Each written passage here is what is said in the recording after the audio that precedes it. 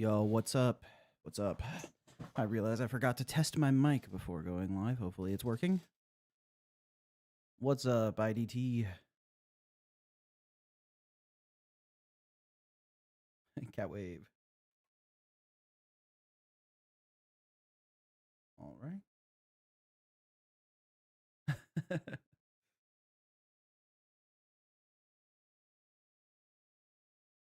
Trubbish in the bridal dress. Yeah, I photoshopped my Garde of War at home.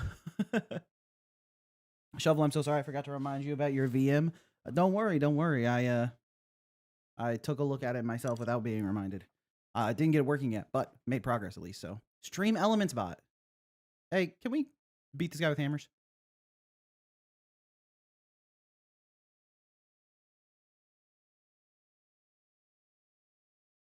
What's up, Tofu? Taki. Hey, Tofu with the membership. Thank you so much, Tofu. Hey, Flo. Hey, Fire Cookie. Can we get some +2s in chat for Tofu? Your boy on a payroll now.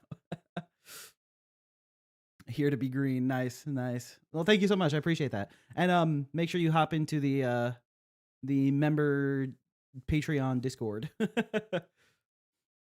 So far, people are mostly spamming some song. I don't know. I have no idea what people are spamming in there, but I'm unfamiliar with it. So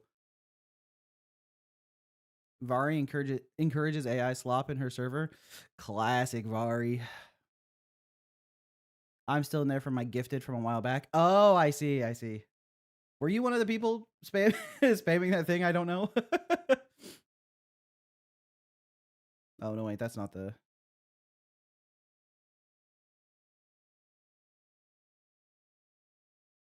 Where was it? Where was it?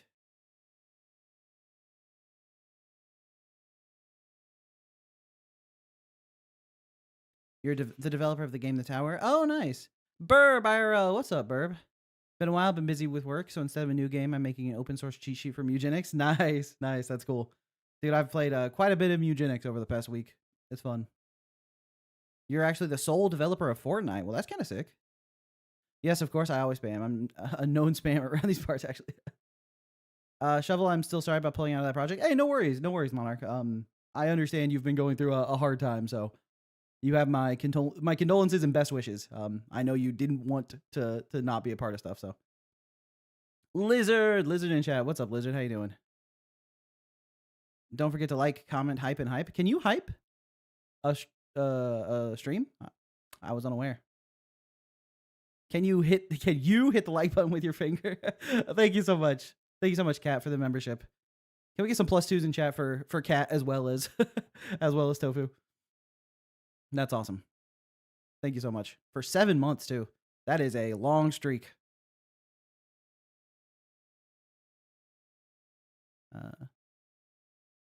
Haven't seen the hype button anywhere in a while, so not 100% sure. Yeah, I don't know. The hype button is like a little bit of a mystery. An ARG is the hype button. +2 rats being eaten. If I'm completely honest with you, was I listening to the live version of Eating Rats before I went live on the stream? Sure, I sure did, but Tyler's very special, the dev. Oh, nice. Also like the stream gang. True. I need to remember to do that. If you're watching the stream right now, make sure you click the like button. It helps out tremendously. I've never seen the hype button. I'm pretty sure you have to be on mobile. I don't think the hype button appears on desktop or any other version. You had to make your own parser and stuff? Dang. That's sick. Hype is mobile only, I see. Lamplight. What's up, Lamp? The game animations being Flash makes a lot of sense now that I think about it. Hype is very experimental and weird. Yeah, I feel like they put it in with good intentions, but Nikki says, "Oh my god, I'm never gonna learn." What did Nikki want to learn?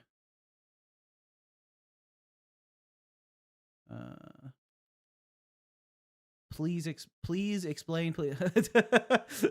Nikki in chat, like, please explain, please tell me. And I have no idea.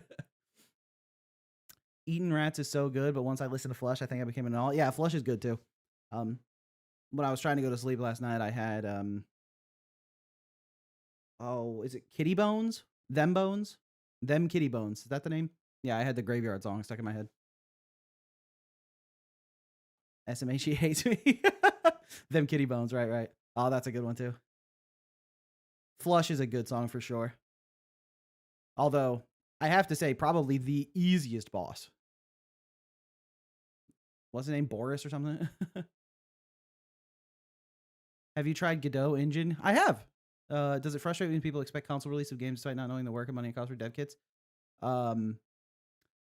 Frustrate me? Not really. I'm pretty well aware of people not having a full understanding of the dev pipeline, so that sort of misunderstanding from your players is very common. I think it's the kind of thing that you can get better at, like being aware of, because then it helps you communicate better with your players. If you know that your players and your community are not going to be aware of the amount of effort that goes into making a console release, that gives you the foresight to communicate it as clearly as possible so that they know what to expect.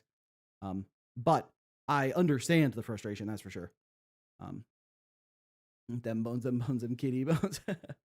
Explain what the perks are. I don't understand YouTube memberships. Oh, I see. Yeah, so you get the badge. That's one. So next to your name, you can see members have shovels. You get access to the membership Discord, where people talk about some Undertale thing. I think it's a Deltarune thing. Actually, I don't know what it is. People are spamming something in there. You get access to the emotes in chat. So all the members right now can be hitting the any of the emotes they want, including, let me pick one. What do I want to use? I'm going to use Isadora Monka.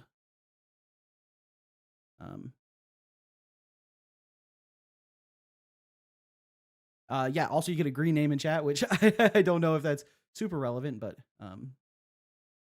okay, now I'm going to need YouTube to hide my emote window, please. Thank you. Okay. One day I got to be a member. Yeah, don't worry about it. If you're not in a financial situation to become a member on the stream, I totally understand. So a green name is the highest perk. Yeah, and then also members get their names in the credits of videos. So if you see the end of videos, there's always a section with the patrons and members. So someone probably already asked this, but I'm too lazy to rewind any updated downloadables. Yeah, so I went through Quentin's message and looked at some of the stuff he sent me, and I've started making progress on it, but I didn't get it working yet, so I will continue to iterate on that. Yeah, I was going to spend more time on it, but then I did a Muginix run instead. So you get to be gas or green and in between. Nice. Oh, Tofu with a gifted membership to Slug Runner 874. Nice. Thank you so much for the gifted membership, Tofu, and welcome to the team, Slug. Nice. +2, Tofu. Sorry, Monarch. Better luck next time. Will Isadora's Edge get a demo? Will your game be apolitical given how divisive games are now?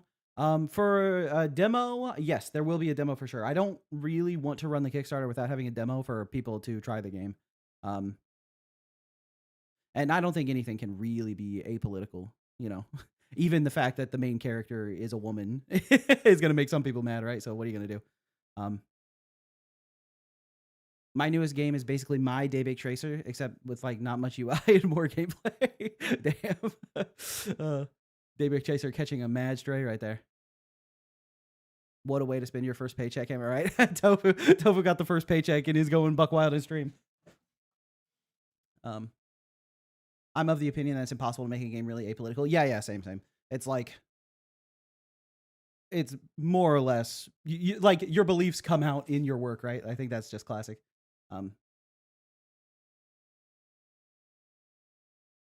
Make the game you want to make and take the anti-whatever you made chuds and stride. Yeah. I'm so irresponsible with money. If I wasn't Neat Life, I'd spend so much money. No worries. The day Nikki becomes not a neat is the day my stream gets showered and gifted, right? In the end of the day, someone will find a reason to be angry either way. Yeah. I think that's true. I think anyone can find fault. So I'm not too worried about it. I would like my game to not get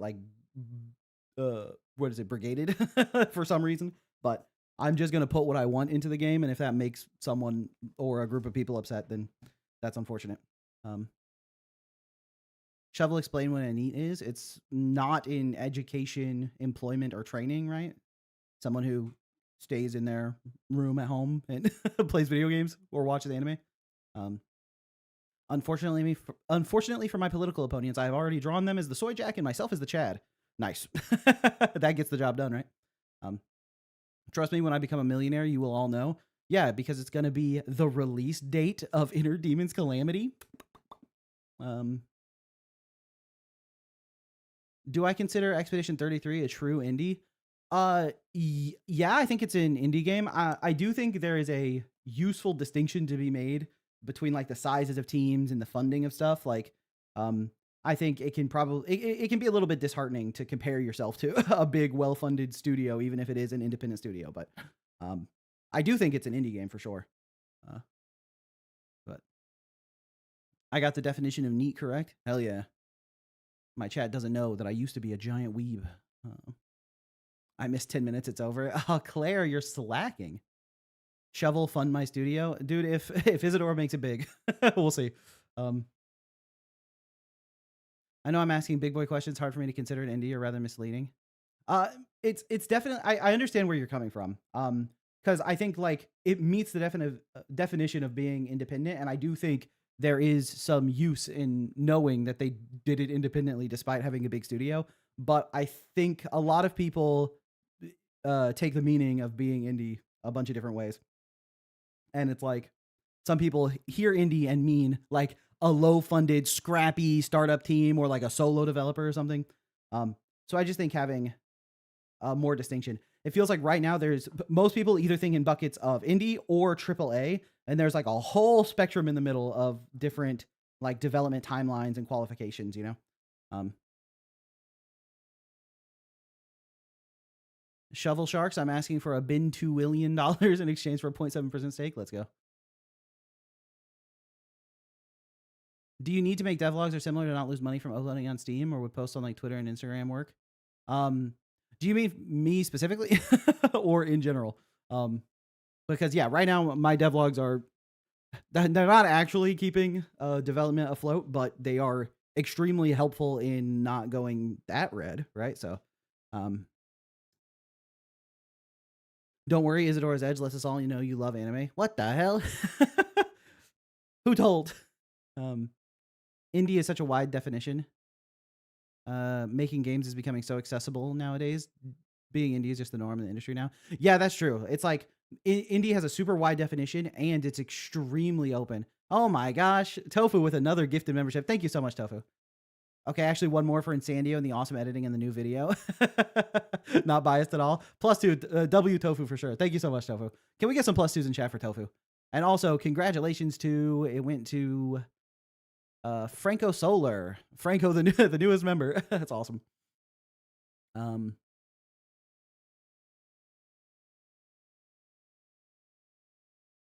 Claire, can you fund me? IDT, no, he's already funding me. Apparently, I'm funding a lot of people in chat right now, which is crazy because I ain't got no money. It's going to be tough to pull that one off. Nice. Nice. Yeah, W Tofu for sure, for sure. There was a question before the +2 is that I was, life is an indie game if you think about it. Oh, okay, yeah. Oh, right. That's what it was. Midas said, tell everyone to like the stream. Right, thank you. Oh my gosh, Claire with a $5 with the $5 super chat. Thank you so much, Claire. W Claire for sure. Cat shovels an extreme deck because he's funny by a game. You weren't supposed to tell anybody. What the hell? Monarch, I can't target the gifted. They don't have like a targeted gifted on YouTube stream. I know they do in Twitch, right? But I keep trying, but it's not hitting. But thank you so much, Claire, for the $5 super chat. That's very kind. I really appreciate it. Guys, keep throwing money at Shovel. Thank you, Kat. Gifted sums are completely random. Dang, that's crazy. It's my duty as a proud American to burn my money. Become a Twitch streamer. Gifting subs is like a gotcha. True. Ghost Quest. What's up, Red? Hi, Shovel in chat. Missed the last few weeks, but we made it today. Thank you. Oh my gosh, Tofu sent a gifted membership to Frisk Undertale level 19. Well, I saw Frisk Undertale and I said, woo, and then I saw level 19 and I said, oh no. Frisk Undertale. A 0.6% chance to hit an SSR gifted sub. Dude, it's actually, you're a little bit too gotcha brained when my first thought was that's actually kind of sick, adding a gotcha element to the memberships. Taking a break before I go fight Sans. Nice. Well, good luck. Good luck. Okay, got to control my gambling habit. I'll stop. Thank you so much, Tofu. Thank you. I really appreciate it. Next month, we'll be back with Monarch rolls. I'm trying to hit an SSR Monarch, dude. Nice. Thank you so much. Thank you. Maybe Monarch doesn't deserve the Power of a Shovel membership. Damn. Cat laying it down. Mr. Shovel, by the way, I just subbed to your Patreon. Would have done YouTube, but my account was locked because I was 13 when I spent a lot on Battle Cats and it got charged back. Oh, really? Thank you so much, Vari. Hold on. Let me go check that out so I can thank you properly. Oh, thank you so much, Vari. I almost just read your email address out loud when I checked the email. That's funny. Oh my gosh, Bubba, thank you so much. With the $5 super chat. Thank you, Bubba. All right, well, we just got +2s for so many people in chat. +2, Bubba, Vari, Tofu, Claire. Thank you so much, everyone. I've scammed $300 out of Minecraft hosting services. Personally, oh my gosh, Tofu, I thought your gambling was under control. Just one more. That's funny. And it went to F Magno. Congratulations, F Magno, for the membership, and thank you, Tofu, for the gift. Thank you so much. Y'all are being very generous right now. I appreciate it. That's very kind. My game is sitting at 3,200 wishlist. Congratulations. That's awesome. Nice. That's a huge achievement.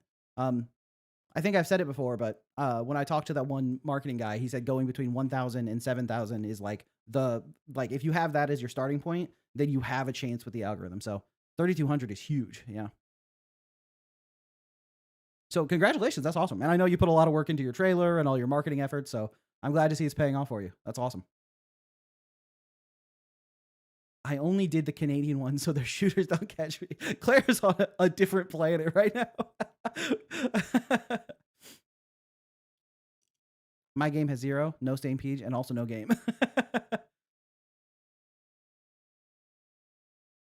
Wait, Monarch, do you have gifteds even enabled? Oh, you can like turn off your ability to get gifted memberships? That's funny. Have you seen the thumbnail Blitz made when he covered my game? It's ridiculous. I have not. Can you link it in general chat or share or something? Oh, cancel. Almost just copied and pasted. Oh, I accidentally moved general chat into the information section instead of clicking on it. I'm really good at Discord. I do remember explicitly enabling it. Oh, it was an AI generated thumbnail. That's crazy. Oh, I see. I abused clones to generate infinite profit. That's funny. Hold on, let me open this up. Who is Blitz? Wow, 4 million subscribers, 400,000 views. Nice. That is huge. Huh? I see where the 3,200 wishlist came from. Nice.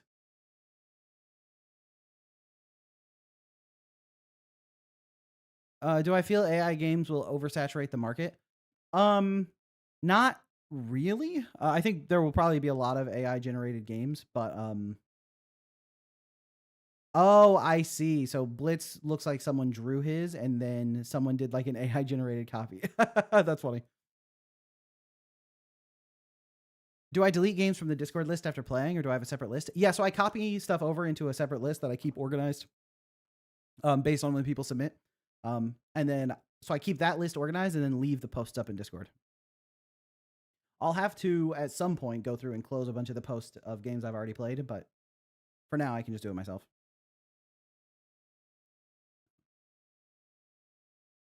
Games being soulless is why I don't like many AAA games. AI is going to make it even worse. Yeah, but I do think,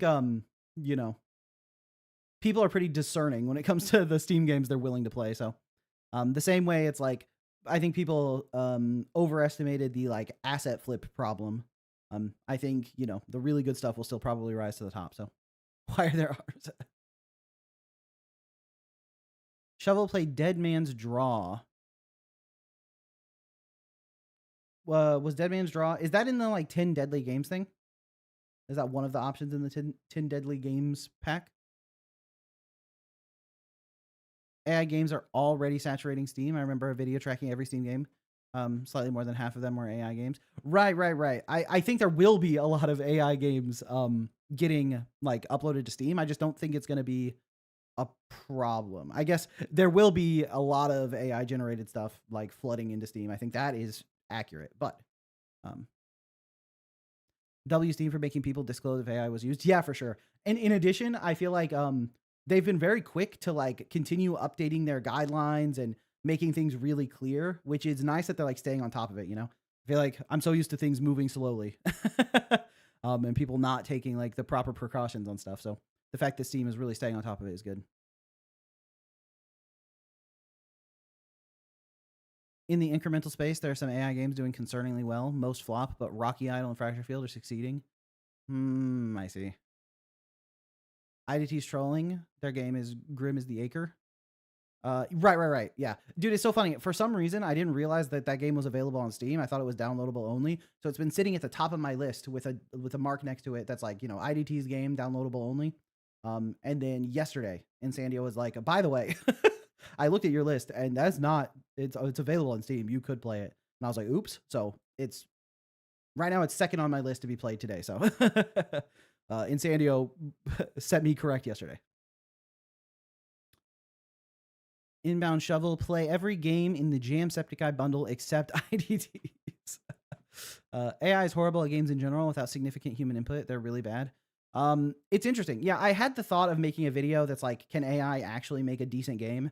And then just seeing if one can do it for me. But for one, that sounds like a lot of work. And for two, I'm not really that interested in doing it. But I thought it would be nice to actually have that question answered for myself and for, you know, anyone who wants to watch the video to get an answer to it too. But with the evolving capabilities, I don't know how, you know, how long that video would stay relevant. And also it seems like it'll be quite a bit of work. Not the telling an AI to generate something. That seems relatively easy. The making the video part sounds hard. So,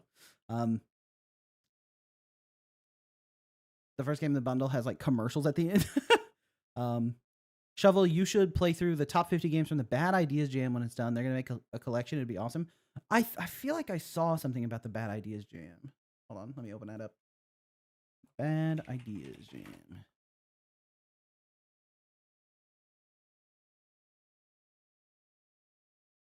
Right. That could be fun. Yeah, I would love to play some of the games from the top of this one. Although I generally try to make sure I'm only playing games from people that have submitted them to be for feedback. I would hate to like give someone a bunch of feedback who didn't want it and then feels discouraged about it. But if people make a game for the Bad Idea Jam and then submit it, that'd be great.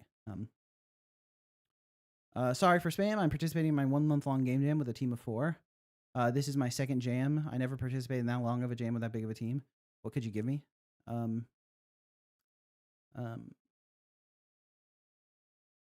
What I would say is, especially for a month-long game jam, you should really think about it in terms of like actual production, like pipeline stuff, where it's like a lot of in like, you know, bigger studios or even some of the smaller studios, you have very specific deadlines and like production cutoff dates and, you know, feature date, like, you know, feature cutoff deadlines, right? Where it's like after this point, no more new features. It's just polishing and bug fixing. And I think that that's a very useful thing to do for a long jam like that too. It's like it's 30 days, right? So give yourself 2 weeks for like prototyping and gameplay mechanics and features. And then like for the first week, really focus on getting the core gameplay to feel good, iterate on it, get feedback on it early, like early feedback, so that you have gameplay that you know is fun. Then add all the features you want to support for that like gameplay pattern.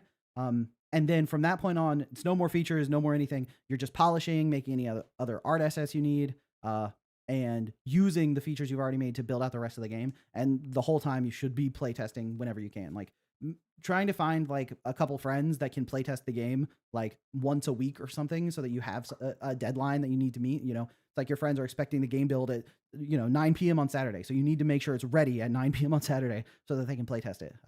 I think that is how I would probably approach a 1 month jam, something like that.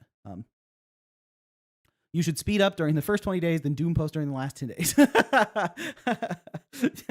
or that.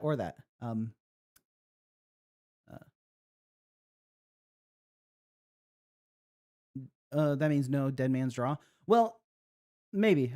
Since you submitted like the whole project that you were a part of, I feel less bad about playing the games in that like 10 game bundle. But I'll see. I also was figuring I would mostly play Was the Acre. So, um, how many hours a week do you usually work on your game? So back when I was working at a game studio, um, on my game. So one thing I need to do is like separate working on devlogs from working on the game because that is, I mean, it's kind of working on the game, right? It's tough. It's like if you're talking pure development timeline and I separate any like YouTube devlog stuff or making shorts or streaming, like if I separate all that, back when I was working a full-time job, I had a couple days a week that I dedicated to YouTube and a couple days a week that I dedicated to actual like development process. And so Saturday was always a development day, and then Monday and Wednesday were development days. And I would usually get 3 to 4 hours after work on Monday, Wednesday, and then a normal 8-hour day on Saturday. So I would usually get from 16 to 20 hours of development time per week when I was working at my full-time job. And then Tuesday, Thursday were usually YouTube days as well as Sunday. Although Sunday sometimes it would be like a half day. Depends on how much time I actually had and how much time I needed, right? But since I lost that job, I've been doing a lot more time on Isadora. I think on average, if I had to average it out, it's probably like 50 hours or something, but it's quite a lot. It's quite a lot. Right now I'm basically doing full 8-hour work days on Isadora every day, at minimum. And usually it's like work on Isadora for a normal work day. And then once I finish working on the game, then then I start working on YouTube stuff. So, yeah, honestly, losing my job has given me much more time to dedicate to actual development of the game, which is nice.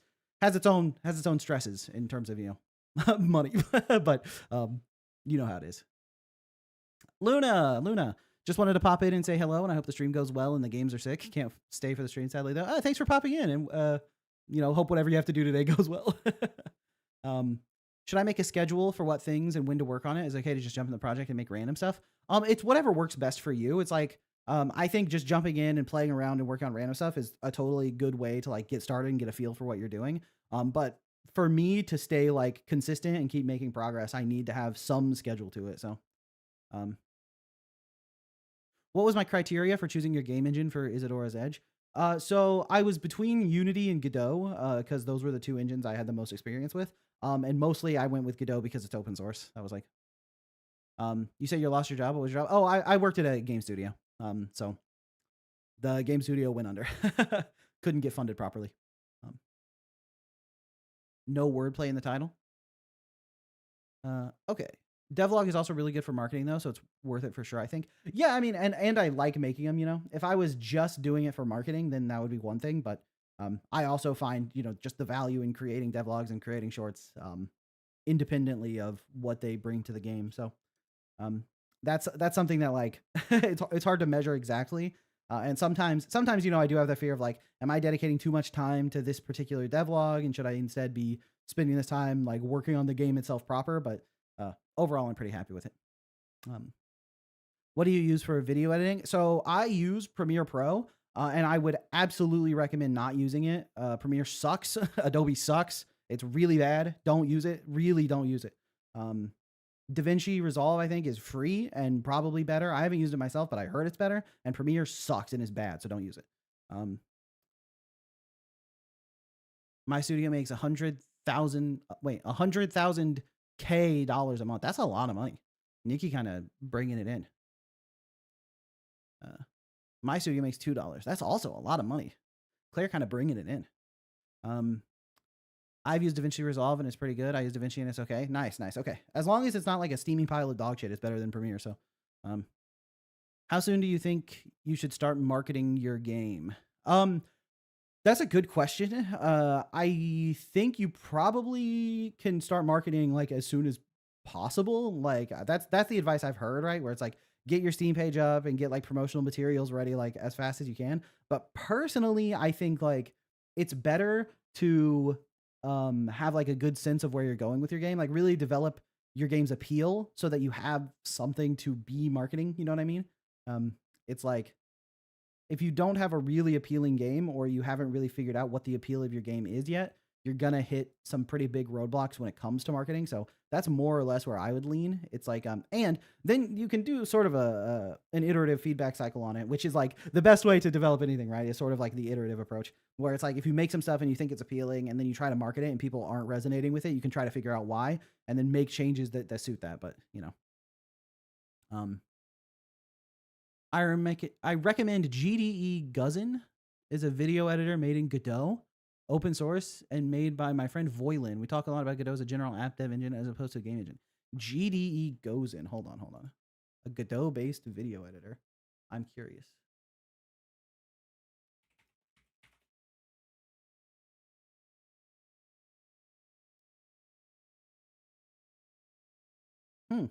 I might have to check this out. I'm so like locked into the Premiere ecosystem now that it's hard to change, but I would really like to. So yeah, a Godot made video editor actually really cool. Totally agree. I forgot that you can still make anything but games in Godot. Yeah. I remember on my like Genshin Impact video a long time ago, I just used Godot to run the like gacha simulations, so I had the numbers to talk about. I can make a video editor in Godot in 2 days. Damn, true. Don't know how to make games. I'm stuck in tutorial hell. Yeah, but that's like a good place to start. The more like stuff you just do in the engine, the more comfortable you'll get with it. So just like keep going through tutorials. Eventually you'll be able to break out of it. I think a lot of people, when they start their game dev journey, are in tutorial hell for a while. That's why, there's a specific term for it, and why people are like trying to figure out how to fight through it. So it's something that a lot of people go through. So I wouldn't stress about it for sure. I want to market with shorts, but I have no clue what to make them on without seeming like some company that wants money instead of a short. Yeah, I think that's a classic problem where it's like when you're making a video or a short or something with the intent of like, I'm making this as a promotional marketing material, like people are really good at sniffing that, they can tell. And so it reads as inauthentic, and also people don't want to engage with it. I mean, that's like the problem with Reddit that you get a lot, where it's like when people make a promotional post, it's clearly a promotional post, and then the comments are all like, we got to ban these types of marketing.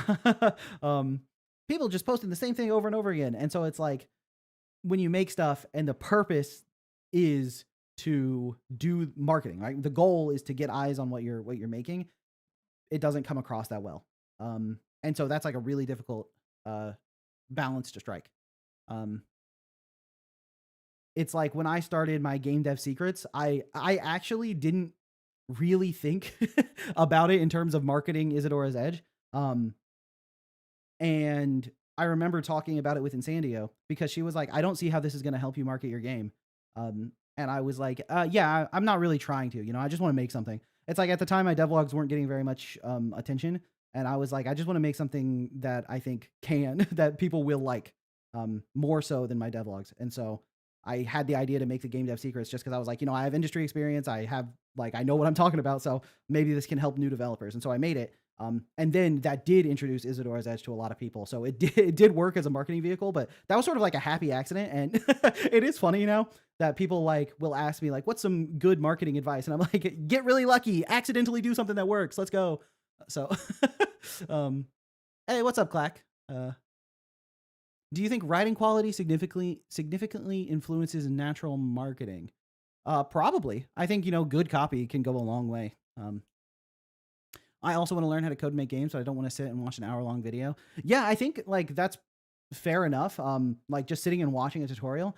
My advice for you would be to like break it up, like open, like get the game engine installed, get it open, and try to do something. And when you get stuck, seek out an answer. And then as soon as you have enough information you think you can get unstuck, get back into the engine. That way you can hop back and forth without needing to just sit there like watching.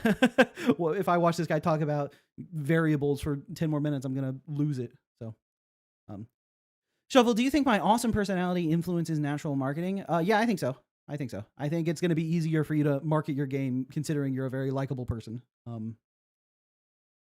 Or as Monarch put it, no, be more evil. Swola Kala Dev. I almost certainly butchered your name. I apologize. Hey, I'm looking to do my game's first playtest soon. How do you set up a playtest? Do you essentially make a build and just put it in Google Drive and share it to people? Yeah, that's a totally valid way to do it. You can do like a hidden upload on itch or like with a like a private link or put a password on it so people can't download it. And you can send them that link. Or you can do a Google Drive and only like add people that want only add people to the permissions that you want to be able to play it. There are like a lot of ways to do it. Like whenever I've done playtesting builds for any of my like game jam stuff, I always just do the private itch page, but that's because it's way easier, especially because if you're doing a web build so that people can get in easily. But yeah, basically any way you can get the game into their hands. Shovel, do you think cat would influence natural marketing? Sure. Do you think spamming cat pictures in devlogs would influence natural marketing? I believe so, yes. Obviously, I think luck isn't nearly as important as marketing as it seems at first. Obviously, you can't guarantee it, but you can mitigate a massive amount of risk. I think that's fair. I think there's a lot of stuff you can do to improve your chances for sure. And I don't think marketing is like 95% luck. I think there is some luck factor in it that can't be accounted for. But I also think that it's not very useful to focus on whether or not you're getting lucky and instead try to focus on the things you can improve and then hope that the luck comes to you, right? Luck is mostly about like being open to opportunities when they present themselves. And so doing the hard work on your game and trying to make your game appealing and going through the right channels and putting all that effort into the content is like essentially putting all that effort into your content is essentially giving yourself more chances to have one of those lucky opportunities, I think. So, hey, Shovel, what's the best way to make sprite sheets for Godot? I mean, if you're doing pixel art, I really like Asprite. I think Asprite is really good for making sprite sheets. I ordered 20 keys and only 3 have been claimed. There's no demand for me. Shovel, I'm a biggies. Can you tell me a tip? Make sure you're eating properly. Get good nutrition. It helps your brain function better. I'm a beginner. I see. Yeah. This is probably the millionth time, but how do you submit your game? So in Discord, there's a channel called Showcase Saturday. And if you just create a new topic in the Showcase Saturday forum in Discord, you can post your game there. Luck is what happens when preparation meets opportunity. Yeah, that sounds like a quote I would agree with in general.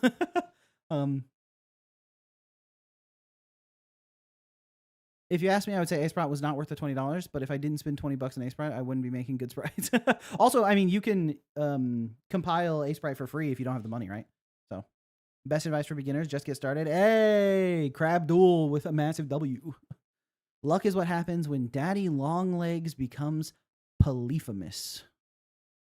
Is polyphamous, is that a real word that I just don't know? Hold on, I'm Googling. Am I getting my vocabulary expanded? The most famous Cyclops in Greek mythology, a savage one-eyed giant son of Poseidon and the sea nymph Thusa. All right. Dude, I love that. I love that the Greek art for Cyclops, they still have both of the eye sockets that like a two-eyed human would have. And the eyes just like either dab in the center or in the forehead. It's like they don't need why wouldn't it just be a single eye socket above the nose or something? I have like 4,000 hours in Asprite. It was so worth $20. Yeah, I really like Asprite more than any other pixel art software I've used. I 100% think it was worth it. Also, I only remember it being $10, so either I'm remembering wrong or the price increased. But yeah, also you can compile it yourself. So I've realized my game dev drive rises immensely when I'm not supposed to game dev at that exact moment. That's, yeah, I know what you mean. It's like, sometimes when I'm like supposed to be doing something else, or I need to, for example, if I need to work on a devlog, like I'm like, oh, I have to finish the script or I need to compile some assets to send over to Insandio. Then like all of a sudden I'm like, but it would be really cool to fix that one bug. I'm actually thinking I need to go work on the game right now. So I have 3,000 hours in Asprite and I've never made a sprite. I think you might be using the software incorrectly then, would be my guess. I'm so broke I can't get Asprite. You can compile it yourself, right? Is that still true? I don't want to be giving people false information. I haven't checked in a long time. Let me.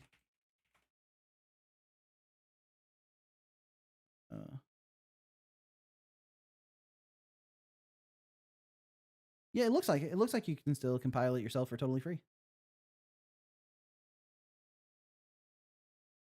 I even considered making a tutorial for how to compile a sprite, but I think not only do those already exist, but also it kind of goes against the I think a little bit unfair to a sprite. But inspiration arrives whenever it arrives. Doesn't care about your plan. Shovel, do I need money to develop my game? No, that's one of the great things about game development is even if like all you basically need is a computer, and even then you can get away with like I know some people do development using Godot on their phone, which to me is wild, but it's possible. So, um, do you feel like it's detrimental to use a lot of non-exclusive or store-bought assets in your game, or is it worth it to commission unique exclusive artwork instead? I think it's quite worth it to commission unique artwork. If you're not an artist, commissioning art can be a really good way to give your game a unique vibe. But I don't think that it's bad to use pre-made or store-bought assets. I think you can combine store-bought assets, especially for 3D games, in a way that makes it feel very unique. A lot of 3D models you can just throw your own like shaders and textures on top of and make it your own style. For 2D assets, those are a lot more identifiable as generic assets, and a little bit harder to put your own vibe on it. But you can still stylize it your own way. And I think that figuring out how to make the game look good using store-bought pre-made assets will also tell you how to improve the game's look using commission assets. You know, it's like commissioning art assets by itself doesn't just it's not like a one-to-one conversion. It's like if an artist makes a nice drawing and you put it in the game, then suddenly the game looks amazing. It's like you still have to do your work on the engine side and with effects, and it's not just about having a nice animation. You also need to make sure everything's timed properly and put the emphasis where it needs to be, like special effects, all that stuff. It's like there's a lot more that goes into making the game look good than just having the good artwork in general. And so learning how to do all that stuff using the pre-made assets can teach you how to do it for once you have specialized or commissioned assets. And also, I think there are plenty of games that are fun and look great even using pre-made stuff. So I do think commissioning art is worth it, but I don't think it's like necessary. I think you can do it with pre-made stuff. So Square's Glow Games, my beloved. Yeah. Shovel, what's up, Gaming Samurai? What was your OG game dev motivation? Mine was reviving an internet monster that I will not name, but guesses are welcome.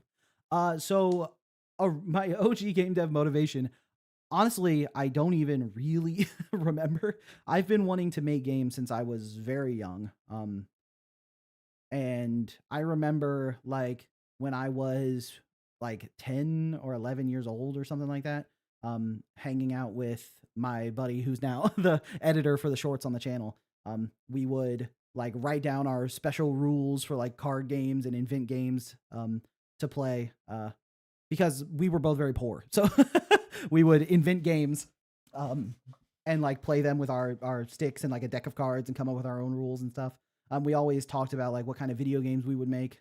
And then in high school, I did like the IT college acceleration program to like learn how to learn coding so that I could make games, because I thought you needed a code to make games. And then I eventually went to a 4-year university for learning programming because I was like, you need to program to make games.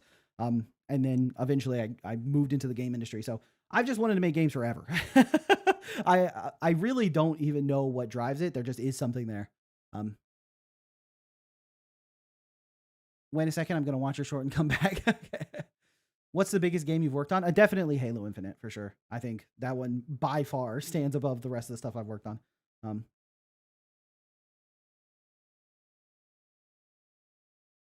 Unfortunately, I have died. Truck Coon got me while I was checking the mail, currently messaging from another world with cat women everywhere. Bro, you rolled one of the cat women worlds? You lucky so-and-so. Do you have any tips for making banger shorts? Yeah, pick something you know a lot about and then talk about it a lot. That's what worked for me. Shovel, in your short about vertical speed, when you jump, the value goes in the positives. Isn't it reverse? So it's game engine dependent. So in Godot, in 2D Godot, upwards is negative. In 2D Unity, upwards is positive. And so it's a crapshoot. How much do you work on the game daily on average, by the way? And what's the ratio of creative work and programming? Oh, that's actually a great question, because the amount I work on the game per day on average right now is probably somewhere in the 8 to 10 hours range. I work on it quite a lot nowadays.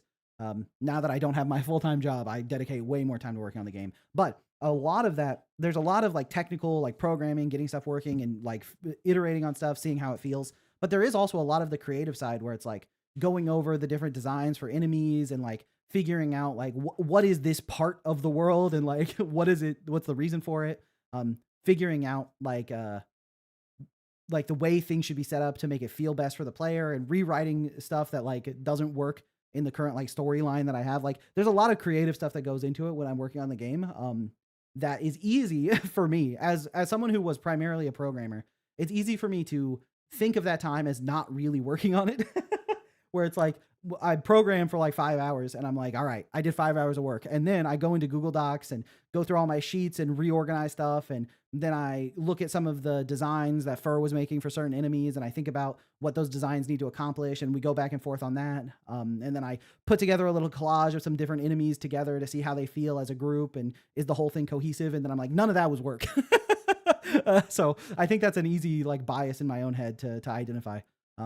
So yeah, great question. Great question.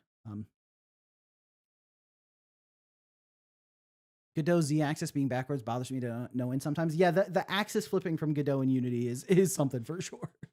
Um, I think good RPG Maker games are like so good, but there's a lot of slop with it too. Yeah, I mean, I think RPG Maker has some incredible games, and if you want to make if you want to use RPG Maker to make a game, you totally can. So, I stopped Godot to watch this. Damn, we really in there. I want to be a fun dev like Hakita, the creator of Ultra Kill. Yeah. I think that's probably where it comes from, is just being inspired by by other games. You know, playing Mega Man and being like, I love this, and then playing Symphony of the Night and being like, I love this, makes me want to make my own. You know, so um, I want to be a rich dev. I would like to be at a point where I don't have to worry about the financials of game development so much, but I find being rich like a goal that seems antithetical to why I want to make the game in the first place. But I do understand the appeal. I think ADHD in game development is probably the worst combo possible. Really, I feel like the opposite. I feel like having ADHD helps me a lot, because game dev is so multidisciplinary, and so the fact that I can jump around from a bunch of different stuff whenever I get like bored or distracted on one thing, or you know, if I just can't bring myself to focus on one piece, being able to jump to something else that reinvigorates my interest. And then also the hyperfixation, you know, when you have the burst of almost manic focus, that's really helpful too. So ADHD is great if you can lock in, and really annoying if you can't. Yeah. I've had to learn to be way more forgiving of myself when I can't lock in, you know, and trying to find out what I can do to mitigate it. So how do you decide what part to work on next? So that is, I have my own understanding of what the game needs and what the priorities are, and then I talk about it with Insandio. And every 2 weeks, sometimes we're bad about it, and it goes for like 3 weeks if I'm taking too long to finish certain tasks. But every 2 to 3 weeks, we have a sprint meeting where we go through and organize all the tasks by what I need to do. I create my sprint board with all the tasks. I estimate how long they're going to take. And then when I need to work on something, I go to my sprint board and look at what tasks I have available. And then I try not to stray from that, but sometimes it's hard because I lose my focus on the thing I'm supposed to be working on. But there is another juicy thing. There's a bug I need to fix that's like in my mind or something like that. So, or it's like I had a sudden idea for a short script, so I just need to go write it before I, you know, lose that spark of inspiration. So, Shovel, where is the border of you wanting money and wanting a good game? It's as far to the wanting a good game side as it could possibly be for me. If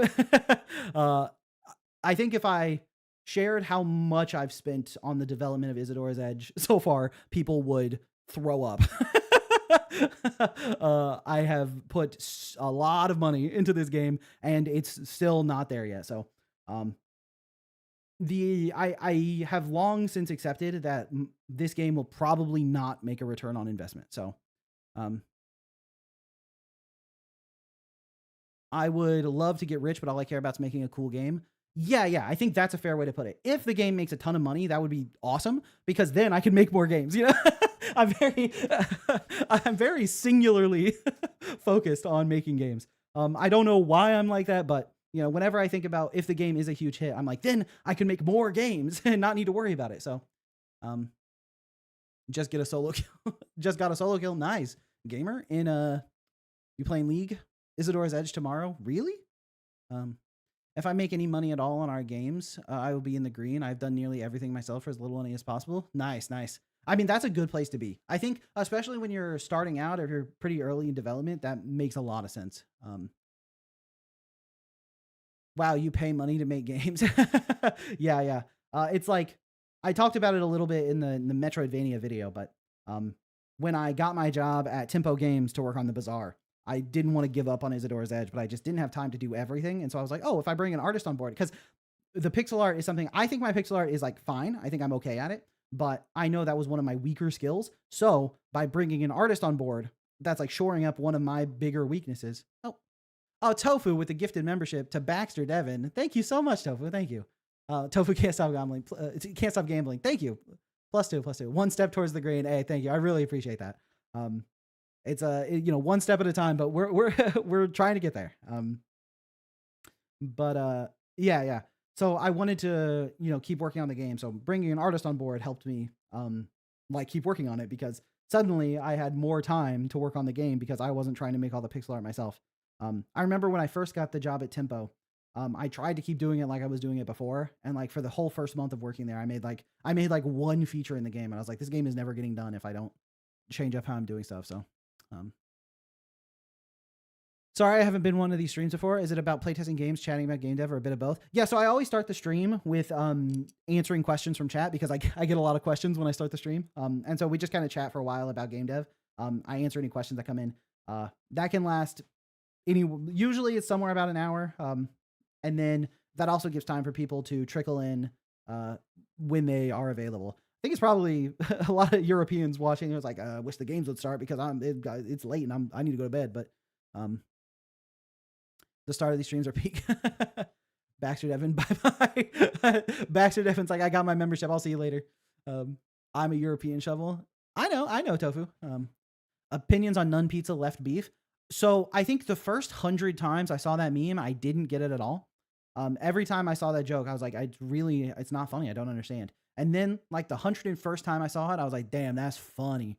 So, dude, it's like, speaking of pizza, it's me and Insandio ordered a pizza from Domino's, like 2 weeks ago or something. And, and when we got the pizza, we took it home, we opened it, and it was covered in green peppers. And we didn't put green peppers on the pizza because I'm allergic to green peppers. So I couldn't eat it.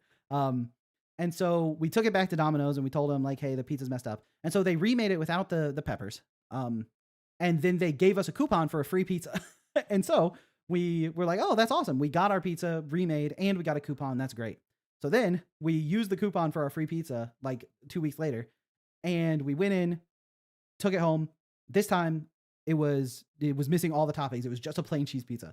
So we went back there. We were like, hey, we noticed that this one's missing the toppings. And they're like, we'll remake this one for you and you keep the cheese one. So from that one pizza we ordered, so far we ate 3 whole pizzas. So I call that a massive W. All off being allergic to green peppers. I'm a fermented block of soy milk to go. My name is John, non-pixel art 2D games. Domino's cheat code. For real, dude. A huge return on investment. We spent like $11 on the first pizza and got 3 pizzas out of it. I'll take that, man. And that's my game dev tip for you. Keep your operational costs really low by by getting a lot of pizzas for free. Yeah, I had my pizza and ate it too. Do I plan to implement camera or photo mode in existing games? What do I think? This is a good feature? There's some other tools that can help spend more fun time in. So I think camera and photo mode is valuable. I probably won't implement it in Isadora's Edge because I just don't know that it's a feature that I want to spend the time on. But I definitely see the value in it. Especially, I think, in co-op games. It's really nice to be able to take a picture with your friends. But it's also really good for content creators to have a photo mode to get exactly the screenshots they need for whatever content they're making. And the easier it is for people to make content about your game, the more content will be made about your game. And the more content people make about your game, the more people will know about your game. So it's like a nice feedback loop. But I don't think it's necessary at all. And I don't think a game that isn't well suited to content creators will be pushed over the edge by having a photo mode, if you know what I mean. So, operational costs low by gambling on gifteds to Monarch. Eventually one will hit, right? And then you'll be free to not. A game dev secret about robbery. Show up on stream with a ski mask on, not address it at all for the rest of stream. Yeah, I like the idea. I like where your head's at. That's sort of what I was going for with my Gardevoir at home, the Trubbish in a wedding dress. But have I played Constance? Not yet, but it's on my list. It's on my list to play for sure. See you, Life Intel. Oh, Life Intel gotta go. Yeah, thanks for hanging out, Life Intel. See you next time. You can make an invisible UI mode for content creators fairly easy, probably. Yeah, I'll probably add a screenshot mode that makes the UI invisible. That's like very simple to do. I probably just won't implement any kind of features beyond that. But it's a Metroidvania that uses a photo mechanic as a way to pin locations on the map. I think it's a pretty cool mechanic. Oh, sort of like Breath of the Wild-y, where you pin locations by taking a photo. I think that's actually kind of sick. I like the idea of being able to see like a thing and being like, there's a point of interest here that I want to interact with more, rather than putting a pin on my map and needing to vaguely remember what that pin represents. Instead, it takes a picture. I think that's kind of sick, actually. Mio is peak. Yeah. Memories in Orbit, right? I think that's also on my list of like Metrovanias I need to play. I have a list of games I need to play for like game design and research and getting a sense of what makes a good Metroidvania. But instead, I spent all that time playing Mugenics. I've been really enjoying Mugenics so far. Have I made any assets for Isadora's Edge, or were they all your artists? So I've made some stuff for the game, but one thing that is funny is like I made this one prop for like for a platforming mechanic, and I thought it looked pretty good. And then the environment artist, when they were working on some stuff, they also just redrew it, and it looks way better now. So I have made stuff for it, but I wouldn't be surprised if the artists are all like, yeah, okay, I like the idea. I like where you're going with this. Let me just make it work a little bit better. So, and I do like I do like to give my artists as much autonomy as is reasonable to get stuff done, you know? I think the game is better and looks better when they are allowed to express their own like artistic creativity, rather than trying to purely funnel my creative vision through them. Allowing them to put their own creative vision into the game as well, I think is going to help a lot. But I really like Mugenics, but it doesn't have basic quality of life Fire Emblems solved in Thracia 776. I understood the first 85% of that sentence. In a few years, if you hear Cogwork Protocol, it'll be my game. I'll work on the name. Nice. I have the opportunity to have a booth at a local game convention with people being able to play a demo. What are the do's and don'ts for devs in this situation? I would say make sure you playtest ahead of time. And then make sure it's like pretty easy to drop in, drop out, depending on what the gameplay style is. Yeah, that's what I've heard is like, you want to make sure the booth is like very accessible and very easy for people to come up, play, drop in, drop out. And also make sure that it's like easy for if people want to crowd around and see what's going on, that they can. And then make sure there's some way for them to give you feedback, whether that's like a form, like handing out physical paper forms is weird, but like a QR code for a Google form for feedback or something is great. You can also hand out cards that have QR codes on them and stuff like that. Those are generally some of the better practices I've heard of, but yeah. You can't undo your moves. All moves are treated as full commit, while in Fire Emblem, you can always undo movements that don't trigger an environmental hazard. Yeah, I understand why that's like a a quality of life thing, but I do think one of the appeals of Mugenics to me is like when things go really wrong and then you're playing, you know, like save the situation. I find that gameplay pattern very fun. I love when I accidentally move to the wrong spot, or like I didn't realize I was going to set off a chain reaction by moving to one square. I move to that square and it triggers something that pushes me into one of my own allies, which causes their thing to proc, which invariably starts a fire that blows a bunch of stuff up, and suddenly I'm in panic mode. It's like I find trying to solve those panic modes very fun. And if I could undo those, I realize those are environmental hazards, so I wouldn't be able to undo that. But Being able to like undo my mistake puts less weight on my decisions. And I like my decisions having weight to them. I do think having an undo button for moves and stuff would really improve the time it takes for me to commit to my decision on any given turn. So there are some trade-offs there. But in general, I think that a lot of the design decisions around how the combat works are pretty satisfying. But I love accidentally walking to my own unit with auto attack passive and losing 2 shield for no reason. Yeah, but unironically. I have 2 sprites and they're both light rays. Every other single delta, probably 2Ds. Nice. I wish in Eugenics I could click outside my unit's attack range to move and attack. Yeah, I think that would be pretty nice. Since it's gonna auto path anyway. I don't mean undo moves as an actual unit of action, but movement. You can only see your attack range for wherever you currently are. But when you hover over your movement, the square you're going to move to, it shows you the attack range from that square too. So if your ranger is like 3 range of attack and you hover over the square you're moving to, you'll see 3 range from there. So you can kind of do it. But I get your point, especially with spells, because all the spells can have like different ranges and stuff. So it's really like there is like the annoyance of counting the range of my spell where it's like, okay, this has 4 range. If I move here, that unit is 1, 2, 3, 4, 5. Okay, so I can't move to that square. I need to move somewhere else. So will my Metroidvania have Metroidbrania moments? I'm thinking about it.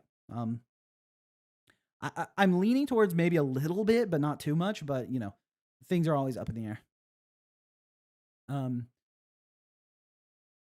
Yes, but you can't take back that movement. Oh, I mean, like if you hover over the square, it'll show the updated range before you click to finalize the movement. But only for your basic attack. You can't hover over you can't do that with spells. I'm trying to code a dash. I keep clipping through wall because of frame collision checks. How can I fix this? If you are, depending on how you implemented it, there are ways to tell Godot to check more often in your physics objects, but yeah. Shovel never said he likes my title. I think he hated it. Oh, Claire, did you say the title of your game? I didn't see. I did see your update with like the characters from your game. They look sick.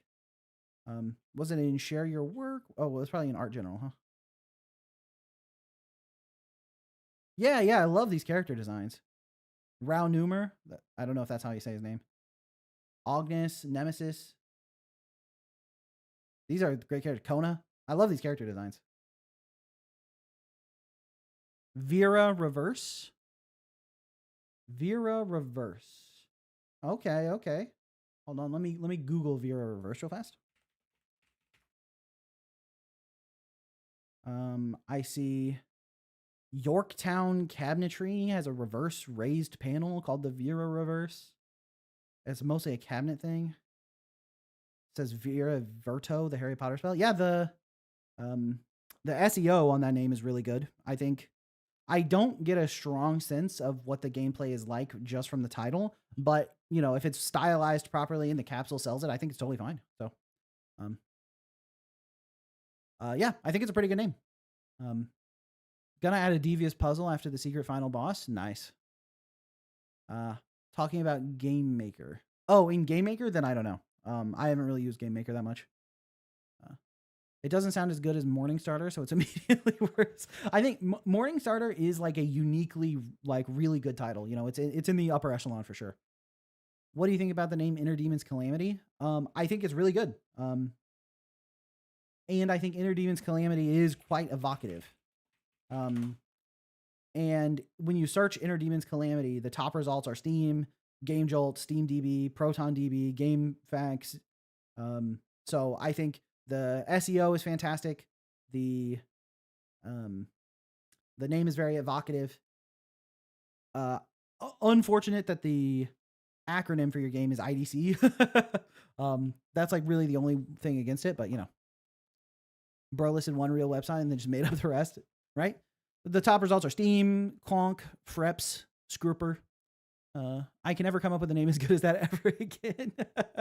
I wouldn't say that. I would say, Morningstarter is a fantastic. I think if you were able to come up with Morningstarter, you'll probably be able to come up with other good names too. So, What are your Metroidvania recommendations? There's like a little one that's not very well known called Silk Song. You might have heard of.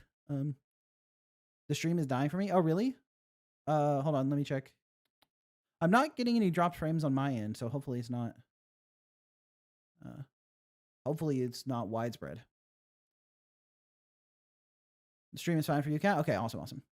What do I think of this name? Square Up. I like the idea of it. Because Square Up does have like the start a fight connotation, or not connotation, just straight up meaning.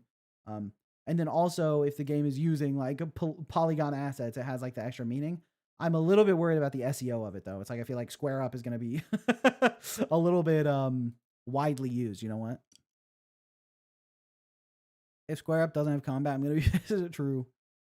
Worst thing ever when you have a game idea but you can't think of a name. Yeah, I spend a lot of time naming stuff. Like, dude, I hate when I start an RPG and it's like name your character and I'm like, all right, well, I don't get to start playing for another hour and a half.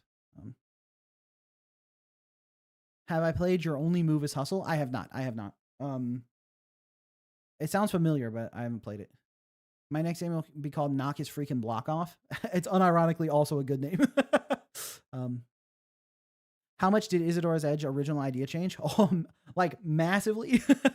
The Metroidvania version is, I feel like it's the kind of the game I wanted to make from the beginning, but not the one that I thought I could make. So it's changed pretty drastically from that perspective. And if you compare it to the Game Jam version, it's like the two are, it's hard to even see that it came from that Game Jam. You know what I mean? So it's all about combat. Nice. Can survival mechanics fit into a Metroidvania? Totally. I mean, I think most mechanics can fit into most games. It's just like, how do you make it work and how do you make it fun? That's going to be the tough part. But I think there is probably a design solution that does make it work. So in 6 months, you'll make it linear and level based. Don't tell anyone. And then another 3 months after that, roguelike time, baby. The only change is that Isadora is no longer blonde. Everyone's else is lying. Isadora is not blonde. Are you sure? I name games by adjective plus genre. I suck at naming. It's like, I think having a good name is important. Like there's no denying that, but also I don't think it's an end all be all. You know, I don't think, I don't know how much the name of the game is really going to move the, like, it's not going to move the needle so drastically that it's like a total game ender. You know what I mean?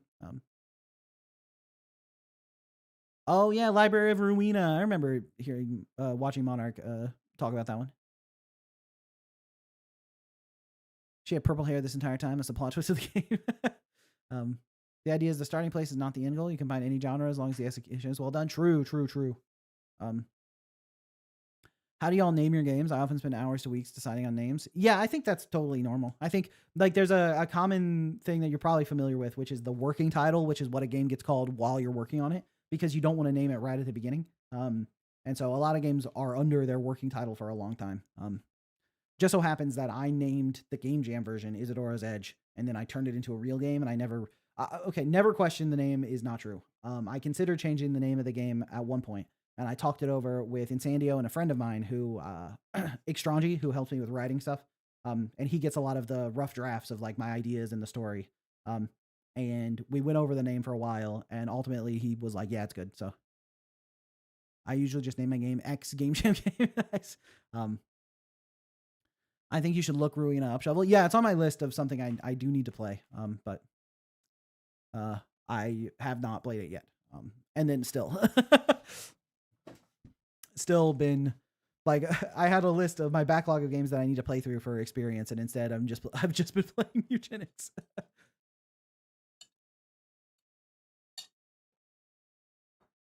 What were you considering changing the name to? So I didn't really come up with anything, but mostly I was talking to that friend of mine of like, do we need to think of a different name for the game? Like, does Isadora's Edge work? I think it was around the time, like before I created the Steam page, because I was thinking about making the Steam page, and I was like, once I make that, the game's name is kind of locked in. So, and I explained why I thought Isadora's Edge was a good name for the game. And we went over some of the concerns with it, and if it like represented stuff well. And ultimately, more or less, he ultimately bought my explanation when I was like, this is why I want to call it that. He was like, okay, yeah, I think it works. So Isadora Starter, yeah. Silkadora song. Isadora's Wedge. It was Isadora's entire sword, right? Yeah, I was considering changing the name of the game to Isadora's whole freaking blade, bro. I name things so fast and then add subtitles based on the story. Isadora's Bizarre Adventures. Nice. Okay. Time to play some games, I think. I'll name my game Cool Robot Soulsvania RPG Survival. And that'll get you a lot of hits. bro naming his game like it's an Amazon item. I was working on a game. I added an enemy who, if you touch, you die. Something didn't work. I tried to fix it, but now every interaction doesn't work. Could you have any idea what could happen? Add an enemy where if you touch, you die. But something didn't work. Try to fix it. Now every interaction doesn't work. My guess would be that when you were changing the player's interaction to touch the enemy, you somehow messed with like either the player's interaction trigger or something, so it's not hitting any of the other interactions. That or the whatever your interaction system as a whole is like dying. Those would be my first thoughts, but yeah. Have I looked at Densh Attack? Hold on, Densh Attack.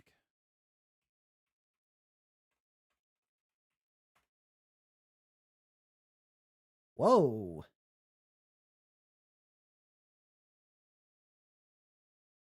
Wow. What the hell?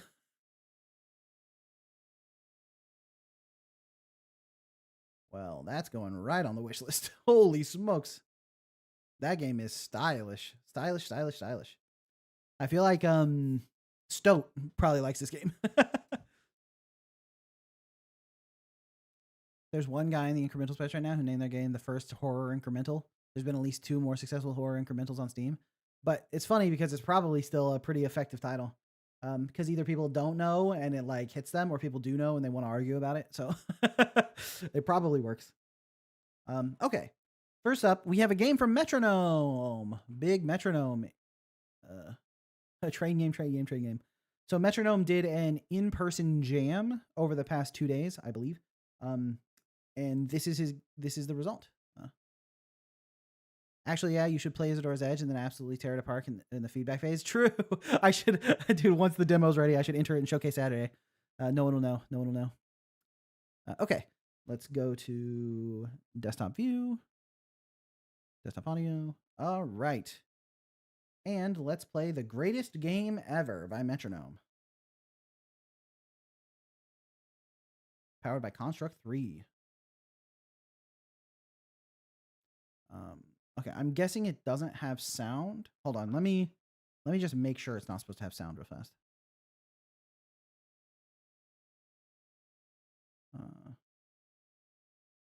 I know how to test it. Let's find out if the sound is working using...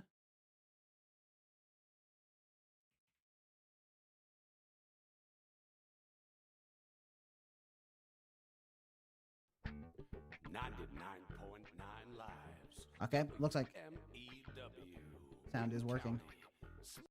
Okay. So with that in mind, it seems like maybe the game just doesn't have sound. Hey, RKI, what's up? Play or die? Die. Okay, I'm dead. All right. A little bit. Oh, move with A, right with D. Oh, okay. Looks like I need to click play to get the music. Let me know how the volume is. Okay, if I hold W or up arrow, it charges my jump, and when I release the button... Okay. So I sort of have like a charged button system. Is this like a shooting? Okay, I can shoot projectiles. I'm a bloboid. Fire projectile with left click. Okay. Nice. We took out a rival bloboid. Fire rate's limited. You can see your cooldown in the top left corner under my health bar. Nice. Okay. Press S or down arrow to travel to the battlefield. All right, we're going to battle, baby. Wave 1. Whoa. Oh. Okay. Raining fire down on some enemy bloboids. The enemy bloboids do have a very pretty polka dot pattern going on. Meanwhile, I'm Cyclops maxing. Okay. Whee. All right. You know what? Oh, I was gonna say I didn't really even want any more music, but then it came back, so. Little did they know I was coping. I actually did want more music. Okay. We're taking out the bloboids, no problem. Wave 2. Oh. Is this enemy safe for stream? let's not think about it too much. Ooh, what's this? Power up maybe? Health pickup. Okay. All right. Oh. Looks like this guy is also launching his lobbed projectiles. The contrast is making the player look glowy for some reason. Oh, I kind of see what you're saying. It could also be like a very slight glow effect. Ah! Okay, well. Oh.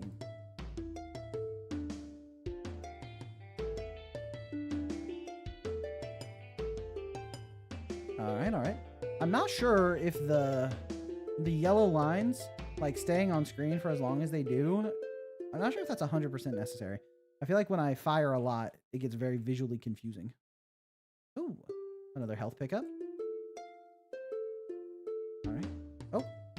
Ran right into those blobbies. We escape. Ah!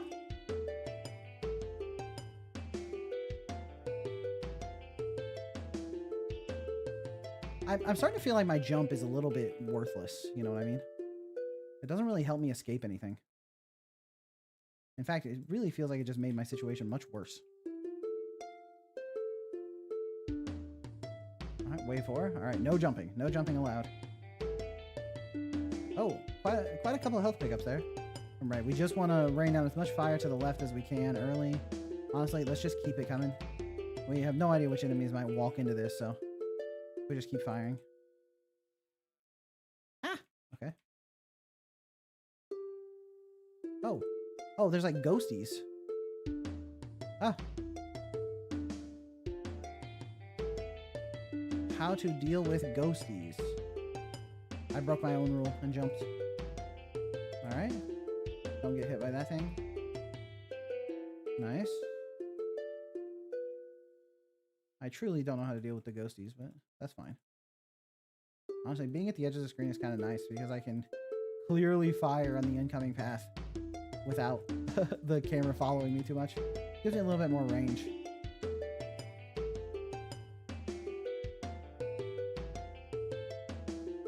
Alright, wave 5. Now there's like a floating heart guy for the boss, maybe? I think going for that health pickup would be... I was going to say ill-advised, but then I got it, so... Maybe I'm just the best to ever do it. Oh. Okay. I was paying so much attention to the boss that I wasn't even registering the enemies on the ground.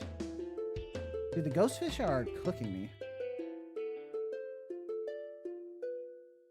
Oh, what a dodge. Right between the particles. Okay, didn't dodge that one. Haters will say it's fake. Okay.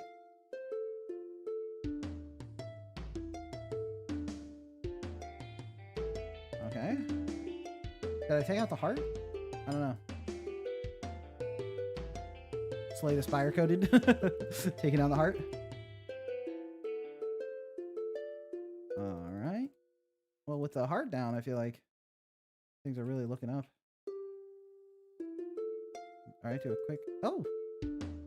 Travel to battlefield, travel to battlefield. And I got all my health back. Nice! I play as a brain-eating amoeba. It do be like that.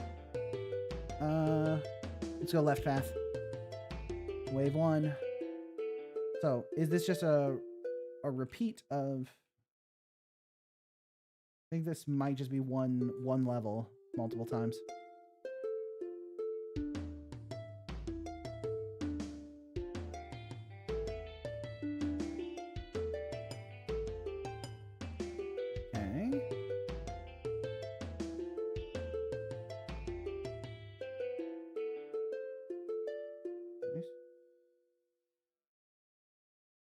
Okay, yeah. This looks like just a repeat of the first battlefield, so... I suppose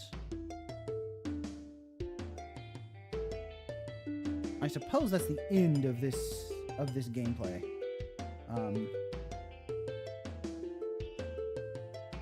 Okay. Let me turn off the audio, mute, and we can give feedback. All right. So, feedback. This is a 2-day jam, right? So clearly, it's not as like it's not like a long-term project or anything. So we need to keep that in mind that it's mostly feedback for the very basic mechanics. First off, I think the general gameplay pattern of like lobbing the shots and trying to plan for it is like pretty fun. But there is definitely one issue is the amount of clicking I have to do. It's like quite a lot of repetitive clicking. There might be like a way to mitigate that makes things a little bit cleaner. But that's just the first thing that comes to mind because of how much it's just like click, click, click, click, click, click. Especially because you can time your shots. But the problem with timing your shots is like you basically need them to come out on cooldown for the later waves because there are so many enemies. With that in mind, between the waves would be a good chance to add some kind of roguelike based progression so that there's more decision making going on. Being able to pick certain upgrades would certainly make this feel more like I was doing a run, you know, where it's like, right now you're very limited on what you can put in front of the player because they only have this one basic moveset. So if you instead gave the player some progression, then you can make the enemies a little bit more dangerous and a little bit harder. I think, you know, the obvious advice of make everything a roguelike is pretty good advice. Haters don't know that if I just stay in the air, they can't hit me. I can't believe that worked. Yeah, another pretty clear piece of feedback here is that the jump doesn't do anything. I think the jump is like pretty fun to use, although admittedly it squashes and stretches really nicely during the jump arc. Like I think the squashing and stretching ain't bad, but then when it hits the ground, it just goes right back immediately to the base effect. So you could clean that up a little bit on like the landing to give it more of a landing effect. And then also making it so the jump is more useful. Like right now it doesn't do anything. If you made it had like a slight like knockback effect, like if you jump, the longer you fall before you land does some sort of knockback and damage to enemies nearby. That would make it satisfying to like jump in and land next to this guy to push him back.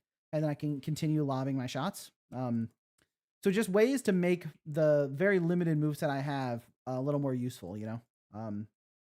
Also, like I mentioned while I was playing, the fact that the yellow lines stay on screen is like a little bit too much visual noise. So what you could do is make those fade out a little bit more quickly over time. So that it has that sort of like you're raining down fire effect, but it doesn't end up with this like total like unreadable mess. Additionally, speaking of readability, as the enemies shoot their shots, you end up with this like all of the bullets from the enemies are just like littering the ground. Which I mean is like stylistically not the worst thing in the world to like you can feel the impact of like all the enemies you're fighting because all these projectiles are littering the ground. But it does, you know, make it harder to tell what's going on. And there's not a lot of variability in the weapons that they're leaving on the ground. So because of the fact that there's not a lot of variability of the weapons that are leaving on the ground, it ends up with just like this big string. But like I said, I don't think that's the worst thing in the world. And if you have more enemies, more enemy types, which again, this is like a 2-day jam, right? So a little bit hard to nail that. But if you had more enemy types, then there would be more stuff on the ground. I think this boss with the heart is like really well, like it's actually really well designed. Because the heart is like floating around and you kind of want to lob your shots up to it. And then it creates those like blood spurts that you need to dodge. But the problem with trying to dodge the blood spurts is that, there are still the enemies on the ground that you obviously have to deal with. So it creates this nice, like, dual focus of like shoot the boss and dodge the blood spurts while also not just taking damage from the little guys on the ground. So I think that this heart design for like the finale of like, you know, the first wave makes a lot of sense. And I think it works really well. Also, the game is not too complicated, so this tutorial gets the job done very easily.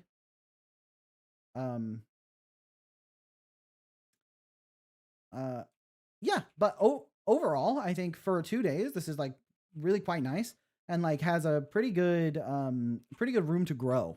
But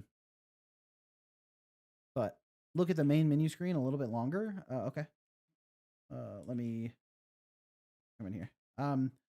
Yeah, and I do like coming to the battlefield where it like actually feels like, you know, a dirt texture and there's like blood on it. Like I can see the extra bit of effort you put in here to making this feel like a battlefield. Um, I think also, like, you see these blobs, how they land and they just kind of like shrink down. These should like burst when they hit the ground rather than flattening. They should burst with like a nice particle effect. That would make shooting this feel way juicier because you would be like launching and all kinds of particles would be going off. Again, make these enemies, they're like little like amorphous blobs. Rather than dying by shrinking to the ground, have them die by exploding into like a pink mass, right? So that you have all kinds of particle effects going on. I feel like that would feel really, really nice. It would feel quite juicy. And it would make killing the enemies a lot more fun.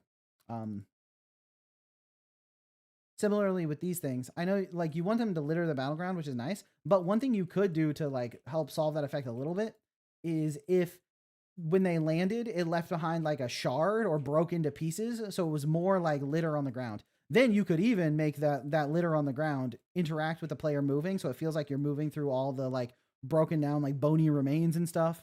I feel like you could do something like that to make it feel really quite nice. But yeah, I think those are all the like main things that come to mind. I think the basic idea here is quite fun, and I feel like you have like a unique thing going on with like this blobby enemy and like the almost tumorous, the blobby main character and the almost tumorous enemies and the like lobbed shots. And so I think polishing, doing maybe some roguelike elements between the waves to add a sense of progression. That way you could ramp up the difficulty a little bit more, and then working on like the juice and effects. Obviously there's also some mixel stuff going on, especially with these weapons compared to the boss. And you could spend more time on like animating the characters and stuff. But for a 2-day jam, I think obviously you're very limited by what you have time and access to in those 2 days. So I think with that in mind, obviously you could spend more time on the art for like a slightly better art treatment, but that's like a minor thing. But yeah, I think overall really great work. And you said you wanted me to check out the title screen, right? So, real ones always lerp scale to 1 and set the scale however they please. Okay, I need to let myself be defeated here such that I can go back to the main menu screen. Unless I can probably just reload, actually.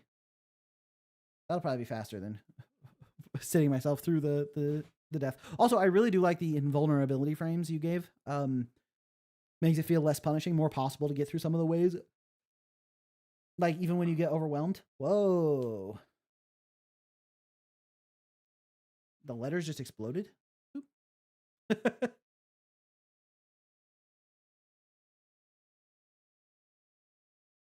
And does it reform? Huh?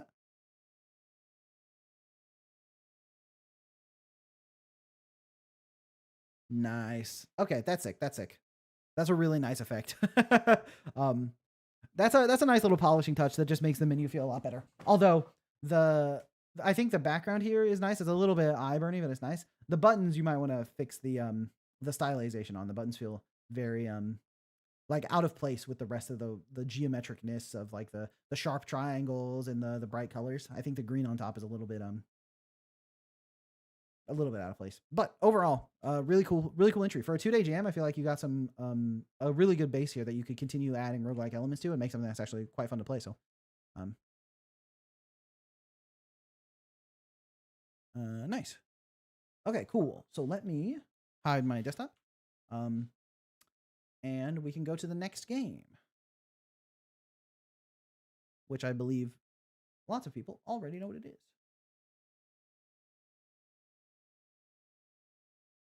Because the next game is 10 Deadly Games, created for a jam Sepetici. The theme is Death is an Opportunity. Play. Oh, that's a nice effect. Turn on. Dim complete testing, Dead Man's Draw, Fish and Critical, Fish and Critical, Grave Intentions. Grim was the Acre. Okay, these are my goals. So for Grim was the Acre, I need to get to the end, okay? Oops. Grab the mouse, maybe? Turn on the light. Oh, no, I looked to the right. Oh, is that my, like, game cartridge? Okay. Oh, until... Oh, do I have to unlock the games one at a time?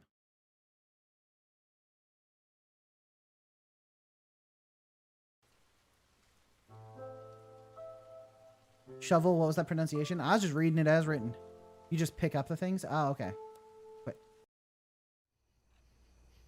Okay, so I have to find Was the Acre. That's dim. Okay, let's put it in there. Ah, okay, it's in there. Okay, look for my games.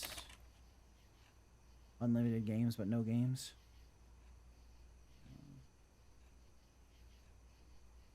All right, we're game hunting. We're game hunting.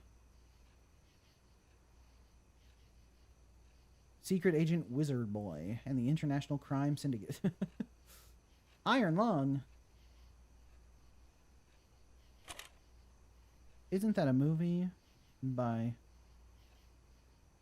Multiplication Mark?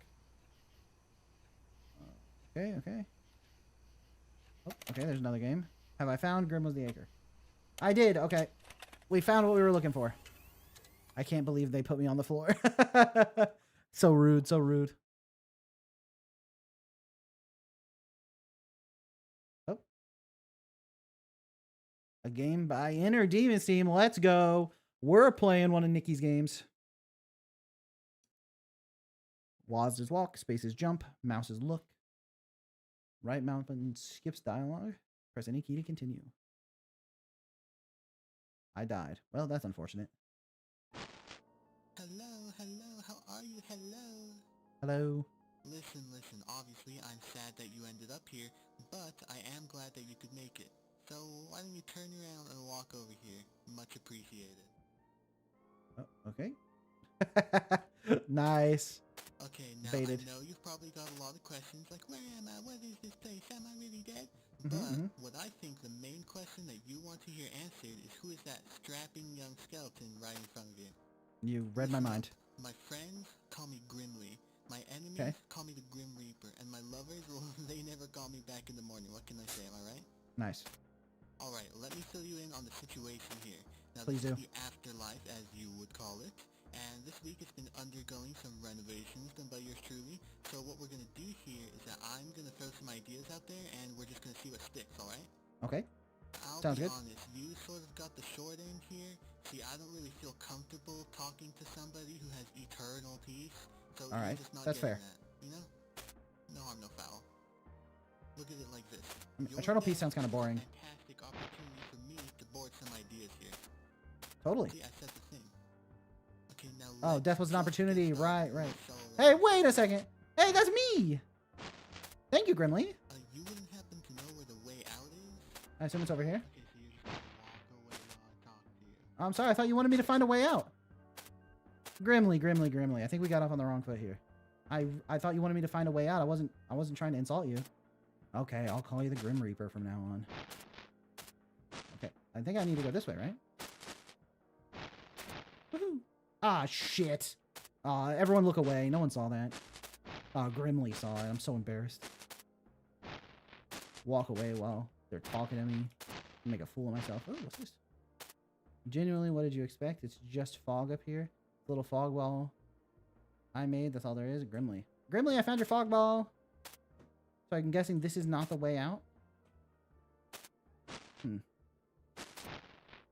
Grimly, I found your fog ball, but it's not the way out. So if you could help me out, that'd be great. No? Okay. So we go this way.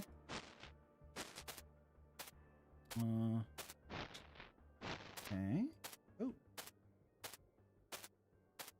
Hey. Hey, so I actually got bored of waiting for you. You were taking kind of a long time. That's so fair. I just sort of hopped on over you. I found the exit myself, you know? Also, I hope you don't mind I lost the cloak. It feels a little too professional, and we're buddies, right? Yeah, sure. I don't mind. This gate is a little place I like to call Greentopia. Made it myself, alright? Greentopia. Sounds good. Stop into our little foray of afterlife design, if you will. Alright, sounds good. Now check out this little trick I got. Wow, wow. Is that like an elevator noise? Oh, gate noise. Gate I'm gonna noise. start following you around. I just want to see your reaction to everything I made. Totally understandable. Totally understandable. Oop. Now, if you'll notice, I actually took a lot of inspiration from the from the color green. Oh, wow. Oh, no, what happened? Is there some sort of sewage leak? Oh, whoa, wait, look at that guy, look at those things go. Are these some sort of eyes in the sewage leak? What happened to Mr. Duck? What is that? Some sort of septic eye? That's crazy. Wait a minute, I get it. Hold on, I get the reference. Oh, look at this one, I like this one. I think Can I I'm gonna crouch? keep this guy. What should I name him? I'm thinking, I don't know if I have a crouch button, so I'm just gonna keep walking. Jones the septic guy, that's good. Nice. Okay, honestly, I don't even know what we're supposed to be doing anymore, okay? I spent like 3 days building Greentopia from the ground up, and now it's flooded with sewage water. Dude, there's souls down there. I filled that place with souls. They'll just live in sewage now. I don't even know. Nice. I'm speechless. Can you hear that? I think Yeah, that's me not saying anything because I'm so speechless. I think speechless might be like the least accurate word you could have possibly used to describe yourself, Grimly. My drawing tablet, I dropped it and it broke. My phone, I dropped it. I fell down the stairs and broke my Microsoft Dinosaur CD. That's me being speechless. Huh. Okay, here's what I think we're going to do. Alright, lay it on me. Don't know the way out of here, okay? The way out is gone, submerged in sewage. Alright, I'm just gonna jump into the sewage. Teleport you to the next place. Oh, really? And honestly, I'll just see you around sometime. I don't know, man. Oh, I can't jump into the sewage. Oh, alright. This is a granary. I love coming here to, blow off some steam, Why is it called the granary? Especially after the whole Greentopia debacle. I don't see any grains. I need it. This is what I get for trying to renovate the afterlife in like 4 days. I had like 4.5 days tops to try and figure this out, okay, man? Yeah, you should schedule a little bit better, Grimly. I cut corners all over the place in Greentopia. I'll say it, okay? Sue me. I cut corners. The pipes, and there you go, starting the platforming before I'm done talking. You're kind of rude, aren't you? I'm just looking around, dude. I was listening.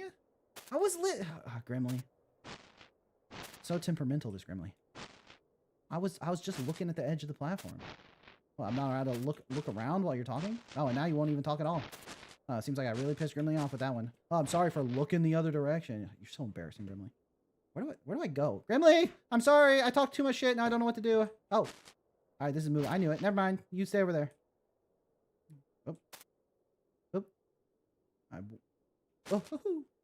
Oh. Yeah. I'm sort of a platforming genius. Okay. Weehaw. Okay, these look a little bit more precise. Oh. Okay. Look straight down while jumping. That's the only way to do it. Oh, okay. Oh, these little 2 tiles.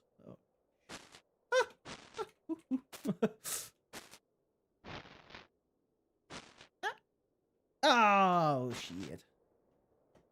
Grimly, how you doing? Alright, you didn't see that. Nothing to say. You sure we're talking a lot in Greentopia? Now you're like so quiet, my dude. Ah! You gotta be joshing me. That was your fault, wasn't it? You know, the whole time I was in Greentopia, I was like, man, I'm supposed to be talking while I play, and I don't really have to do anything thanks to Grimly, you know? I thought for sure I was gonna have to, make commentary, not just be silently jumping around in a void. No, I had you giving me so much stuff to talk about. Now it's all me. It's back to just me. It's messed up, Grimly. I tell you what, now you're speechless, huh? He doesn't say the lines if you walked away from him because he's mad. I didn't walk away from him! I was just looking at the edge of the platform. Is that a crime? It's a crime to have eyeballs? You know, throw me in jail? Do I get to go to 2 jails because I have 2 eyeballs? 1 different jail for each eye? I have glasses. Should I go to 4 jails now? Or does the glasses only count for 1 extra jail? Huh? Grimly? Oh, piano. Nice. Oh, I messed up. Can I start over? I'm going to start over. Yeah, go ahead. No problem. Yeah. Uh-huh. Oh, Grim was the acre where I used to play. Skirt? Just under the apple tree. Yeah. And then for say? What did he say? Said he's got a job for me. Give him money. Said, boy, dig that hole and uproot that tree. Can do. Said, we've got your mother to bury. Oh, that's sad. The pain in his eyes, one the same as mine, no. In his eyes we buried a trophy. Kinda fucked up. Oh, grim was the acre where flowers would grow. Woo. Of course that was a long time ago. Uh-huh. Now grim is the acre where all the fog rolls. Mm-hmm. Right beside my family home. And now it's just me, Woohoo. alone by the tree. So Where alone. mother used to tell me stories. I'm sad again. But then from the sky Uh-huh. fell a brand new guy. That's me. Whose death was my opportunity. Talking about you there. Yeah, I got that. Kind of a, Thank you. Ladies, ladies, hands off the merchandise. I don't know who you're talking to. I don't see any ladies here, Grimly. Hey, hope you like my little song back there. I've been practicing that one for a while. Yeah, you only messed it up once, I'll so. tell you what, as a little reward for dealing with all my shenanigans, I'll open up the fogways, you know? Get you out of here. Ah, awesome. Sounds Come good. back sometime, alright? Yeah, totally. I will. Uh-huh. Maybe I'll have Greentopia fixed up for you. Yeah, I believe that. Okay. Alright then, buddy. Guess that's it. I'll send you on your way. You know, blink and you'll miss it. Just, you know, wherever the fog blows, we'll guide you right back here. Wherever the fog blows. I don't know if Alright, that's. Here's Oh, another one for the road.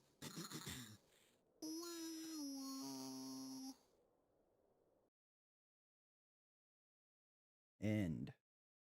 Or press tab to see more by Inner Demons Team. I'll press tab. Oh, that opens Inner Demons Team link tree. I see. Nice. All right. Very cute. Very cute jam entry for sure. It's like a credit song. True. I really like that song. Yeah, it was nice. I think. I don't really need to to mute the desktop audio because nothing is playing right now. But I missed at least 80% of Grimly interactions. It's his fault for stopping talking to me, man. One day Grimly becomes bored and drops some weird notebook somewhere. Hey, that's a Death Note reference. You should have made them unskippable. Yeah, so I think feedback wise, so this is very clearly, you know, this game is all about the interactions with Grimly, right? That's like pretty much the whole point of the game is to talk to Grimly. So it is a little bit unfortunate that because I'm just kind of wandering around and looking at stuff, Grimly stops talking to me. I think having him say something that's like, oh, you're just going to walk away while you're talking to me, that's kind of rude. I think that's a nice line, but it would be good if he continued other lines and maybe continue to throw some other stuff in there. I think obviously, how long was the Jamsepticeye jam? I don't know. Straight up grimming it right now. And by grimming it, I mean my acre. True. True. Completely derailed my train of thought when I saw that message. But yeah, I think it would be good if his lines were a little bit more relevant to what was going on. Like if you're just standing there watching him and he talks to you, that's good. But I think it's very natural for the player to want to move around and look at stuff while they're playing the game. And so making him stop talking and like quit the interactions because the player's walking around looking at stuff is like a little bit like the design is in like two realms, right? Where you have this like interesting area with stuff going on. You want to walk around and jump on little platforming and stuff.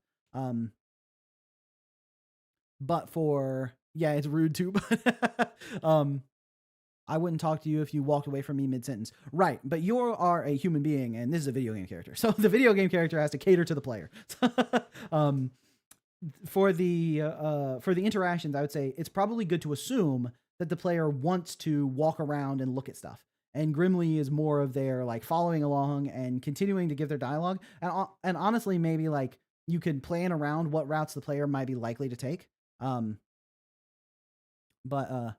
What if there was a little thing to mess around with Grimly to keep the player engaged while they talk? Yeah, that could also work. Basically, you just need something to do so that the player is not just like sitting there watching the dialogue. because I can move around.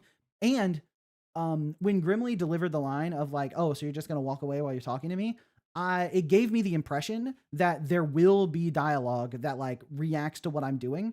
So it sort of almost incentivized me to behave improperly, right? Where it's like, I want to hear all the different things Grimly has to say based on what I'm doing. So I'm gonna mess with him. I'm gonna go places I shouldn't be. I'm gonna run around and jump off of stuff that I shouldn't. Like, I want to get more of those juicy lines that he doesn't usually say. So you almost incentivized me to be ruder to Grimly, right?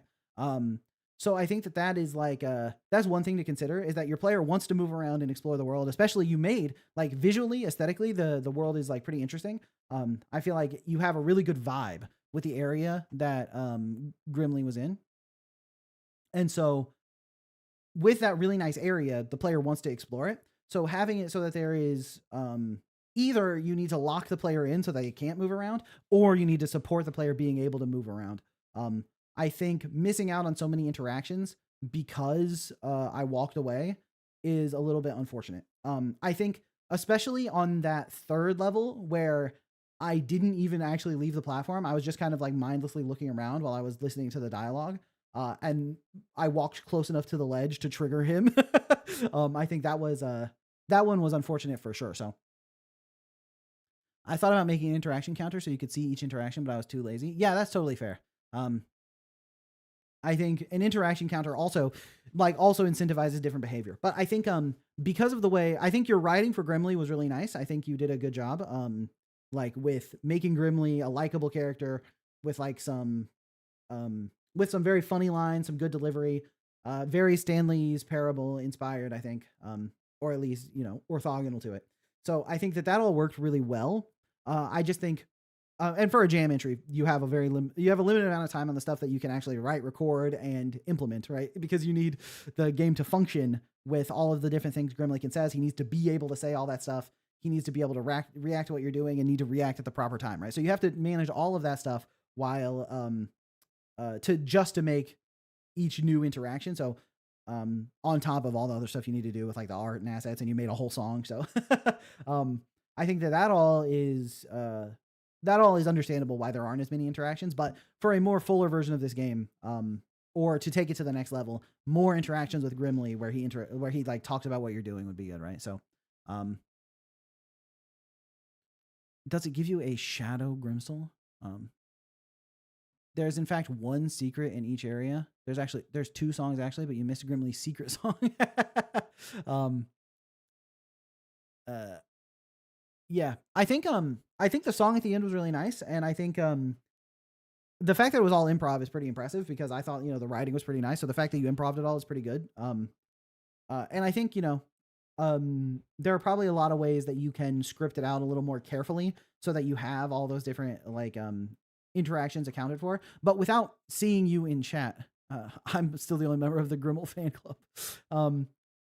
I think without seeing you in chat saying that I missed a lot of interactions, I wasn't aware of just how much I had missed by walking around. So I think from the player's perspective, it's actually not that bad to miss stuff, and it can make and I think it can make subsequent playthroughs or playthroughs from different people feel special, because like if you see someone else play the game and they get some lines you didn't get, or there's like a whole conversation you didn't hear, that can be fun to experience too. So if I could change one thing about the game, I'd make more interactions and make it harder to miss them. Yeah, I think that's probably the thing that the game needs, because the game is really all about interactions with Grimly, right? It's all about what he says, his jokes, all that kind of stuff. And so, obviously the game will be improved by having more interactions, more of that stuff. And I mean, the platforming works just fine. I feel like you were very generous with the hitboxes on landing, even on those like really tiny platforms. The collision boxes were very fair. So it wasn't imbalanced in terms of like being too hard to do the platforming, and moving around felt good, and the aesthetics were really nice. So I think adding the interactions would add another layer there. And then I think imagining what this game would be like if it was a full game, right? Because obviously this was a jam entry and it was very like limited in scope, but for a bigger, higher scope version of this to turn it into a full game, I think the interactions with Grimly are nice. I think obviously you would need some kind of overarching story where you're figuring out what's going on with Grimly and like actually putting together this, afterlife or whatever. But I think that the idea would be Grimly is building out all these different environments so that you can explore the afterlife according to, what he's interested in. And then each of the worlds he builds would have like different platforming challenges, different secrets, different interactions based on the world he builds. I can clearly see how this could be expanded into a full project, because the idea that he is on the fly building the afterlife for you to experience means that you can basically do whatever you want for each new room. So I think that makes sense. I actually had to nerf it because everyone said it was too hard. Yeah, I think that was a good call. I think making the platforming a little more lenient was nice because it was already a little bit tough and pretty intimidating to make those jumps. So the fact that they were a little bit more lenient to me on the player side was nice, and I still missed one of them and had to restart. If I had to restart that several times, it would have been very frustrating, I think. So so yeah, great job. I really liked the art and I really liked the writing. I liked the song at the end. And so really the main feedback is just like, it's a jam game. So if you made the interactions a little more robust and added more content, I think it would be really good. So great job. When you said, I thought hard platforming would be good because he says like 10 unique lines when you fall down. Yeah, I would say it's probably a case of like really thinking about what the player experience is going to be like, because having unique lines when you fall is good. It gives the player like a little bit of something that like makes falling feel less bad. But when the player has fallen in the same spot 10 times and it's not even like, it doesn't even feel like it's supposed to be that much of a challenge. It's more frustrating than it is rewarding to get those lines right. Where when you fall for like the 9th time and Gremlin's like, wow, you're really struggling with that jump, huh? It's like, I think that that's one thing that like, especially in the early levels, which it's hard to say for this game because it was like, that was like the final challenge, right? But even though it was the final challenge of the game, it still felt early because it's a jam game, so it's rather short. But that's something that I could imagine in a fuller game, like in an early level. If you miss a jump a couple times, Gremlin's like, wow, you're really struggling with that jump. Let me like change it up a little bit for you. And there's like a little, like there's like an extra platform in the middle and there's like a binky on it and like a, like some diapers or something, clearly making fun of the player for being a baby.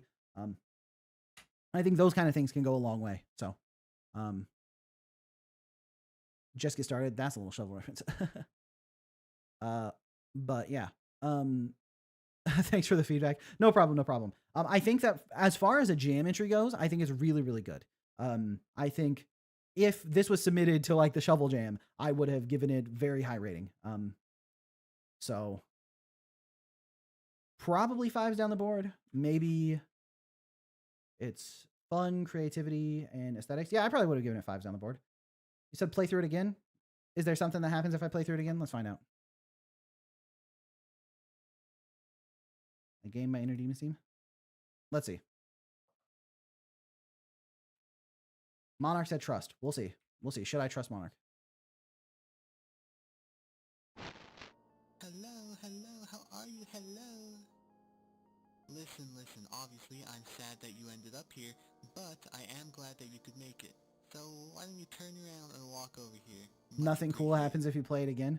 I think I probably should listen to the dev. Oh, also, I didn't say it at the time, but actually playing through to give specific feedback on moments is a good idea. This fake out with a you died screen. Won't you come just a little bit closer? Hey, a new line. Oh, secret dialogue. Get over here. This fake out here with the you died screen was brilliant. Really, really smart. I don't remember ever seeing anything like it, and I really enjoyed that. That's like such a good way to set the tone for what the game is going to be like too. I think this fake out screen is so good. So I really like that. Okay, now I know you've probably got a lot of questions like, where am I? What is this place? Am I really dead? But what I think the main question that you want to hear answered is, who is that strapping young skeleton right in front of you? Listen up. My friends call me Grimly. My enemies call me the Grim Reaper. And my lovers, well, they never call me back in the morning. What can I say? Am I right? Alright, yeah. Let me fill you in on the situation. In my perspective, around this line is where I want to start looking around. Some renovations done by yours truly. So what we're going to do here is that I'm going to throw some ideas out there and we're just going to see what sticks, alright? I'll be honest, you sort of got the short end here. See, I don't really feel comfortable talking to somebody who has eternal peace, so you're just not getting that, you know? No harm, no foul. Look at it like this. Your death is a fantastic opportunity for me to board some ideas here. You said the thing. Okay, now let's just get started. A little show reference for you. Nice. You wouldn't happen to know where the way out is? Right, that fog consumes all tends to make it hard to get in and out of the place. Listen, how about this? You go wander around for a little while, and once you find the way out, give me a holler. Okay, yeah, that pause there between the line also makes it feel like now's when you're supposed to walk away type moment. So I would say just when you're writing the interactions for something like this, like really think about what are you expecting the player to do in this moment, and and that's a question you have to ask yourself very honestly. Like, are you actually expecting your player to stand there during that pause and not move? Because to me, that feels like a very obvious moment where the player is going to start walking around if they haven't already. So, I added the skip dialogue button for impatient folks like you, Shovel. But the thing is, I want the dialogue.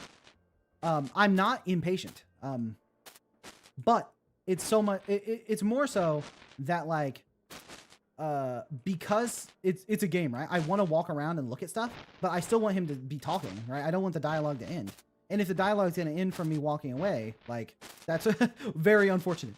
I think having the line is like kind of rude for you to walk away while I'm talking to you. That line is very, very smart. But then I think the follow-up of him just being silent is where it falls apart a little bit.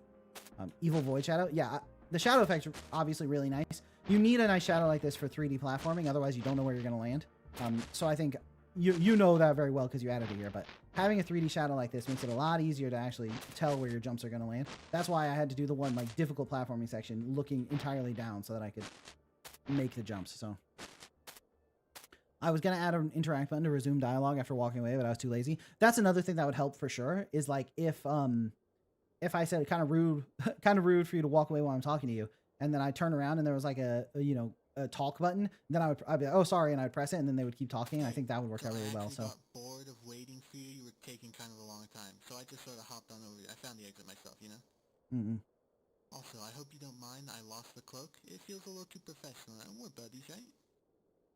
Through this gate is a little place I like to call Greentopia. Made it myself, alright? This is our first stop into our little foray of afterlife design, if you will. Okay, now check out this little trick I got.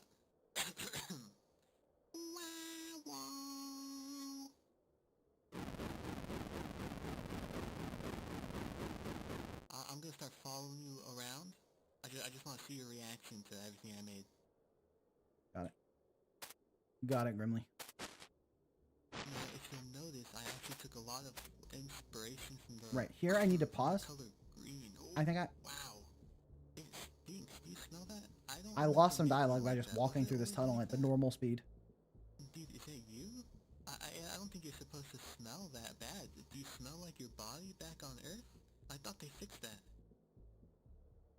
Take the Grimly head to Grimly. Oh, I see.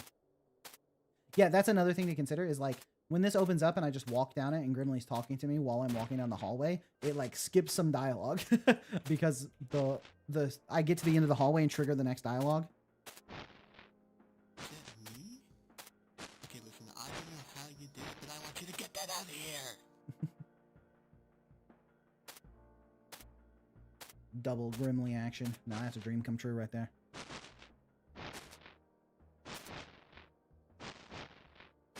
I should be locking in, but I'm watching a stream right now instead of jamming.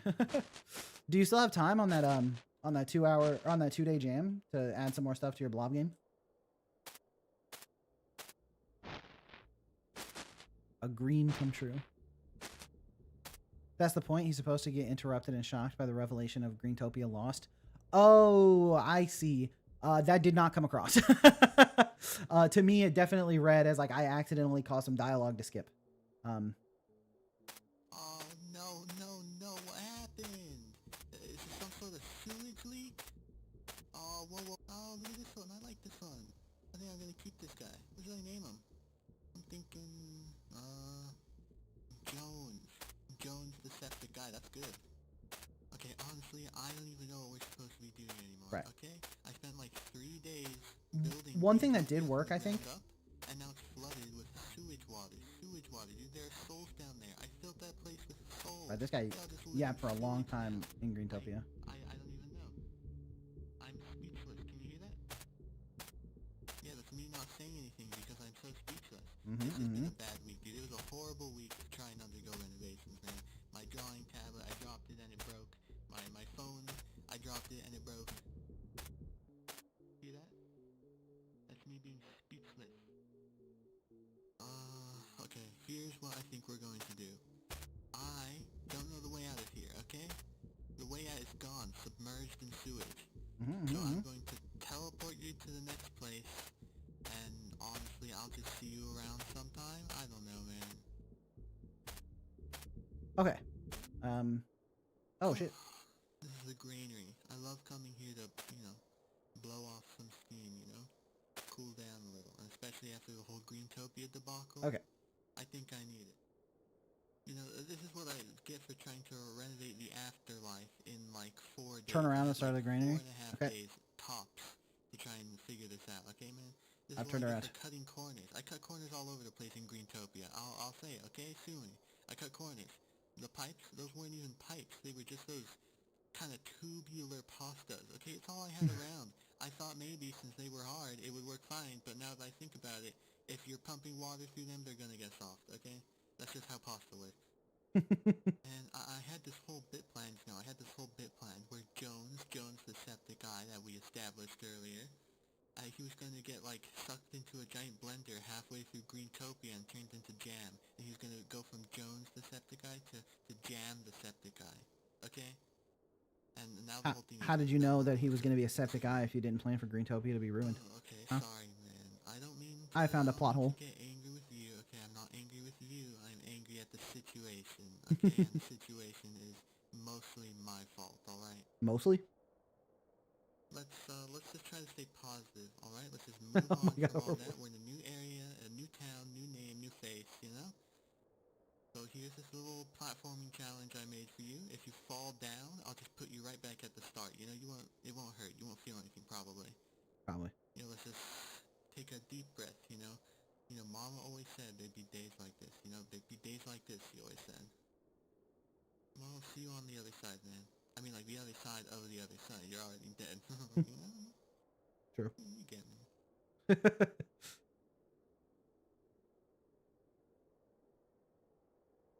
Okay. Every plot hole can be turned into a conspiracy if you're Scott Cawthon coded enough. True. If you just spend enough time... There's a secret platforming challenge. How do I get to the secret platforming challenge? Oh, the one down there?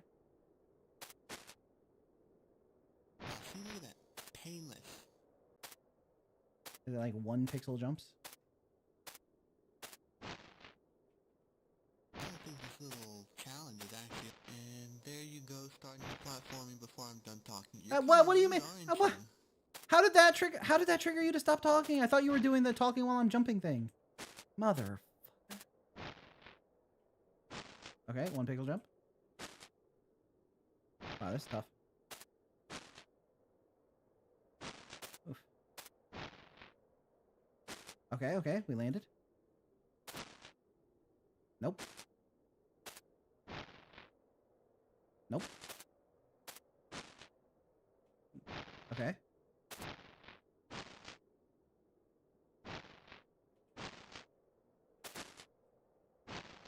Okay. Nah. Grimly help.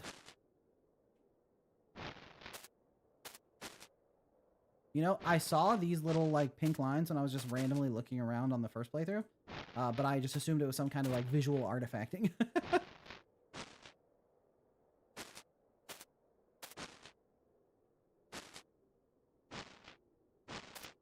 Ah.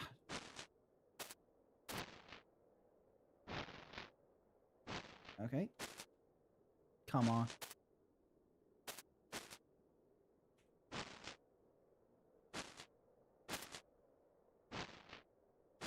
Okay.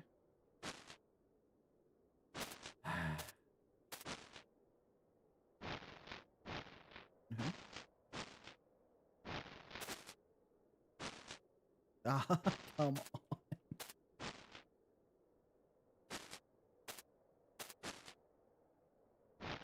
All right. There's one and just one.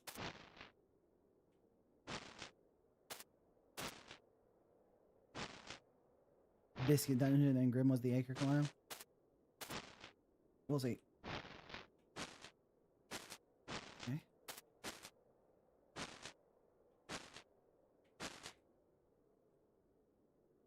Oh, come on. Why didn't it jump? Bro.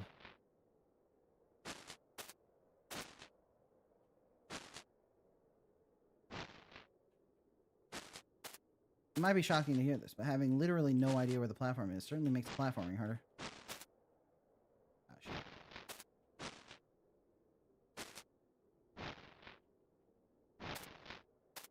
Alright, alright.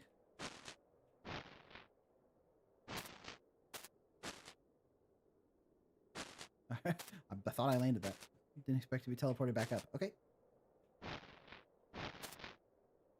Come on. I just like slid off.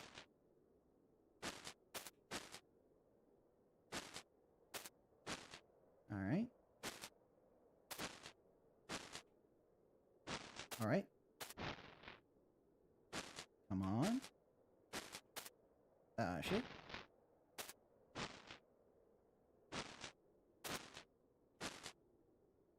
Okay. You do have to correct when you land so you don't slide off the ledge. The invisible ledge. Okay.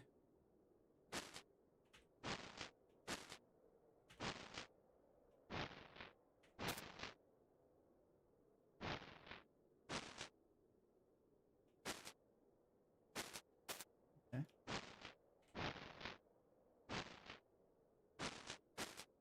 Let's go. We're gaming.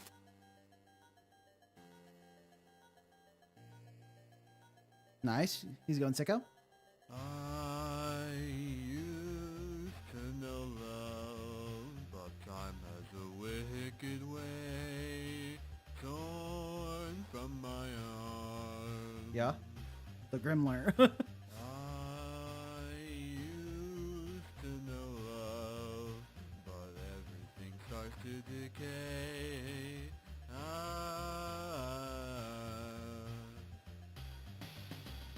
There once was a girl, she was made of flesh and bone. Yeah, making myself dizzy. Love with someone who called her home. Yeah. Had the most beautiful green eyes, how I wish I could see them again. But God. my duty is the Grim Reaper, how I hated to show her her end. I Damn. know she's painting while she's waiting for me. She was an artist, though the art piece to me. Grim was the name, Evangeline.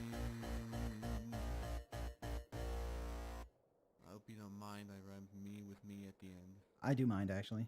But, you know. You do what has to be done, I suppose. You don't mind if I play a song? I'll play the one song I know.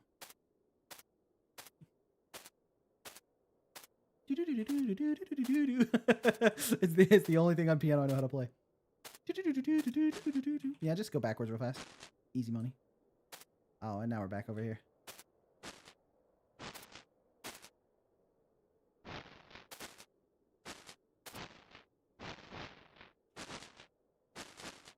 You gotta be yoking me, bro. Just wait for me, you damn moving platform.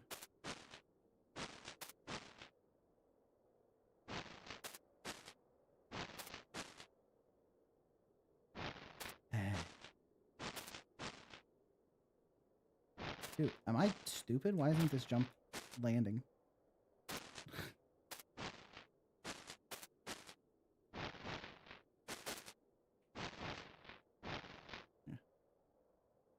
My mother also struggling on this jump. I'm gonna ban you, IDT. I swear to God.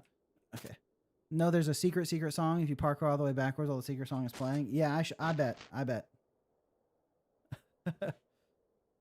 Does he have dialogue if you leave during this? Knowing this guy, probably. Oh no, you can't move while he's singing.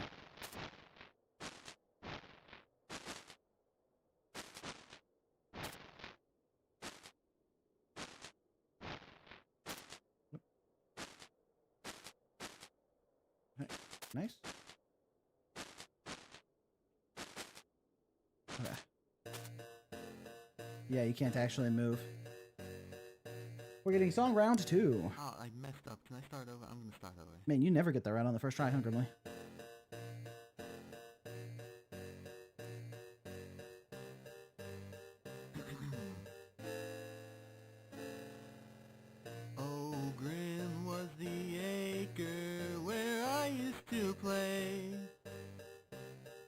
rest under the apple tree. And then father called me, and what did he say? Said he's got a job for me. Said, boy, dig that hole and uproot that tree. Said, we've got your mother to bury. That's sad. The pain The in game was his named after the eyes, song. won the In the files, the game is called New Haven. in Interesting. his eyes we Look at those rising buried a cylinders. So abstract. trophy. So art. Oh, grim was the So acre Art where Nouveau. flowers would grow. Course that was a long time ago. Grim, please don't copyright your songs. I swear to God, if I get a copyright strike from you, Grimly, I'm gonna drop kick you into this pit. Right beside my family. Why am I giving commentary like a freaking DVD? Now it's just me, alone by the tree, where mother used to tell me stories.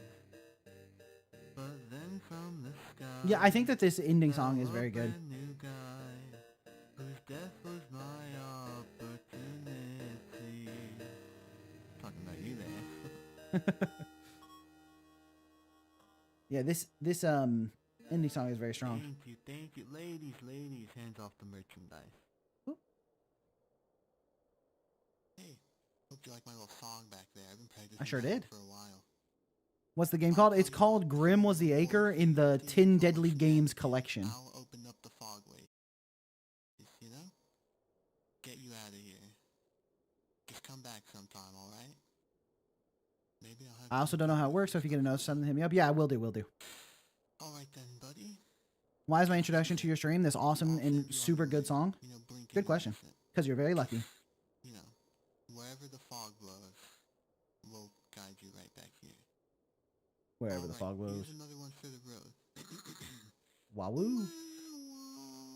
You're better than me at that, Grimly. Nice. Okay. Well, we already did the feedback, so we that was our second special playthrough. The song is beautiful. Hey, welcome in, Lyra. Good to see you. Good to see you. You're at an in-person jam right now? That's exciting. How long is left on the jam? Okay.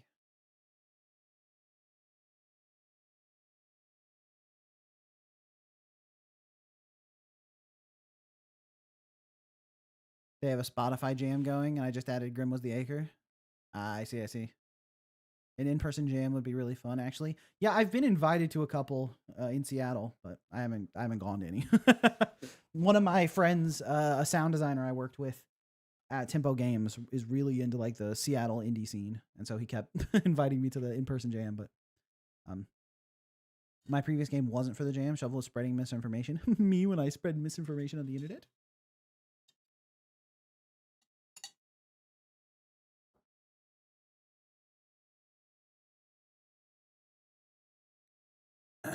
I should lock in because my team needs me. All right. Next up, we have Death Projection by Z Daniel. It's also for the Jacksepticeye Game Jam, so also death themed. It's a fast-paced Metroidvania. All right, I do love a good Metroidvania. Oh. Did I break it?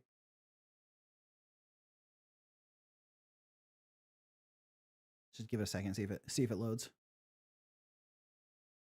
I was able to start this when I tested it, but Monarch, you're a Metroidvania? Okay, there we go. For some reason, I'm thinking about asking Interdemon about throwing one of Grimm's songs in a secret area of the Weird Misadventure build. Nice. Okay. Death Projection by Z Daniel 06. Okay. I guess I will leave it. If I go, is it F11 is full screen? Right. Okay. Nice. We'll do like this so that it's not behind my camera. I think this should be good. Something like right here. Yeah. All right. Developed by Z Daniel. Death Projection.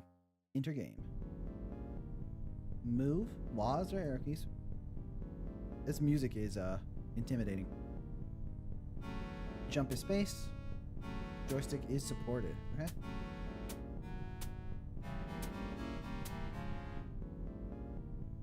Reaper statues are checkpoints that will restore your life, but also restore the enemies. Okay. Okay. Attack is Z or mouse left click. Downward attack is hold the down arrow while attacking in midair.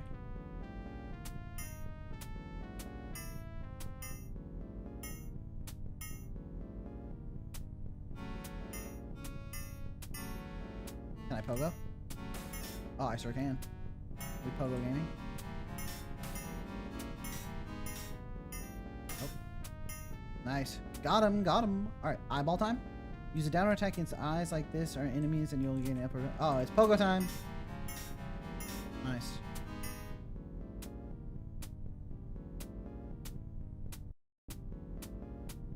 Okay, so one thing that immediately jumps out to me that is that the jumping sound effect is both kind of loud, kind of harsh, and doesn't have any like modulation to it or pitch randomization or volume randomization. So every jump is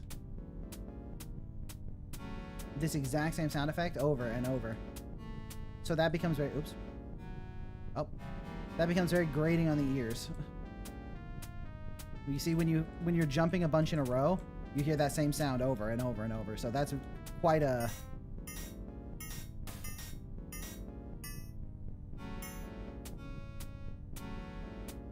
it just grates on you a little bit, you know what I mean? Okay, we got a moving pogo challenge here and a broken mirror.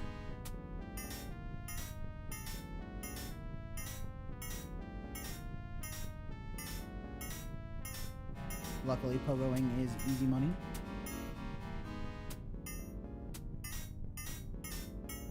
Okay.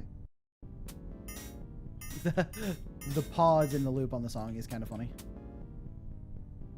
You just lost a radical rat, Vari? That happens sometimes.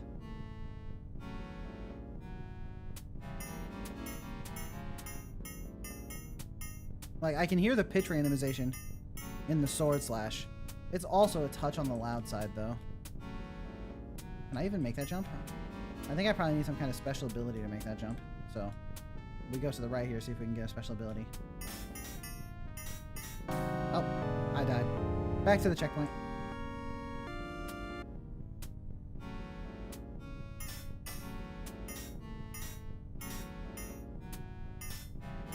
Nice.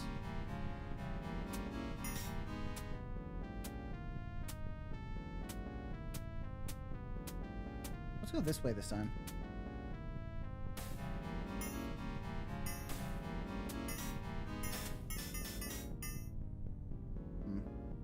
A little bit tough. I don't really have room to maneuver against those enemies. Oh, and we're dead anyway.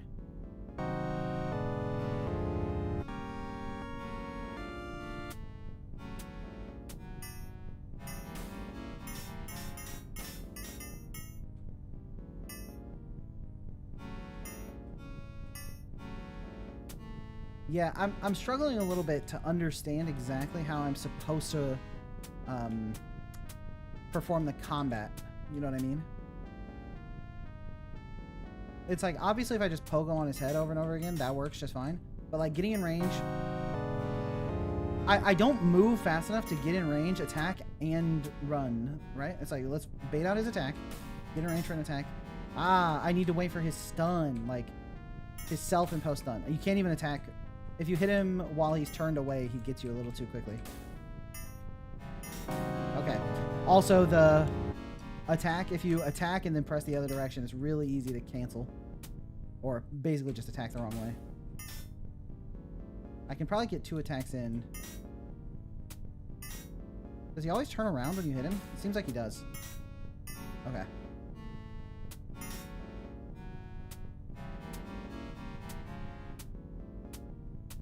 Alright, let's test out my new combat prowess. Yeah, here, what am I supposed to do? I need to hit him to turn him around, but he's going to attack instantly. I can't possibly get away from him fast enough. Okay, you just have to do max range.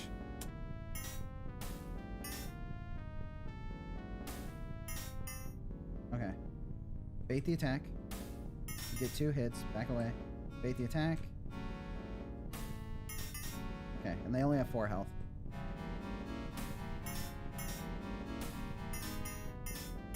Okay, that one have 5 health, or did I just miss? Let's find out. Yeah, I'm getting it. Lyra has a nifty new shield. Yeah, that's the moderator's emblem. Okay. Okay. Looks like they might have 5 health. Okay, don't attack 3 times. Except for on the second wave. Alright.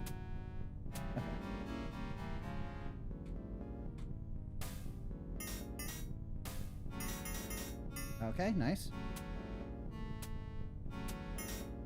New ability. I got attack projection. Let's go. Let's go. They keep changing the mod icon. I see. Alright, got a check. Hold down your attack for a few seconds to unleash a powerful attack that can also break some obstacles, okay?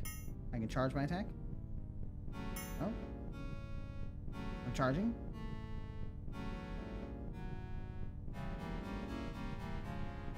Okay.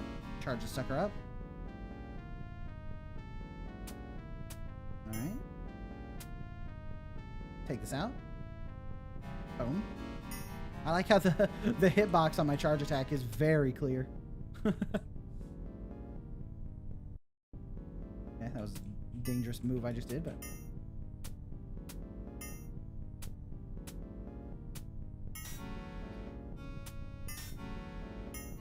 We charge up our projection. Okay, that did hit. Okay.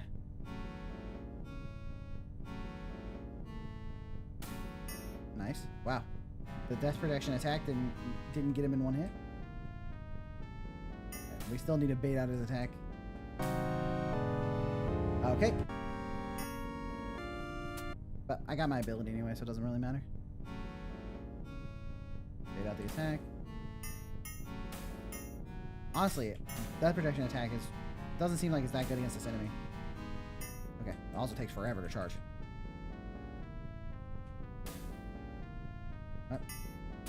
Rather than try to do this whole thing at 1 health, I might as well just go heal.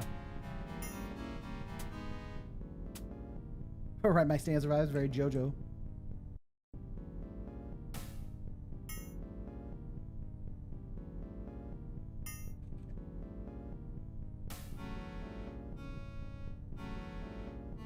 Okay, it looks like it's 2 hits with the projection. You can't pogo with the death projection, which I think that makes sense. Yeah, I need to unlock some kind of dash or charge. Really? That hit me?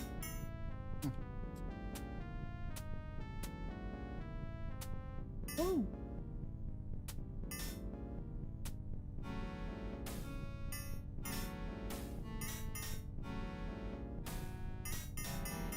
Okay. Nice. Little environmental storytelling right there. I like that. I don't have like a dash or anything to get through that hallway, so I'm guessing.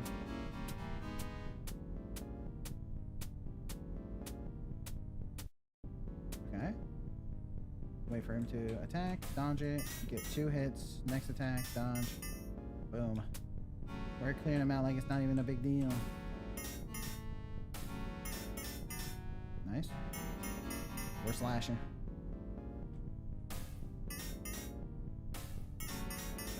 Nice. Cracked mirror here.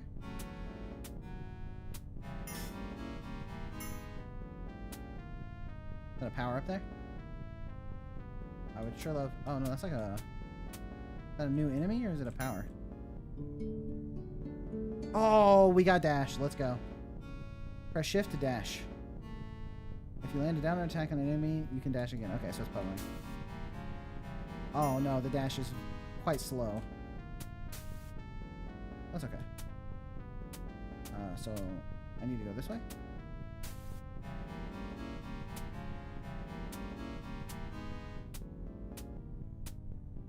I don't have any sort of double jump, so I just have to go this way, I think. Alright, alright. That's fine. Dash our way out of here. Oh. That 3-second cooldown feels extremely long. Maybe I'm crazy, but it feels longer than 3 seconds to me. But maybe I'm so used to short cooldowns that 3 seconds feels like an eternity.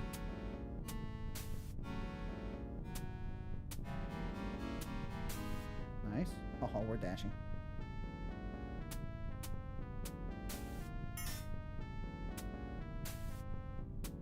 No, I just tried to... Yeah, so that's something to consider is like, you want your platforming to feel nice and smooth. And here, okay. Here it felt really good to land the pogo, like the dash into pogo. Okay, well, I missed it again. Like dash into pogo. Oh. All right, hold on. I'll make my point. Dash into pogo, land here, then run, dash, land. Then I still needed to wait for the cooldown, and there's no like visual indication of when the cooldown is. So you could consider just refreshing the air dash when you touch the ground. That would be a good thing to do, because right now, you see the issue is I land here, and now I just arbitrarily wait to make sure I have my dash back.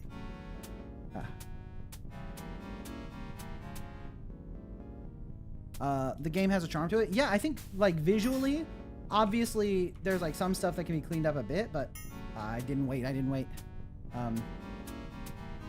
But overall, like for example, the background parallaxing and the slight motion to it looks really nice.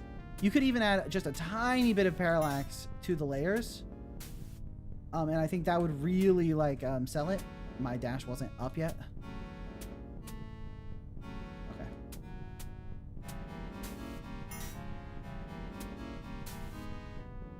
Okay. That one, I just missed my platform.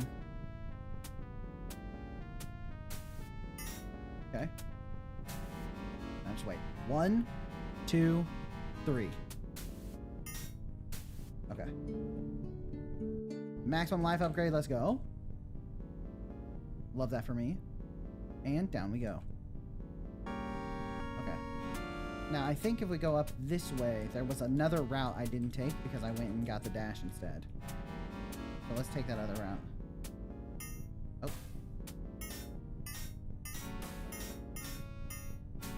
I'm a pogo gamer. Oh, there's a ceiling there. I didn't realize that was a ceiling. I want a pogo on his head.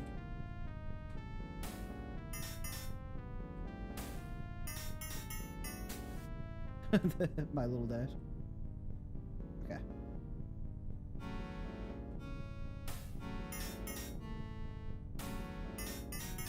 Nice.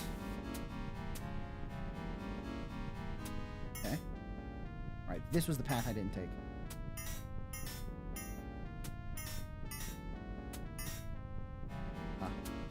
Okay, there was a bit of a lag on pressing jump there, too.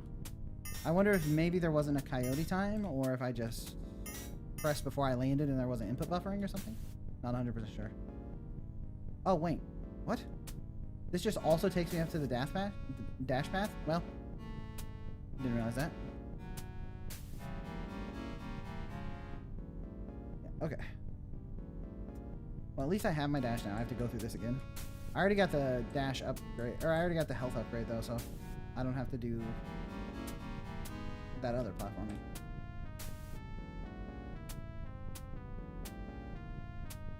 The dash was on cooldown there. Yeah, the 3-second cooldown on the dash is extremely punishing. It slows down the movement by quite a lot, and the dash itself is already pretty slow. Okay, but now I have dash, so I can come through here, I think. Nice.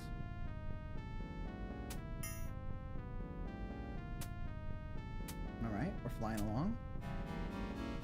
Is there like a double jump over here or something? Feels like I reached the end of the world. Okay.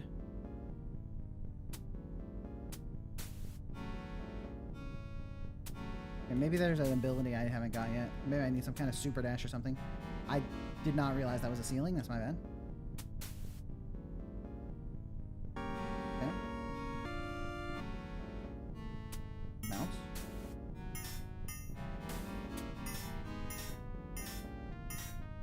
Nice.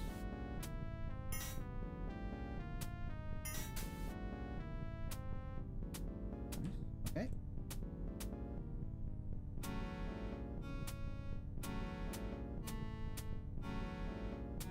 And if I remember right, there was a path up here I couldn't do before. Maybe I need to go the lower path. Is the way out after I get some other ability. I assume that's it. So let's go this way. Take on some enemies.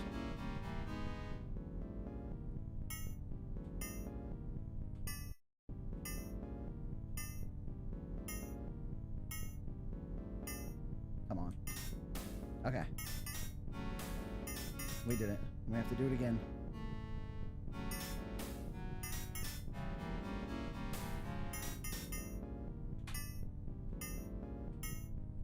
Yeah, it's really easy to cancel. If I attack, then press left, press to the right, it's really easy to cancel my leftward attack. But you have to be very precise on your movement against these guys, otherwise they hit you, so really no choice in the matter. And it's better for me to approach from the front, actually, because I can just bait the attack without needing to do, like, the turnaround thing.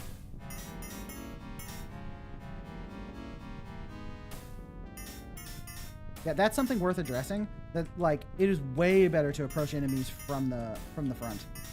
When in general you'd expect it to be a little bit better. Oops. To be able to get that like surprise attack from behind on them. But oh, I already got this ability. Right, that's my death projection. Okay, so I need to go the other way.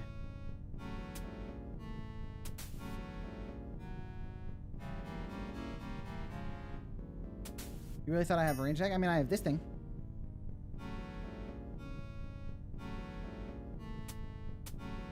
Right, this way was the area I couldn't go to without dash, I think. Nice. Right. Yeah.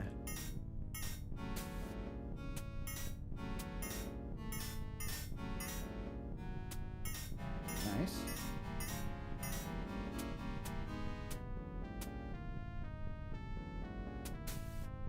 Okay, cool.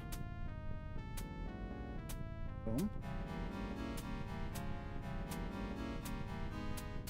There we go. I don't really trust falling down there yet.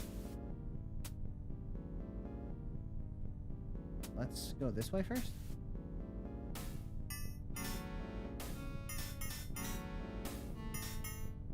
Alright, what's this way? Oh.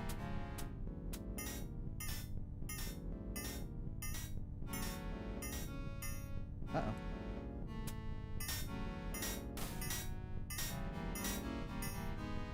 Alright, get double pogoed. Check this out. Come on.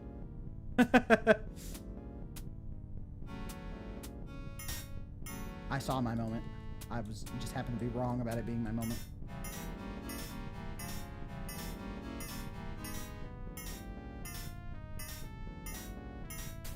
Oh, upgrade. Platform projection. Oh, now things are wide open.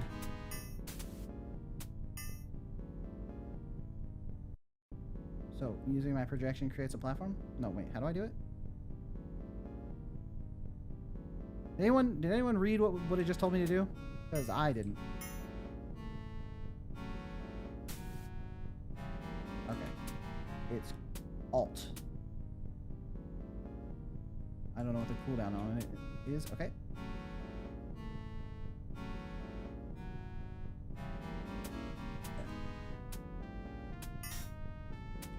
There we go.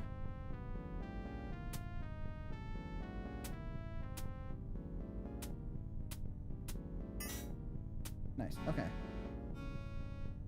Oh. Shit.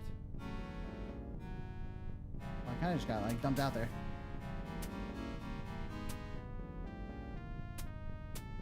So at any point, I can just create platforms. That's sick.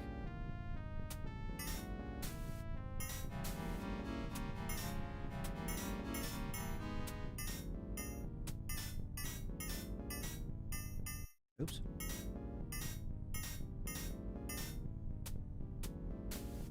Okay, over here there was an area to fall down that I didn't want to take because I didn't go get my ability yet, but okay. Now that I have that ability, let's see what's down here. Oh, is this a longer dash? Shadow protection. Dash through a mirror to enter the walls as a shadow. Oh, ho, ho, ho.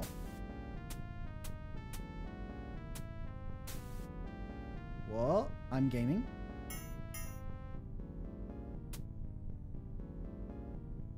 And then I can leave the wall.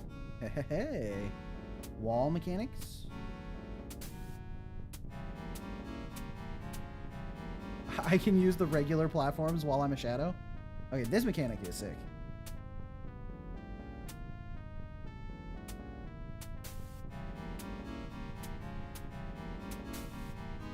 Oh no, I don't have my dash yet. Okay, now I probably do. I still didn't have it. Damn it. Mother trucker. Okay. Yeah, this mechanic is sick. Dude, it's like I really want to take this jump without using my dash so I don't have to wait for its cooldown. Okay. Right, now we leave the wall. Now we leave the wall. And we projection this. Nice. And wait for him to turn around.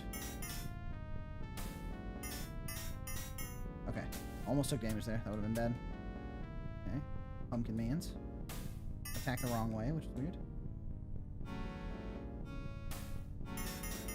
Nice. Alright.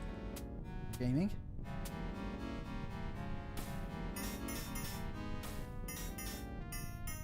Slicing.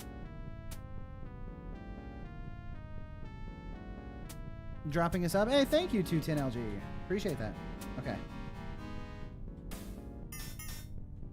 Oh, shit. I didn't backstep far enough. Alright. I don't want to die here.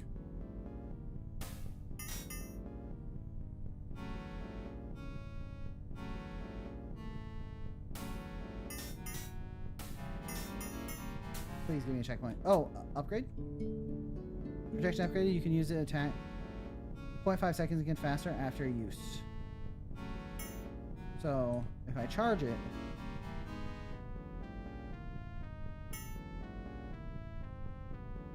Oh, so it's a slight cooldown reduction on the projection. Okay, well... Not my favorite upgrade of all time, but, you know. We take what we can get, I suppose. And now... Here... Oh, you know what? I didn't go down here. I just went right into the mirror. What's down? Ah, okay, no. That's the mirror only. But now I can use the mirror. No, I can't use the mirror to get back up there. Oh, I need to use... this... Okay. Can I even use this to get out of here?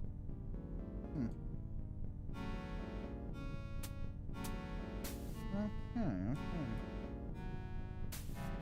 Oh. I did not properly enter the Shadow Realm. Okay. Back to the Shadow Realm. Okay. Let me out. Nice. Go this way. I see a life upgrade in there. I want that. Looks like the life upgrade is a shadow-based secret. Can these guys hit me while I'm a shadow? Oh no, I can just shadow past them. That's sick. Hey, they don't know nothing. You guys don't know nothing. Embarrassing for you.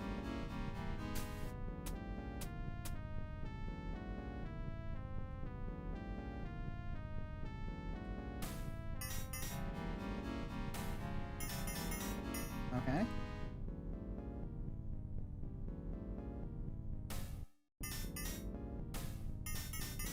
Okay, we played a little bit close, but that's what we gotta do.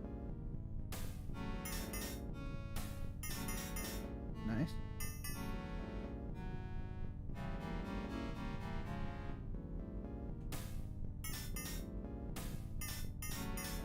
Nice, and then we use our special platform to get our health upgrade. Maximum life upgraded.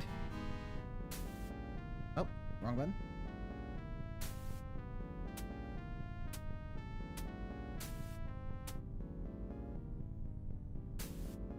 Every dash brings me a little bit closer to the right edge of the screen. Hold on, can I totally desync the camera?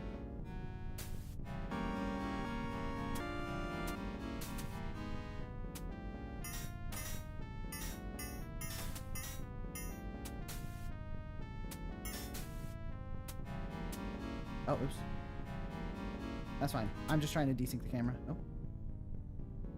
Oh, for some reason I expected to respawn back at the this thing. I know that's wrong, but that's what I expected.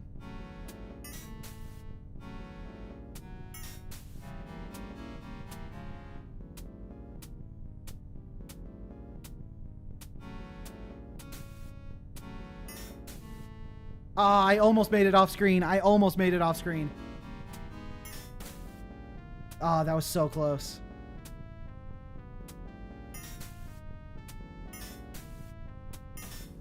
These enemies are helpful for... Oh, oh, oh. Come on, come on. Ah! I almost made it off screen.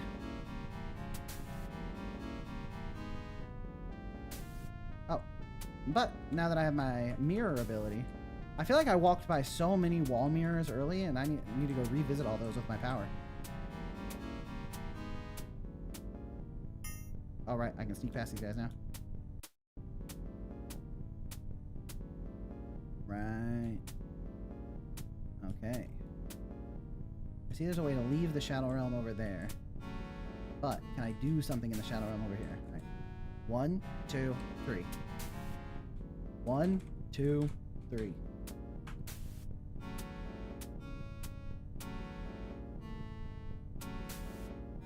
One, two, three. 1, 2, 3.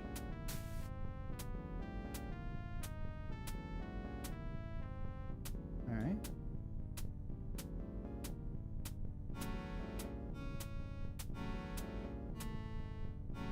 Okay, I could leave the Shadow Realm. Okay, I should. We left the Shadow Realm way up here. Into the Shadow Realm. Oh, that's sick. Oh, a new upgrade. You can dash again, 0.5 seconds faster. Oh, 2.5 second dash. Let's go.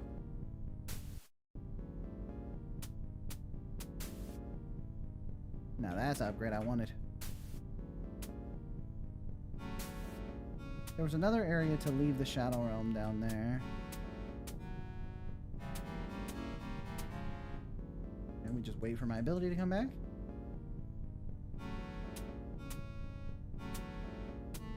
Wait for my ability. Okay, it appears I can't go up there, so that's my bad. That's my bad, y'all. I'm off screen.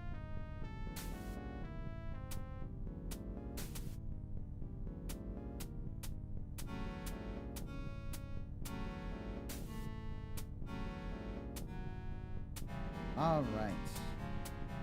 There was another way to leave the Shadow Realm. So let's re-enter the Shadow Realm and go out through the other mirror down here. I think the mirror down here...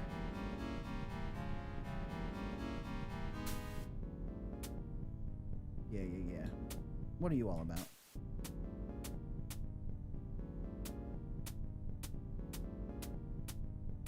Oh, is that another... I can use it faster, maybe? I can project 2 platforms at once. All right. Now we're gaming. Wait for my platforms to come back.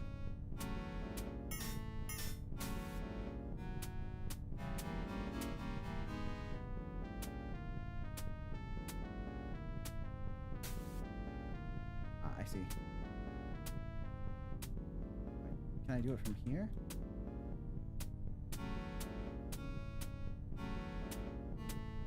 Oh, gaming. That was sort of some platform projection genius right there, if I do say so myself. Come on. Come on. There we go. There's one. Give me my second one, please.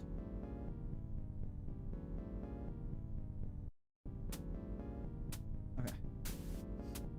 Alright, now we need 2 again. We gotta wait for him. Alright, wait for him for a while. Got 3 ads in a row. Oof, that's rough. That's rough. Okay. Oh yeah, and remember, if you're watching the stream, make sure you click that like button. Okay, I really only get 1 shot at this, huh? I need to make sure I'm charging this.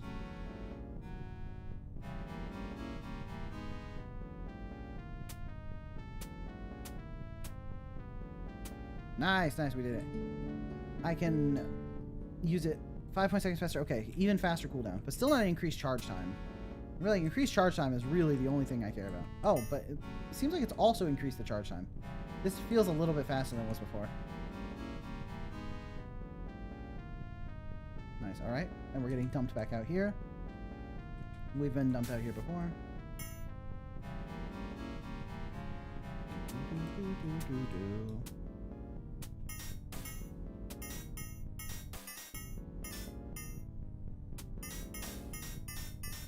You ain't nothing, bro.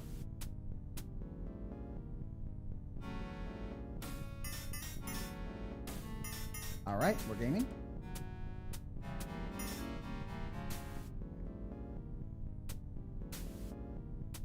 I basically have no clue where I'm at. I know I've been dumped out here before, but after getting a different power. Perhaps I need to trace my steps back and use my shadow power a little more appropriately. Like into the mirror.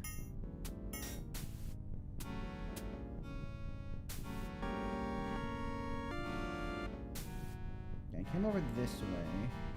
Alright, I mirror powered here to go up, which is how I just got a couple upgrades. Right, and then this is where the world ends, so it's likely I need to go use some mirror powers to the left.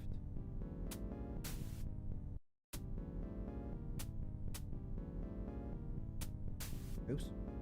Don't mind me, just falling to my death.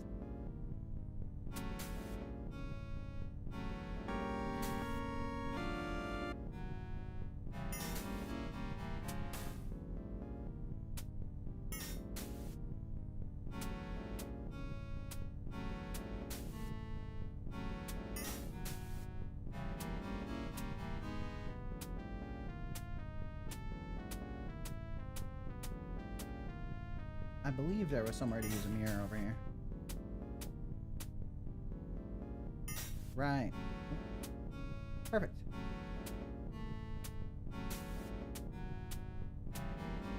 Alright, what's up here? Give me another upgrade. Oh, I need to leave.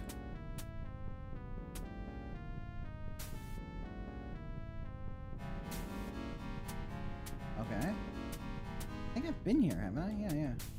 But maybe there's a mirror use up here that I didn't get yet.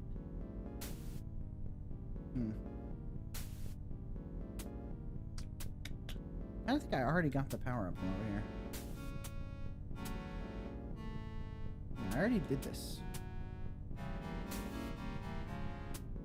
I don't think this game is from Brackies. Right, this was JM Septic Eye. That's why death is an opportunity, so it's like death projection.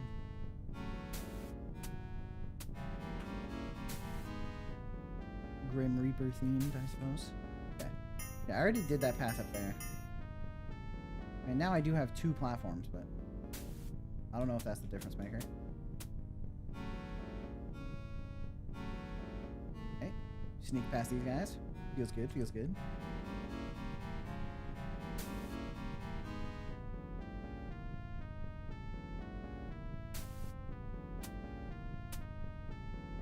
Okay, we do this. Break for this guy. Boom.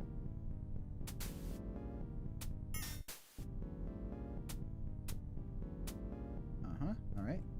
Double projection up here into the wall. We're combining all our abilities together, sicko mode style.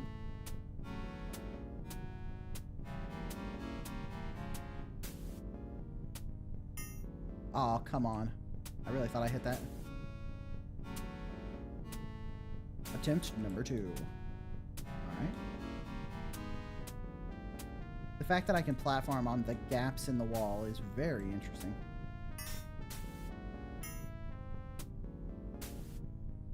Okay, okay. The sound design is getting repetitive. Yeah. I think the sound design has been pretty repetitive. The song, the loop for the song is really not that long. So... Oh. But I understand that's a limitation of the jam format. Didn't have time to make a bunch of music or a really long loop. So it is definitely something to potentially change for like if you continued working on this.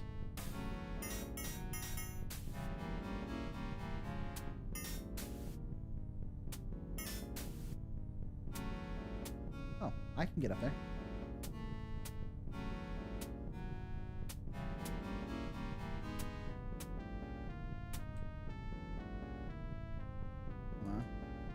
I gotta wait for both my platforms here. I don't know how long it takes. There's one. There's two. Okay, wait for... Ah! Mother trucker. Alright.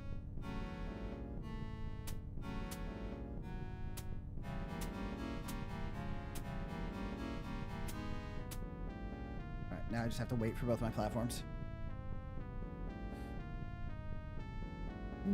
Okay. And then we double platform. And we jump up here. Okay, we wait for double platform again.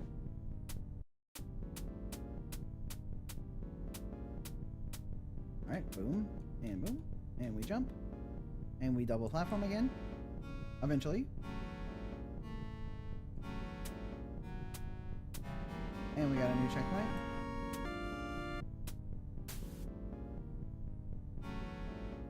I truly don't know where we were supposed to go from there. Maybe I'm still missing an upgrade or something. Let me go back this way. I did walk past a bunch of stuff.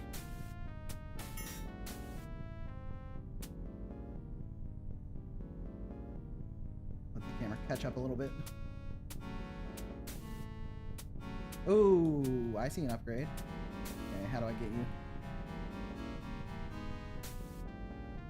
Okay, I see. I need to do some stylish projections here. Boom. And then, ooh, dash projection? I haven't done that yet. Nice, okay. I think we can dash in there with a couple of platforms.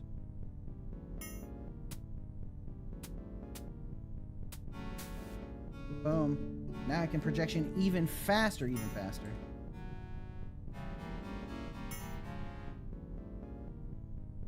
Look at the speed.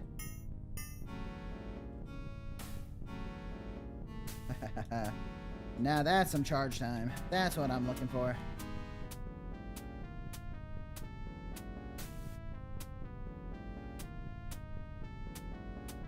Okay.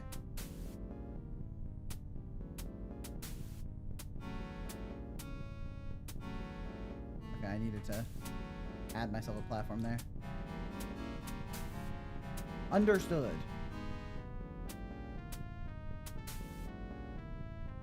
Do I need to platform here first to make a clean jump? No! My dash was still on cooldown. Oh, dude, needing to just like wait for the dash is brutal.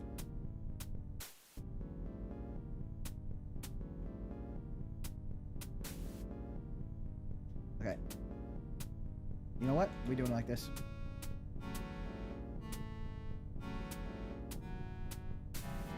Okay, we just wait.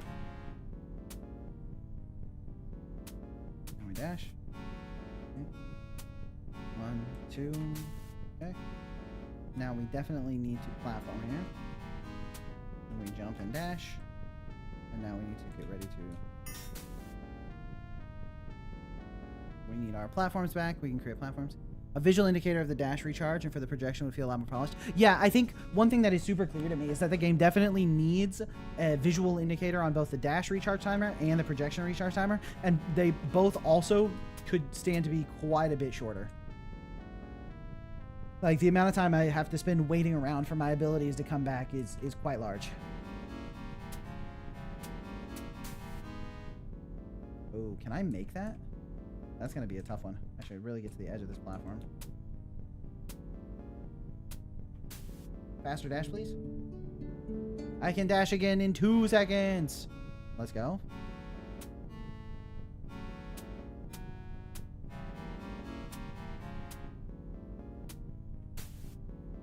Two-second dash, baby. All right, wait for the camera. Okay. Now, was there another path? Whoa, why did I fall?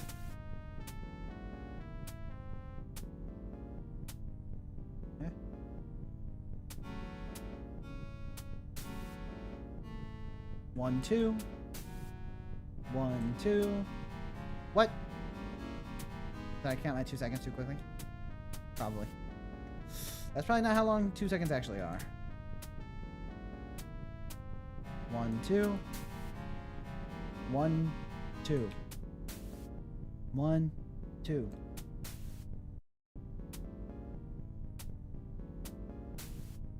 Whee. Okay. We have a slightly faster dash. Does that help us with our goals? Let's find out. Oops, that's not the attack button. We pogoing?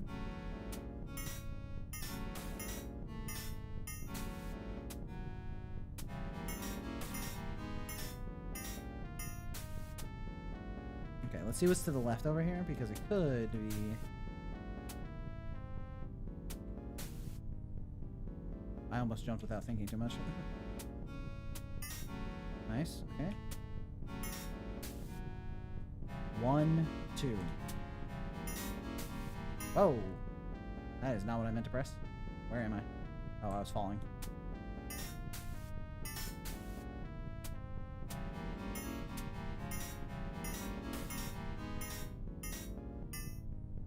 Okay. And we hit dash. The dash distance there is kind of rough. Okay.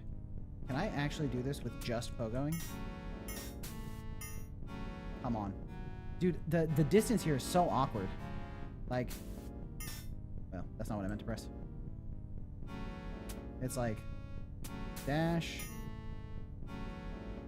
Okay, apparently that didn't hit. Apparently that didn't hit the eyeball. You know how it is. Luckily, I think we were just like right there. Yeah, okay. Oh. Okay.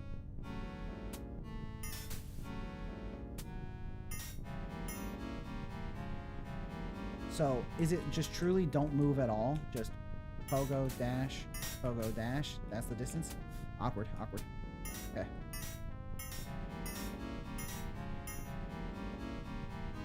So we dash, pogo, dash, pogo. All right. Those are designed with no movement at all from the player. Hey, congratulations, you have beaten the demo. Thank you so much for playing Death Protection, a game by ZDaniel06. Yeah, so it looks like the pogos are placed exactly dash distance apart. And because you don't have that much aerial control, you basically have to do it exactly as intended there. But nice.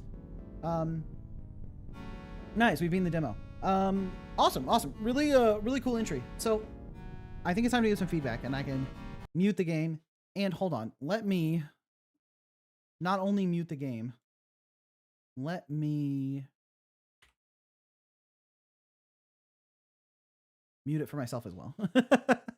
Okay, go back to this view, and then let me refresh the page so that I can talk about... A little bit unfortunate that I don't have any of my abilities to talk about them now, but so one thing that's for sure is like the range on your attack is so short. Like you see, it's like compared to the size of the screen, this attack hits in front of me by like 3 pixels. You know what I mean? It's like I have basically no range, which makes combat kind of a chore, where it's like I have to dodge out of their attack, which has very, very fast wind up, and then get right in their face. And because the movement has like a little bit of momentum to it and isn't that fast, it's like really hard to dodge back out of the way. So the way you have to fight those guys is very much like just like inch in, then inch out, and then hit, and then back out just in time, which is like... And then also for the pogos, the range on the pogo is like, it's a little bit more below you than the forward attack. But in general, just both of these attacks are very like stubby. So it might be a good consideration to increase the range of those attacks a little bit. A little bit more range would make them feel a lot smoother. Both the pogoing, so that you have like a little bit more forgiveness underneath you, and the enemies in front of you, you have a little bit more forgiveness on actually hitting them, and you get to interface with fighting them a little bit more, in a little bit more of an interesting way. It's like, for example, when the enemies are like facing the wrong way, there's definitely like, if I walk up and hit them, it's like really not a good idea. It's like I should let them turn to face me, because if I hit them here, That one wasn't even him. That was him just turn around at the right time. Let's wait for him to turn around. I can show you what I mean. If I hit him, it's so hard to hit him because of the short range. If I hit him, he insta turns around and attacks, and I don't have enough time to get out of the way of that. It's like I have to wait for him to be stunned from attacking. Like he basically stuns himself at the end of that attack, and it's the only time to hit him. So really the only pattern for fighting those guys is wait for them to attack, hit them twice, and then run away, then bait and attack, then hit him again. And it's like that guy is every single enemy, and that's the only pattern. There's nothing like, there's no other ways other than pogoing, right? I can either pogo on him over and over again, or I do that like dashing. And it's like, it would be nice if there were like a couple other ways to interact with that guy, right? Rather than just the same thing over and over again. Additionally, a lot of the platforming was hampered by for one, the dash is extremely slow. You would benefit a lot from the dash being much faster. The dash's movement doesn't feel as clean because the dash is so slow. Now, there is some benefit to having like really methodical platforming where it's like, because the dash is slow, you have like a lot more time to react to what's going on. But I think it just felt a little bit too slow and it also meant the range you get from the dash is very limited because of how slow it is. And on top of that, there is this long cooldown between dashes. So when you dash, you have a long time before you can do it again, and you don't even go that far. It's like when you think about like the really satisfying combat in like Silksong or Hollow Knight or any Metroidvania like that, usually there's like a lot of motion, a lot of movement, and you can like dash while you're fighting. But trying to use the dash in this game during combat feels like it would be, suicidal. Like it's not going to work at all. Additionally, needing to wait that extra dash time while platforming makes it feel very slow. Like the dash moves very slowly, and you have a long time before you can dash again. So that just makes everything feel really slowly. The only time that the dashing felt really good was during the sections where I am pogoing, because the pogo refreshes the dash, so I get to use it a little bit more often, which makes those areas feel a little bit better, But overall, I think the ideas that you have in here are like good. It's just the actual polish around how everything works together. It's like this attack, the timing on it, it's like okay, and the movement feels okay, but it's all just a little bit slow, and the ranges are a little bit off, and the cooldowns are a little bit off. Additionally, one thing that's very obvious is the camera's smoothing is like linear, like it always moves a set distance towards the player, which means you can outrun the camera, and when you're falling, the camera can't catch up to you either. So you should probably increase the speed of the smoothing based on the distance from the player, which will cause the camera to feel a lot more natural. It'll have less of that like linear motion to it. So that's like the general game feel in the player controller and the camera, like how you can make that all feel a lot smoother. Additionally, like we talked about earlier, having some extra little bits of polish so that like you can visually see the timer on your dash and visually see the timer on your like platform projections would both be good. Oh, and on that note, the charge up for like the death projection attack, like the titular death projection that can break blocks and deal more damage, the charge up is so slow. Like it takes forever to actually finish charging that attack. So I like never want to use it. I just don't want to hold the button that long. It feels like with how fast this attack comes out, it's like I feel like I can attack 20 times in the time it takes for the death projection attack to come out. And it's not like the death projection attack is like that powerful. It's like it does a little bit of extra damage, but it's still short range. It puts me in the exact same like risky position against the pumpkin guys, more or less. And it like takes so long to charge that it makes fighting them take way longer. So that mechanic in general, I think I would reconsider how it works exactly. You can still have a long charge up time, but you would need the attack to be more powerful, but it would also trivialize combat a little bit. And also it's the ability that breaks blocks. So you could consider making those two separate things, like have like a rock smash where your projection like flies forward, does like a punch and breaks blocks. And like that attack can be used to stun enemies. And it has like a long cooldown or something. So you can only use it every once in a while. Rather than making like your main charge attack take longer. Then you could have like the death projection where you charge up and the big death does like the big slice. Like that can still have a long charge up time, and it can have a much bigger area because it's not used to break blocks. It like feels a lot better because you don't have to charge up the attack for block breaking. But I think all of those things, it's just a game feel problem where it's like either the range is off or the cooldown feels off, and just like stringing things together doesn't feel as good as it should. Then on the music and sound effect side, a lot of the music was like a pretty short loop, and a lot of the sound effects were quite repetitive and kind of loud. So it's like the more you walk around exploring this world, the more repetitive everything hits. And so that's one thing that I would definitely consider if you wanted to keep working on this, is like making a longer loop for the sound and having some more variability in the sound effects. I think for a jam, it's totally understandable. I don't think for a jam entry, I would really knock you any points for the loop being a little bit short and the sound effects being a little repetitive, because that makes sense. You know, you only have a limited amount of time to do stuff, but it's something worth considering for a more full version of this game if you were to continue working on it. And then one thing that I think you really excelled at is your power-up design. Like being able to enter these mirrors to run around in like the reverse version of the world is super cool. And also the amount of like extra space it opens up, because I kept seeing these mirrors and I didn't know how to interact with them. So I thought maybe I'll do something with them later, but I never guessed that it was going to let me enter the walls. It's almost like there's the one Legend of Zelda game where you could do that, right? Like a Link Between Worlds.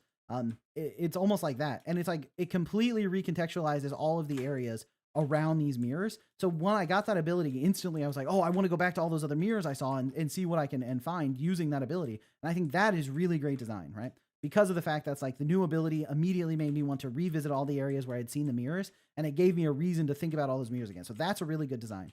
Additionally, being able to create platforms is pretty fun and gives you a lot more areas to access. But I think that ability was definitely hampered from the long cooldown timers and the long waiting times. I think if I could just like throw out platforms and explore a little bit more thoroughly, that's fine. But it's like those platforms really didn't serve much of a purpose that a double jump wouldn't have served. I never felt like I was using them anything other. I never put the platforms down in a way other than putting it above my head so I could jump an extra time, you know? It's like that's always how I used it. So a double jump would feel smoother because you can just always double jump, and also it would like serve the same gameplay purpose. So because the game is called Death Projection, I understand you wanted to project platforms instead of having a double jump. But imagine, you know, Death appears behind you and like flaps his cloak to give you like another jump in the air. I think something like that would feel a lot better than the platforms as they are now. But the idea there makes a lot of sense. And then I do like getting the upgrades that reduce the cooldowns, because the cooldowns were so painful. But I feel like you balance the game in having these longer cooldowns so that you could add the cooldown reduction as an upgrade. But even the fully reduced cooldown on the dash felt too long. And because you made it longer so that you could add those cooldown upgrades, it felt even longer than it should be, really. You know what I mean? But that being said, I think those abilities, the platforming, the dashing, and the entering the wall with the mirror, all work together to make the level design really good. Like, I think that's one of the things that you really excelled at the most in this game, is the way you built out this world so that like there's like lots of different paths you can go on and lots of different ways to use the different abilities you get. It's like those were super satisfying. And so when I got those new abilities and I got access to new areas, I wanted to go explore to see what I could get like using my new stuff. So I think that's really good. And because it was a jam, you were very limited on the like art asset side. But for a full version, one thing that you could do to help the player understand the world a little bit better is vary the different regions, like with different props, different assets. Even if you need to use the same tile set, you know, making this area have a lot more of the, like, for example, this area right here, cover this area with these tree assets, do more trees and more of this. So when I get to the trees, I know I'm in that like tree zone, right? This is the area where all the trees are. Then you see this little hay asset. You can have an area to the right over here that the hay gets used a lot. Like once you go past these platforms, once you go past those platforms to the right, I tried to dash, but I don't have my dash, sadly. Yeah, over here, put a bunch of hay on the ground and stuff like that, so that visually there's something that distinguishes the area, so that without needing a map or like a big fancy different tile set and all kinds of different background assets, without any of that stuff, I can visually know, oh, I'm in the tree area because there's a bunch of trees over here. Makes it feel like I'm going to the forest, right? You can give each area its own identity by the props you choose to use in that area, even if you don't make fully new assets. And if you have the time, adding new assets works too. You know, the tree area could have like ivy and stuff growing on the floor and slightly different backgrounds. And then over here, you could create a background layer that isn't, you know, one of the parallaxing layers in the backgrounds. So these enemies all look like they're in some kind of cavey area or something like that. But I know that that's a little bit harder to do with your like shadow projection ability, because the shadow projection ability lets you go into the wall. So the places where there are walls have to be like carefully designed to also be platforming challenges, which I think is super cool. I think you did a great job of that. And it's something that you need to like, something that is worth keeping in mind. See here, these almost look like two like skeleton pieces sticking out of the ground here. Do more of that. Have like more skulls on the ground, and like this is like the skull boneyard or whatever.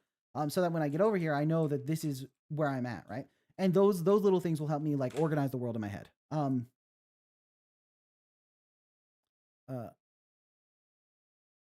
Right. Yeah, and then here, like this big hay bale with the trident sticking out of it, the pitchfork. This is also a great like asset for like making this area stick out. But you can make, like I said, you can make this the hay area, and then you could even style the assets to fit the power up you get in that area. Like when you get the ability that lets you go into the mirror, have like a bunch of like broken glass on the ground, have some like a bunch of broken glass, maybe some like portraits and stuff over here, maybe some cracks in the wall to make it clear that like, oh, there's some special stuff going on over here because it's the mirror area. And that's like just a little bit of environmental storytelling. And that'll let me internally, instead of being like, oh, I got the mirror power up from this random location on the map, it's like, oh, that's the mirror zone, right? It'll make it a lot clearer. But yeah, overall, I think you did a really good job with the design, like the layout of the map, like the actual platforming challenges. The way you laid them out was really good, and the way you built everything to backtrack and use those abilities was good. And I really like your parallaxing layers, like those clouds and the dithering and the big moon in the background are all really nice. And you could add a little bit of parallaxing to that dithering and to the clouds. I think the fact that they move by default is good, but imagine if I'm running to the right over here, the clouds are moving a little more slowly, and then if I'm moving to the left, they're moving even more quickly than they are. That'll feel extra good. So, and I think you're even doing that a little bit, but I think you could do it slightly more exaggerated. And then the top clouds, you make those a parallaxing layer as well, so they move just a little bit as you're going to the left and right, and suddenly the background will feel super alive. And then add a little bit of extra environmental polish for the storytelling, and then work on the game feel a little bit with like the attacks and stuff. And then I think you have a really nice little demo of what a Metroidvania like this could be like, because you did a good job with the actual layouts and stuff. So yeah, overall, I think this was a fun game. I'm glad I was happy to get to the end of the demo. Like, I didn't get to a point where I'm like, all right, I get it, I would like to stop playing now. And I got all the way to the end of the demo like that, so that's nice. Also, like I said, more enemy design, so there are more ways to interface with enemies would be good. But I think for a jam that's like pretty, it's pretty apparent feedback that it's like have more enemies. Like, yeah, okay, duh. And then yeah, I think that's mainly what I would think to do for this game. If you continue, I was kind of hoping to see a different enemy, maybe a smaller map. Yeah, it would be nice to see some more enemy types, and it would be nice to see some more areas. Because I think that would show me like more of what I would have in store. Like if I was thinking of this is the demo for what would eventually be a full game, then as a demo, I'd be like, well, I don't really know when I'm going to get to see more enemy types. So that's something that I would like to see. And I would like to see more areas with like different art treatments. It could even have the same like reddish, like the red moon in the same background style, and just have like different tiles and assets in front and like slightly different colors. Think of not just, okay, that's the way to say it. It's not just the fact that like the art is too similar. It's not that it's too samey. It's that the whole map feels like one area. It's all this red, like reddish grass, reddish dirt, spooky zone. It's all the exact same vibe. The world doesn't feel like there's any story to it, right? It's like, this isn't a graveyard. There wasn't a forest. There wasn't a meadow. There wasn't like the area where Aunt Doris died from getting her soup poisoned, and now she haunts the area and ghosts come by and throw bowls of soup at you or whatever. There is nothing beyond just like, a map. And for a jam, that's completely understandable. But if you were to continue working on this, giving each region its own identity, so that it's informed by the identity. And then when you have the region's identity, you can put the assets in that help define that identity. If you want an area to be a graveyard, like if this is the graveyard, you put tombstones and stuff in it, and change the ground here to be a little bit more dirty instead of having the red grass. And then I think giving different regions of the map their own identity will also inform the enemies that show up there. If this was a graveyard, then you can have a skeleton type enemy. And if you're in the pumpkin patch area, you have the pumpkin guy enemy. And so I think that's really what's missing from the map, because the platforming and layout mechanically of the map is really good. I like the mechanical layout, but the region diversity is non-existent. So I think that would really help you quite a lot. But if you continue working on this and you want to make changes and see how they feel, I would love to play this again once you've worked on some of that stuff, because I think that the foundation is really good because you have a good idea for how to do the mechanical layouts. It's mostly just like the game feel polishing and then adding some of that regional variation that I think would really take this to the next level. So yeah, that can be a tall pumpkin enemy. Exactly. And that's one thing too. It's like you don't have to have like one enemy per region. If you have like a pumpkin patch area, you can have the little pumpkin guy, you can have a tall pumpkin guy, you can have little pumpkins that just roll at you and explode. So your main goal is to like avoid them. You can have a guy that like stands in the back and throws pumpkins. You can have some enemies that love eating pumpkins, like rabbits that love to eat pumpkins. It's like you can think of all the different types of enemies you might encounter in the pumpkin patch. And then if those enemies show up in the pumpkin patch, then you go to the graveyard. There's a skeleton guy. There's a gravedigger enemy. It's like suddenly each region feels extremely unique, right? It has its own identity very strongly. So yeah. Shovel, would I be able to submit my game for one of these halfway through a month-long game jam? Yeah, totally. I think that is a great thing to do. I think if you're halfway through a month-long game jam, you should submit it and tell me. Like say I'm in the middle of a game jam and this is what I'm working on. I would love feedback so I can improve the game before the jam is over. If you let me know, then I will prioritize your game so you can actually work on the feedback during the jam. So I think that would really, I think that's a great idea and that's a good way to do the jam too. So, by the way, when I submitted my game on the Discord, there's some kind of pop-up, but I clicked and I don't know what it was. Can someone tell me? What was the name of your game? Cause I'm pretty sure the pop-up was just the rules, but I suspect it went in there. It must have been some rules. Yeah, I'm pretty sure it was some rules.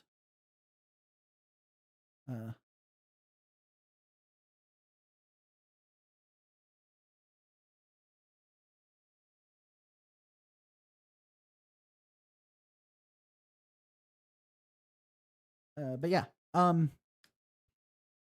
I think that's what I would do to continue working on the game. But yeah, great job. I think you made something very cool. And I like the vibe quite a lot. I feel like playing as this little Grim Reaper running around getting my Grim Reaper powers is nice. And I really like the background parallax layers, and I think the level design is really good. Like mechanically, you've laid out the game in a way that's like fun for me to play through it. So yeah, would love to see more. And great work. Thanks for submitting. Let me hide my screen.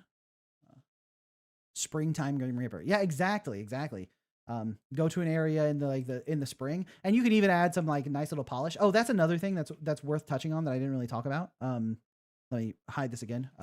Is this game is kind of lacking in some of the visual effects that could help sell it. It's like when I hit an enemy, nothing really happens, you know?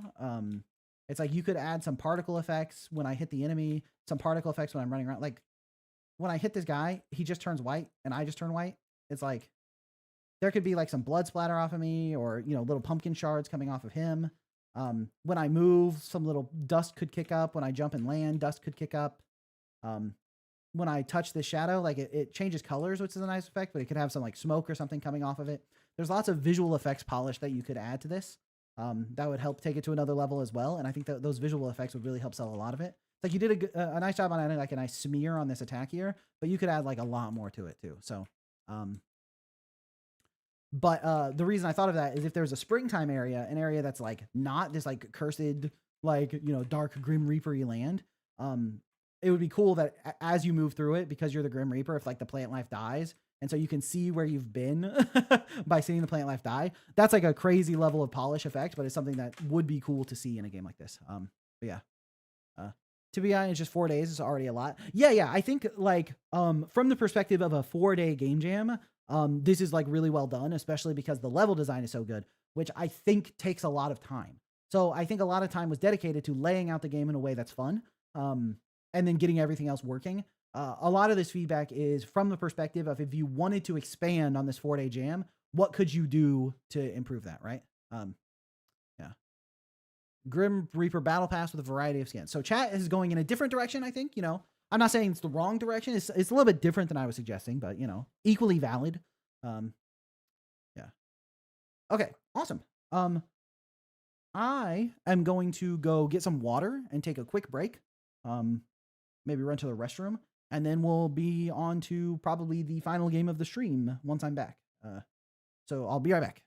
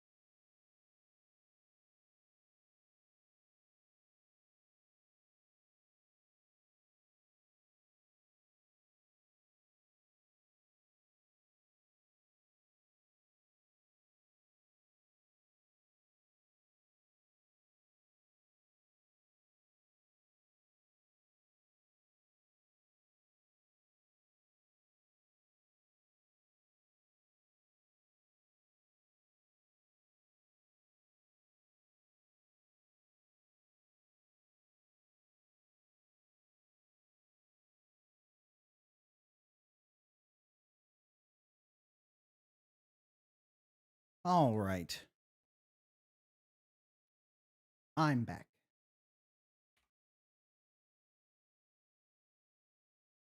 All right, and we're gonna finish off. Oh, let me pull the mic a little bit closer to my face then. All right, we're gonna finish off with a game called Buzzball by King Midas.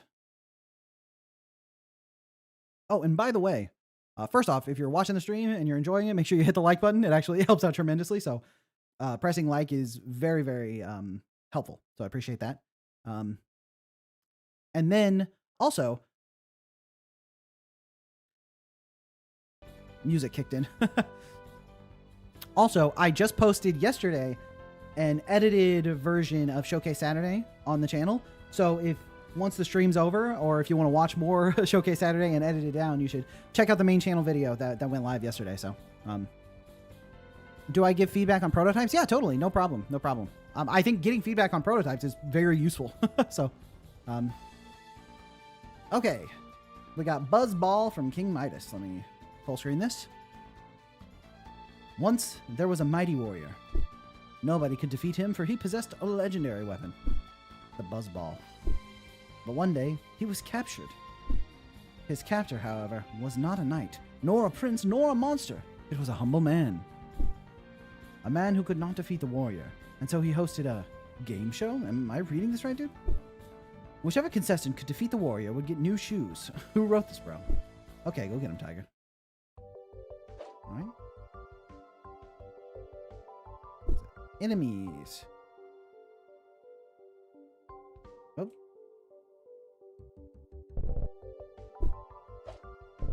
I don't really know what's going on. Very Undertale-y to me. Ah.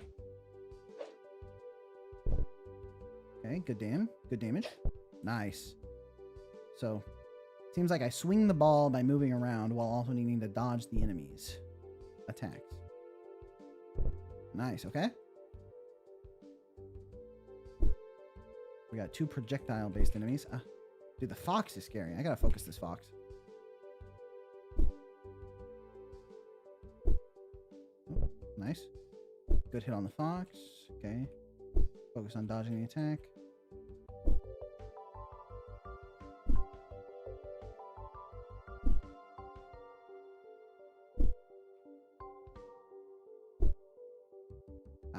That's a good way to get him. Instead of trying to swing it around in a circle, go up and down. Nice, for more vertical momentum on it. Yeah, there we go. That's how we deal with this stupid fox. Oh. Down. And up. And back down. And, oh, good night, Mr. Fox. No, that Mr. Fox was not quite so fantastic, huh? Alright, and now this guy is easy with a couple of big circulars. Ooh, okay. Oh. These guys got them squirgly projectiles. Oh. Alright.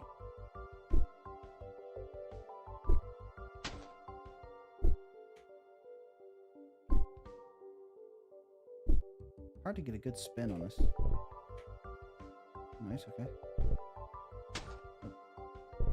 Yeah, I'm really not so good at dodging the squirgly projectiles. Okay. I thought between waves the game show guy would like spin a wheel or something.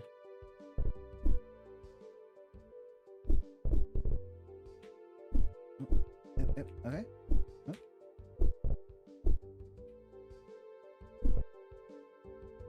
Gotta get nice, a new wheel. Come on, roll me like an upgrade or something. Item, let's go. Stop sign right away. So does the stop sign block bullets for me? A mini boss, okay, okay.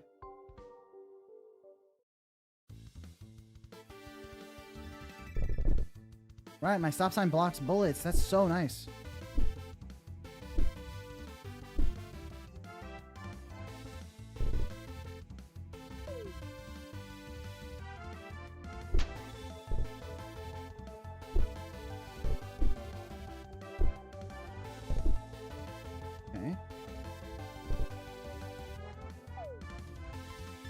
Nice.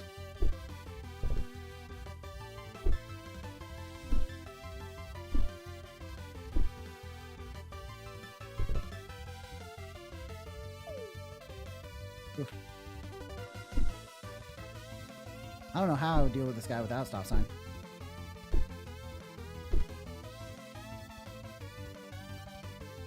Okay. And then he does a quick hit. Right.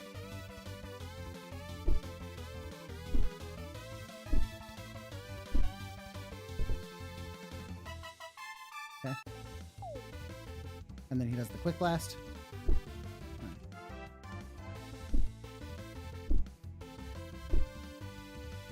I totally missed. Alright, hit him here and then get back in the stop sign. Okay, after he stops moving for his, like, vertical wall attack, I need to take this opportunity to get one hit off on him. Oh, nice. Nice. Alright. We're going counterclockwise on him. Okay, get a hit off, then block. Nice. Oh, nice. We got a hit off before his fast bullets. Okay.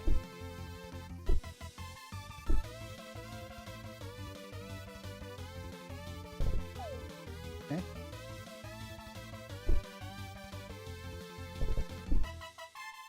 Spin it around.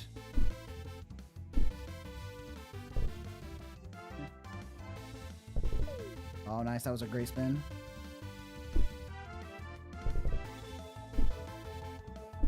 Dude, stop sign is broken. I don't know if you'll always get the stop sign item, but... Oh, I thought that would hit.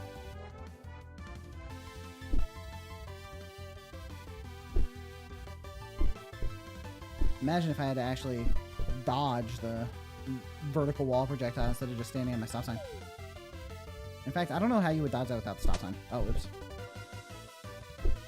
I was too busy yapping. I forgot the pattern.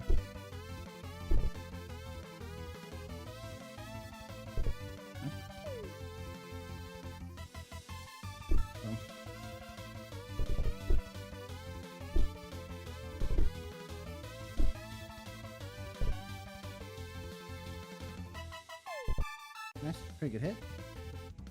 Boom.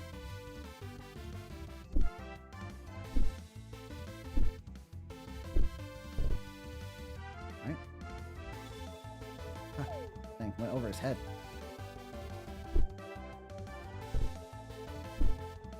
Alright. Nice, got him. Got him, got him. Stop sign and bullets.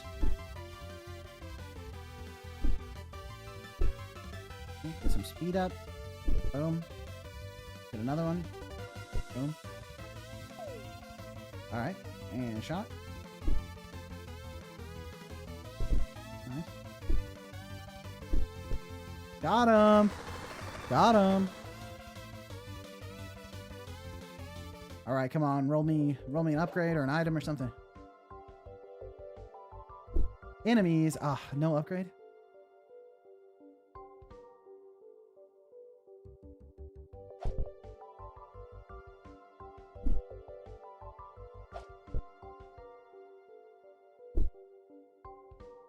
I'm a stop sign gamer, dude. Oh, never mind. Okay, with the 7 months, can we get some W's in chat for okay? Oh, that was an awesome hit. Okay, squirgly guy messes me up.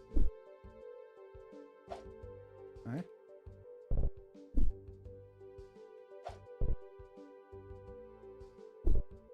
Nice.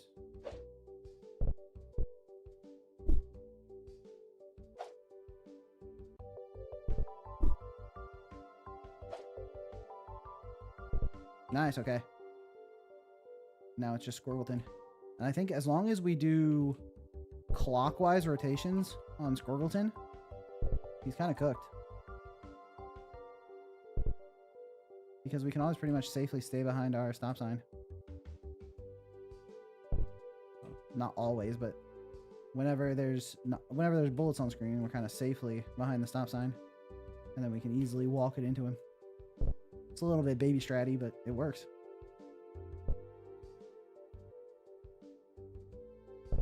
Nice. Okay. I don't know what this guy does.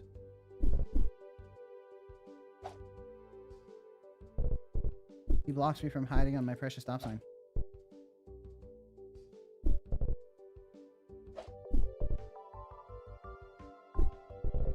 Give me my stop sign back.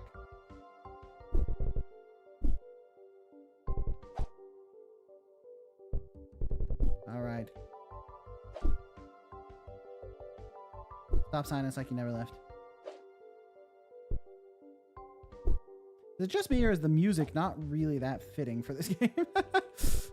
Feels a little bit like almost like Stardew Valley, Coral Island, relaxing gamey, and instead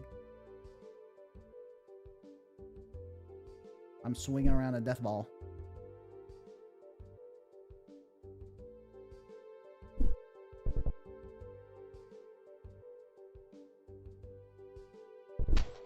Oh, that hit me. Damn. I thought I had plenty of time on the wind-up.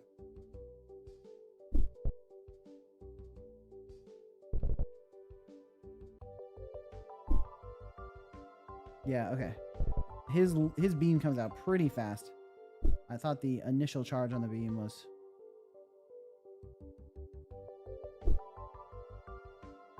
like a warning, you know?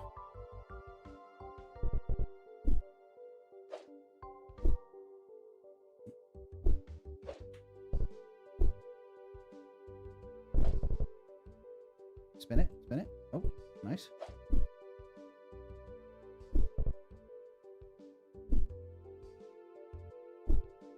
Okay.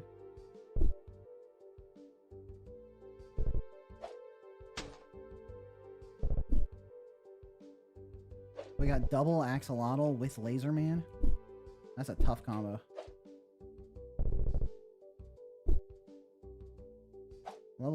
Luckily, the double axolotl seem to mostly be targeting the same lane. Oof. Okay, but now we got our stop sign back.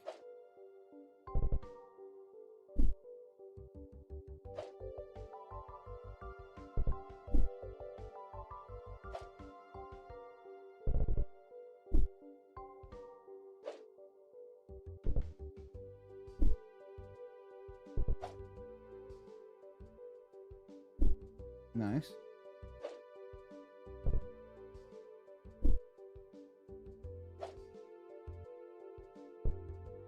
Okay. More enemies?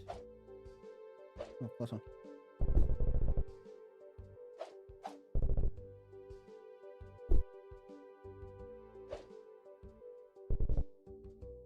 Dude, if you can actually, like, get the rebound perfectly...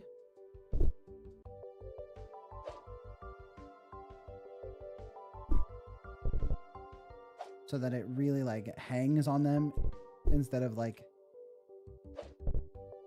Yeah. Nice. Okay, please upgrade me. Upgrade, item, something. Item! What you got for me? Black hole. I don't have flavor text for this. Okay, I don't know what black hole do. But I guess we're gonna find out. Guess we're gonna find out. Enemies. Oh, black hole.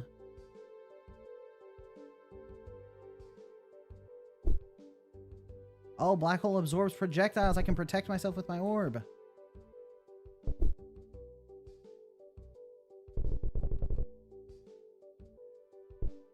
That is sick. Okay, black hole is a sick upgrade.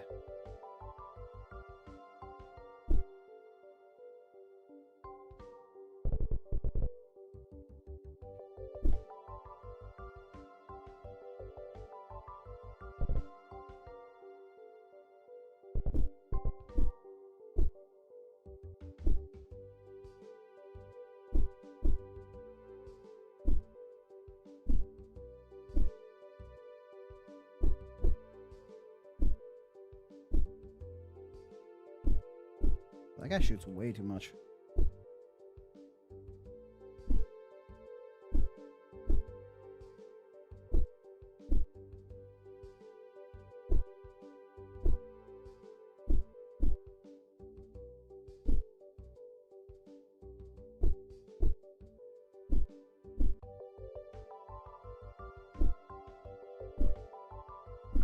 Oh, I know what I need to do.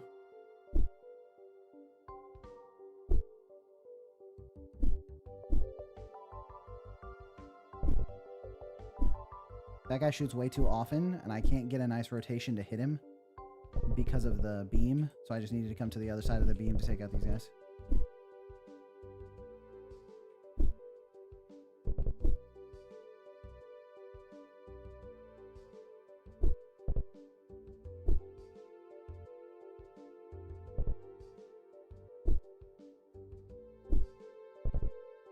All right, we spin it.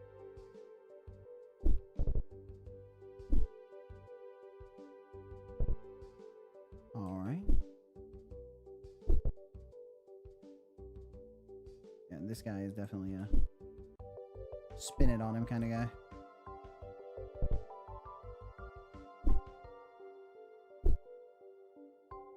And get a big counterclockwise spin on him. Nice.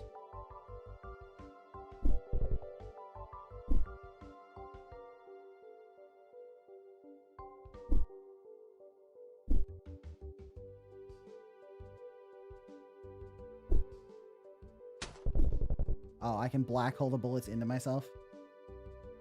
I assumed that I could do that when I saw them traveling towards the center of the thing, but it's a little bit unfortunate that the black hole doesn't just render the projectiles inert. It actually redirects them. I mean, it makes some sense, but...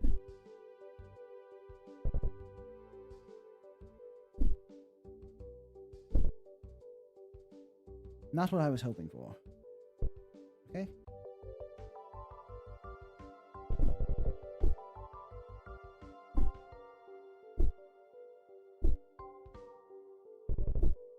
Alright. Spin it. Yeah, the black hole is like not bad, but it's nothing compared to the stop sign. Stop sign goes crazy. Nice. If I were fighting a guy and he came in with a black hole attached to a massive saw blade, I'd accept defeat. Yeah. You're telling me if you were a fox and you're fighting against a black hole chainsaw guy, you wouldn't just jump back and forth spitting at him? Whoa.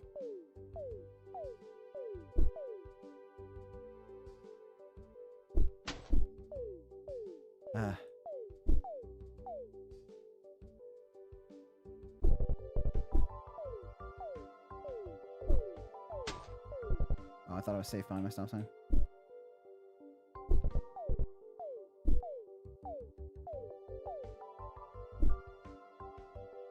Yeah, the black hole is actually a bit of a hindrance more than it helps, if I'm honest. I could pretty safely just swing this back and forth if I didn't have to be afraid of the black hole pulling the shots into me. But since the black hole can pull the shots into me, I have to do this like big spinning maneuver.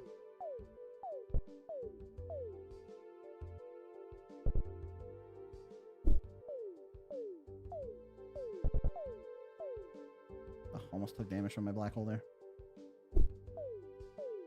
Okay.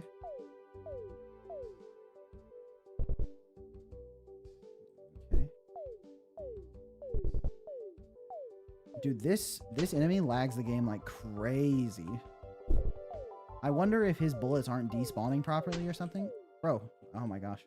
I actually can't. It's lagging too hard for me to control.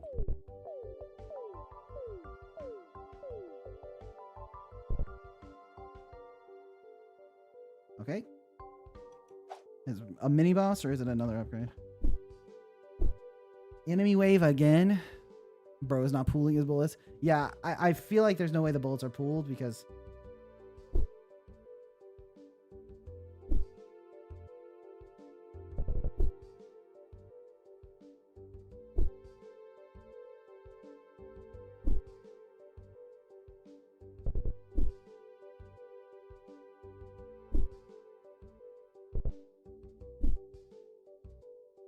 yeah.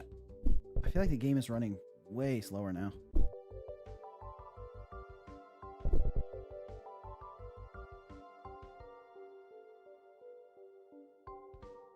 Okay. Nice.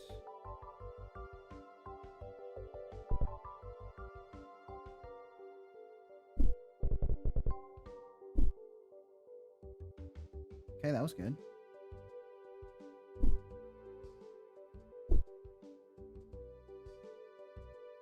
Oh shit, okay. Dude, they're covering too much ground. I can't.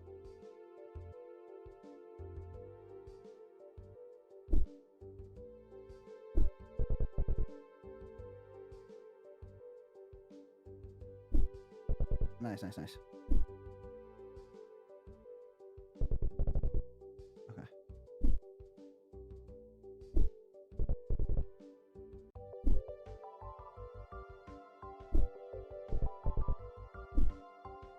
Okay. Oh, shit.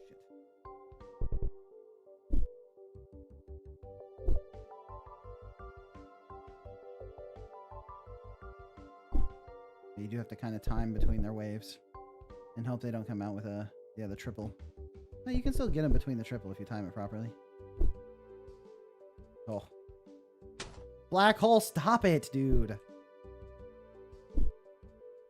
The black hole is actively bad.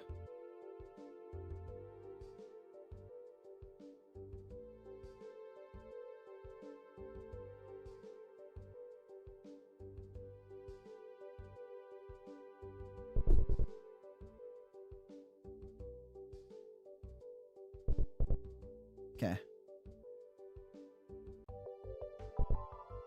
Am I playing old submitted games or only the latest ones?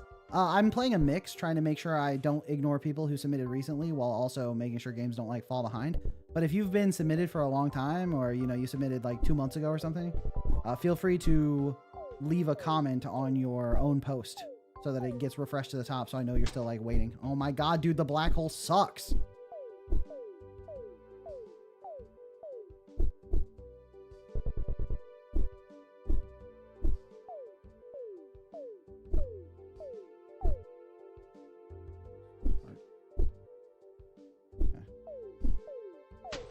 Come on, the fucking black hole.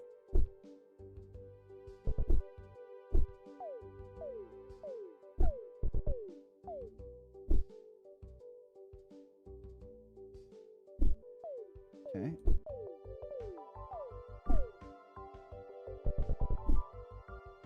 Okay. All right. Black hole throws a run, that's for sure. Come on, black hole.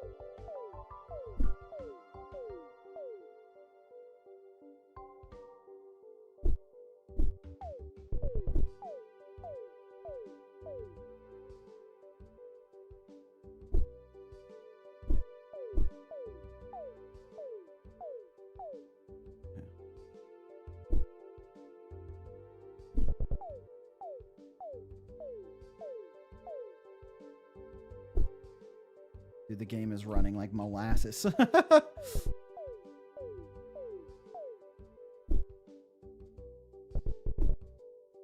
just this guy.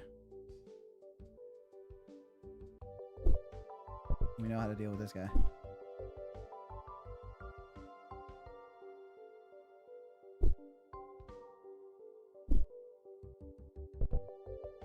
Okay.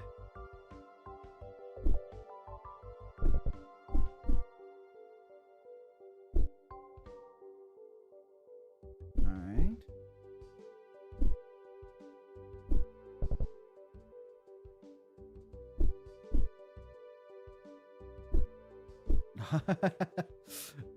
The slowdown in the game certainly does make the aiming the ball much more difficult. Okay.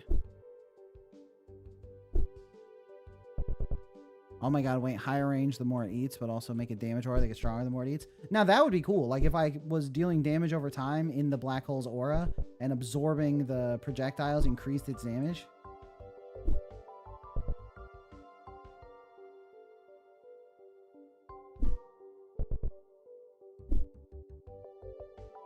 I wish there was a little more control over the ball movement, abilities to change it a little more that you by moving than just by moving would be nice. Yeah, if I had like some spells I could cast, like, quickly pull the ball to me or like launching it out, something other than just running around in circles would be nice. But okay, come on, please, a new item or a new upgrade or something. Give me something. Oh, boss, okay.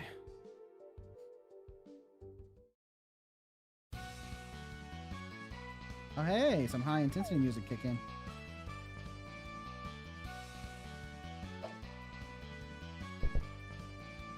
Oh my god.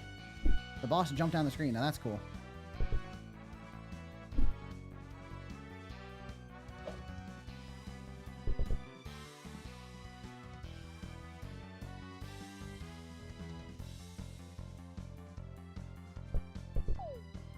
Okay.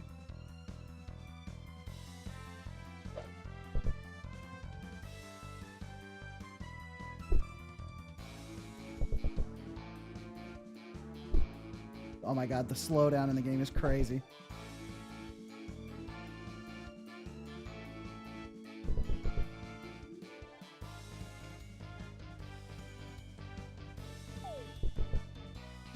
Okay, okay. Get behind my stop sign.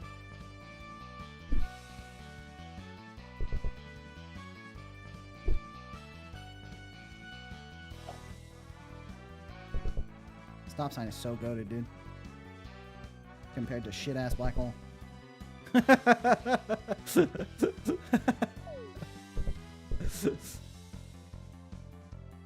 All my homies hate black hole.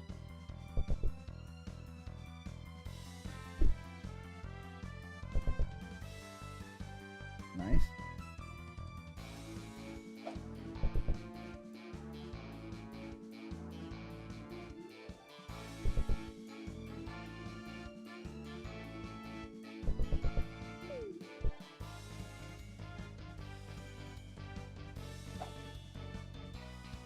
Dude, look how slow he's moving. I feel like that attack is supposed to be nice and snappy, but instead he's just slow-mo sliding down screen. Oh, it's so much easier to dodge stuff when it's this slow, though.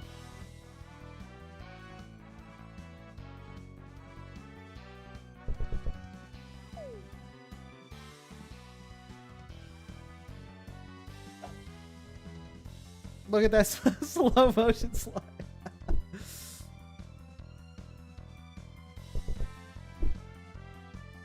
Okay.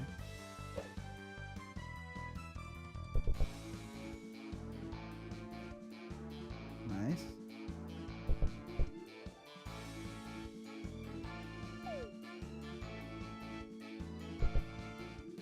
Okay, okay, okay. He's doing his slow-mo slide. Dude, I love this boss's attack patterns. Like, obviously the game has slowed down to the point where it's like not happening at the proper speed. But the fact that he just like doesn't respect the boundaries of the game and like draws a new boundary and pulls bullets up from the bottom and stuff, like that is very fun design. A lot of clever ideas on this guy. And he slowly slide down, don't mind him. The poor physics frames.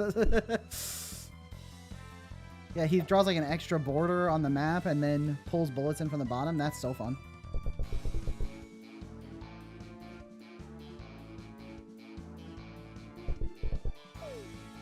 Okay, how much health this guy got? Hopefully not much more. Ah, I tried to time that to go alongside the dash for extra damages.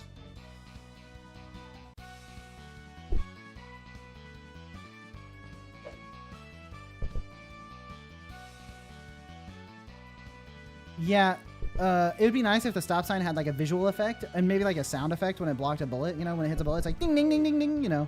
It would feel like, oh, wow, my stop sign's blocking so much stuff. It already feels great. That would just take it to the next level, I think.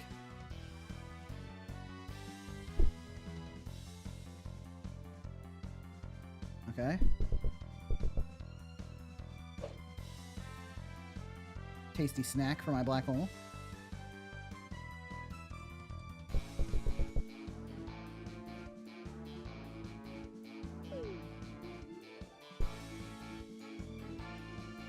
Nice, nice.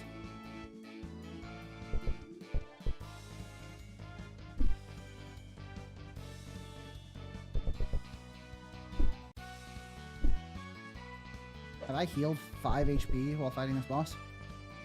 Who's to say? Ooh, incredible damn. I hate the black hole! Oh my god, black hole!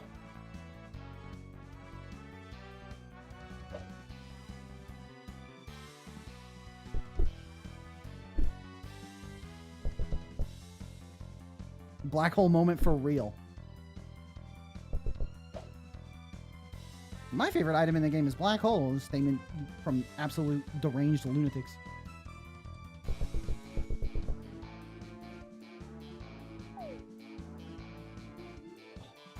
Thought I was about to get griefed by black hole again.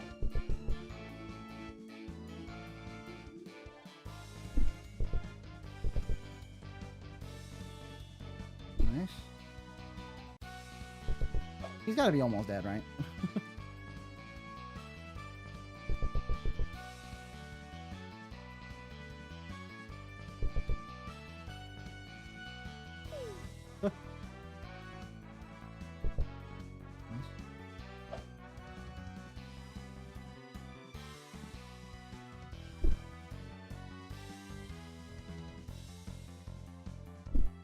Uh-oh.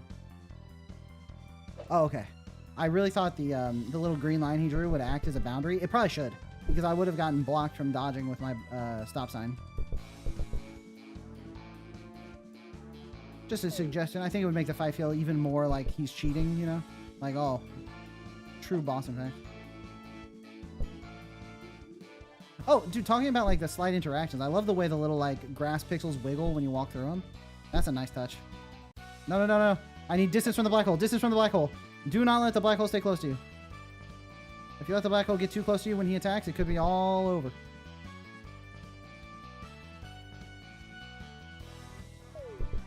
Come on, come on. And we get over there.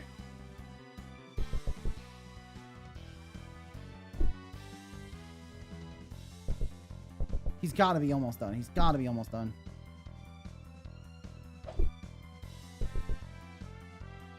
Okay, okay.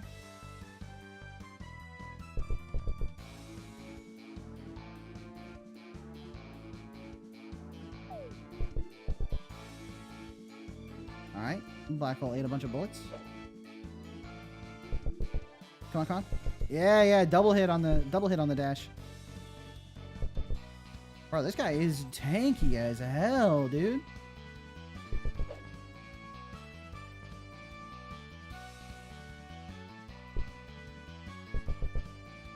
No, no, keep the black hole away from me. Keep the black hole away from me.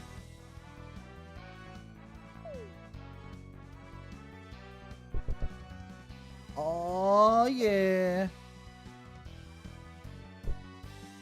Okay. Soon my game will be running at 1 FPS.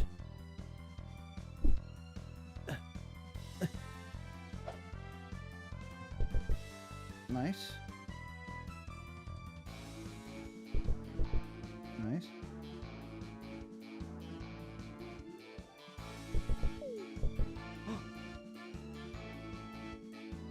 A little animation played. I thought he died. I got so excited.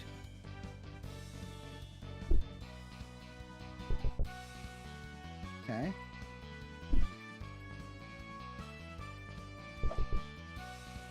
Nice. And...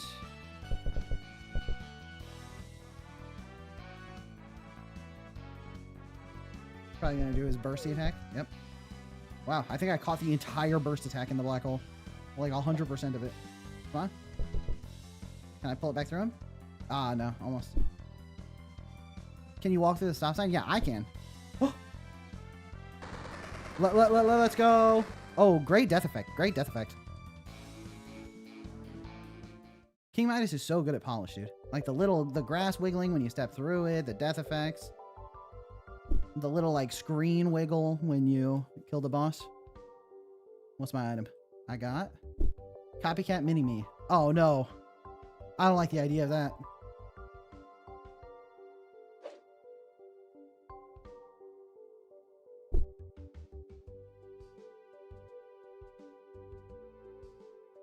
Oh, I fixed the pixel art.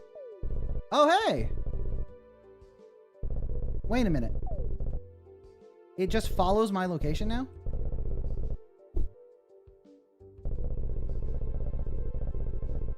Okay, this item is broken. What the hell?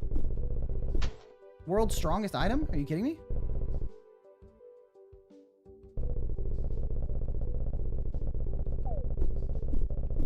Okay, this item might be a little imbalanced, I'd say. Especially with black hole. They can't even shoot projectiles. Unless they spawn the projectiles directly on top of me, they can't hit me.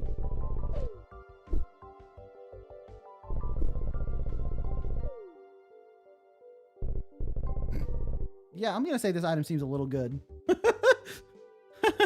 Holy moly. I didn't think an item could be better than stop sign. Dude, just don't mess with my mini-me and we're good. This item... What'd I get? Red cap swallows me whole? I don't like the idea of that. Okay. Yeah, black hole was a long-term investment with short detrimental impact. True. Okay, axolotl can still hit me. But as long as I'm on the right side of the stop sign, it doesn't matter. Oh my gosh.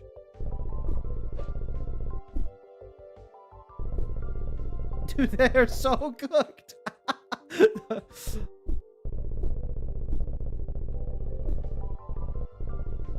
Dude, if the upgrades are random, Mini-Me is like unbelievable.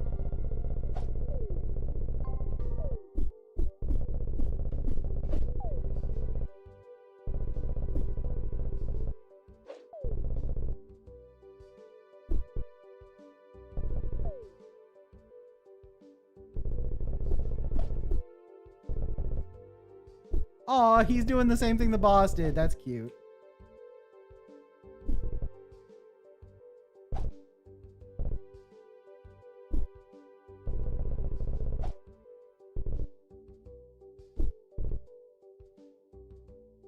Well, suddenly these waves have gotten very easy. And the game is running at proper speed now, too.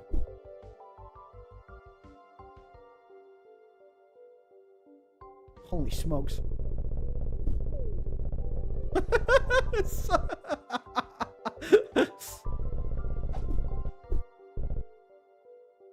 Okay, hide in my stop sign for a second. This homie feels like the more dangerous one because his bullets seem to bounce. Imagine if I had to fight these enemies legitimately.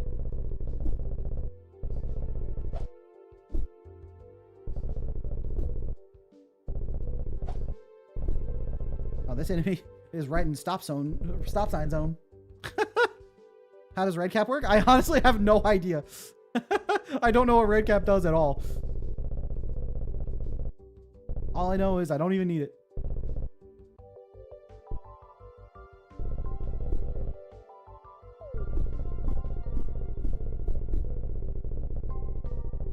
Holy smokes. This upgrade is probably way too strong. Ow. Wow, I took damage. Unbelievable.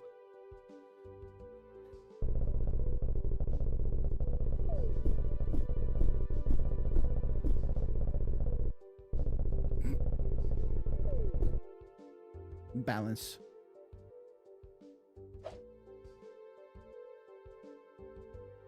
A new item, come on. Oh, 2 locked in. Did I get a super chat? Oh, another triumph for Giant Buzzball. Thank you so much. Okay, thank you. Lyra saving my ass there. Can we get some +2s for okay in chat? That's awesome. Okay. Oh, there's a dash?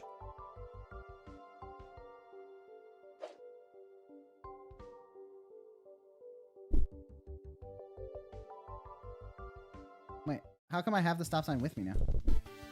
Oh, I can pick up the stop sign?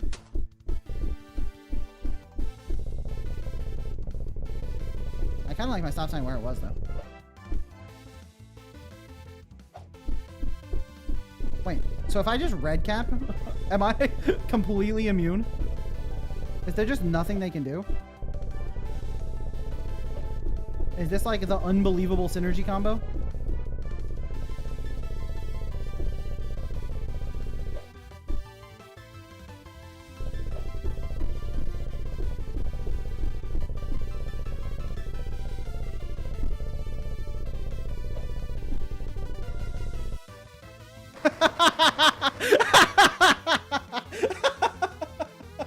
Oh, damn, I'm good at this game, huh?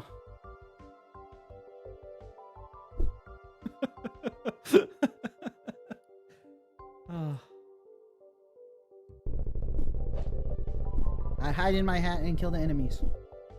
And I'm all out of hat.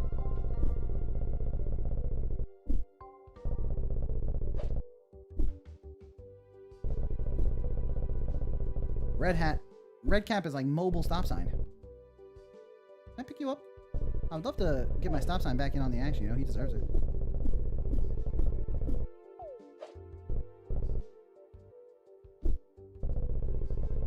Hide in my hat.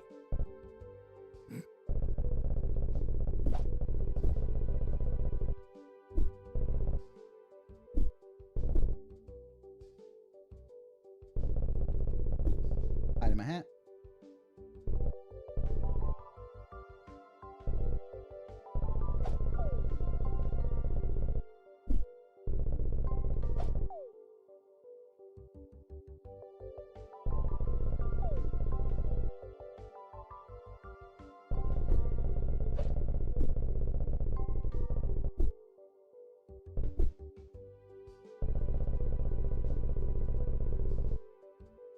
Okay.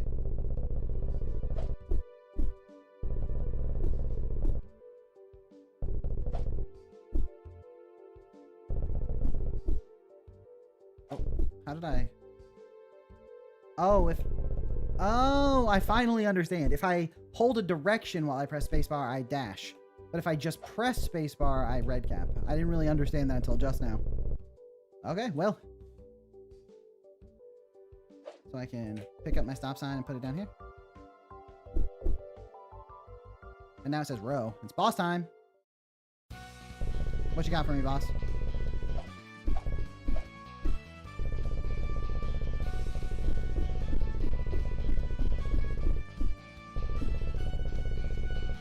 I feel like they were trying to throw a lot of projectiles there and it didn't quite work out for them.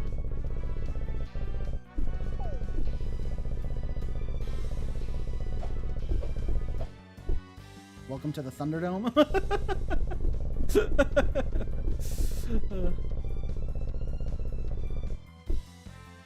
Look at all the cool attack patterns this boss has. I'll hide in my hat. Okay, the boss is doing some stuff. You love to see it. I'll just hide in my hat. Okay, now I'll go absorb what the boss is doing.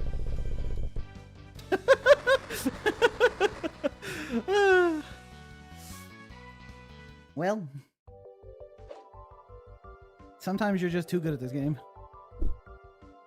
Item. What'd I get? A shovel! Let's go! Shovel inbound! Hey, that's me, baby! How do I shovel? Enemies, alright.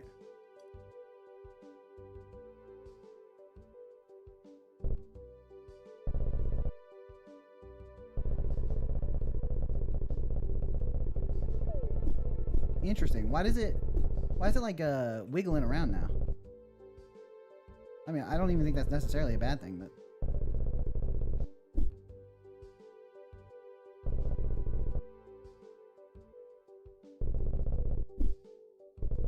it's a little bit less in the blender. Still strong.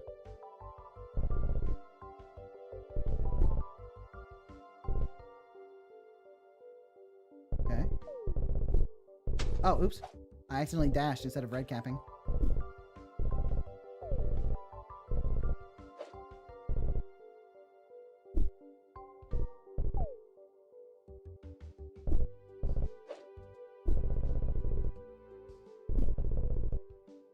Alright.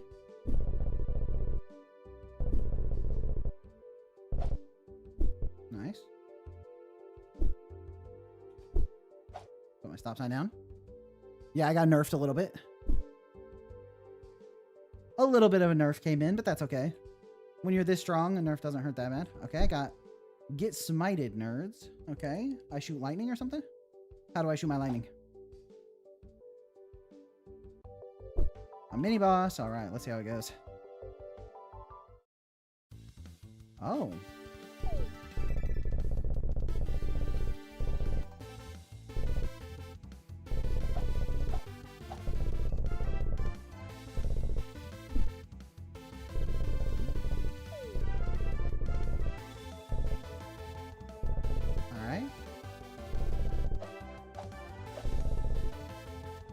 All things considered. Not that bad.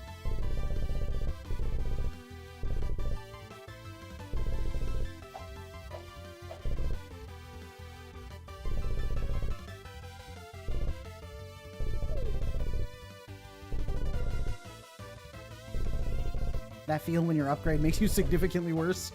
Okay.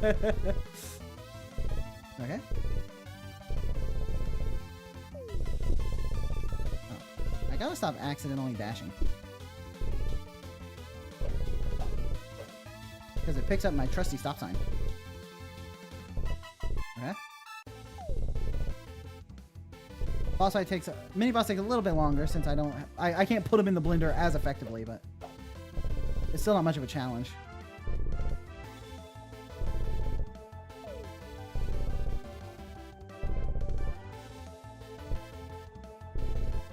Nice, got him. If the item order is pre-selected, I'd be impressed by the genius. Yeah, if it was always meant to be first you get the blender, then you get the slightly different version of it, but mini boss, okay.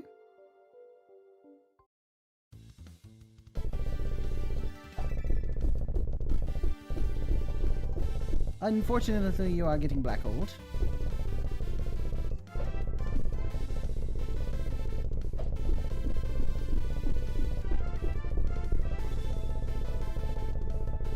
I can just stand here.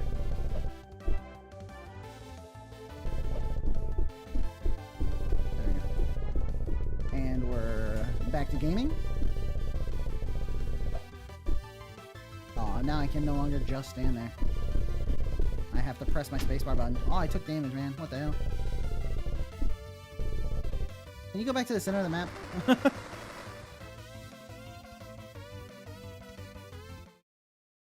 Nice. Spinny, spinny. Item. All right, give me a good upgrade. Increase the just like saw blade size. What's this? Big Jim Bigger. Big Jim Bigger does feel like it might increase my saw blade size. I might have been correct. I love it. Don't you love when item in roguelike? Enemies? Oh my gosh, it really is just a larger saw blade. Oh. Everyone knows I script out these streams in advance, right? Just to make sure.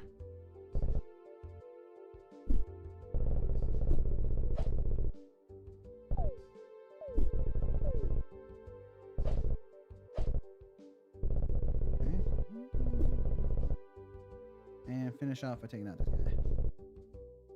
Go back to my stop sign. You know me, I love stop sign.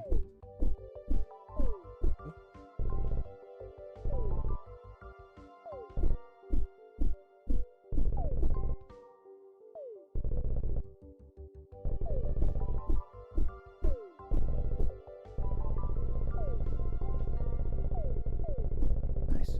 When they're center of the map, that's the best for me. I mean, I could just pick up and move my stop sign, but that feels like a highly risky maneuver.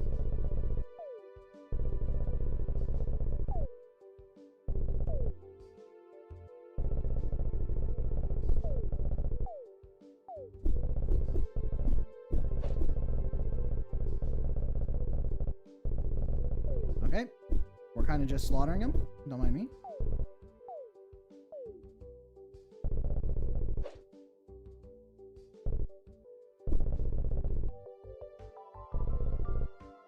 Okay. Nice.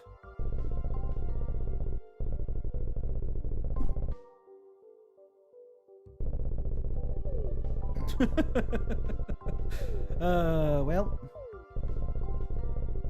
At this point, I just want to see what the final boss is.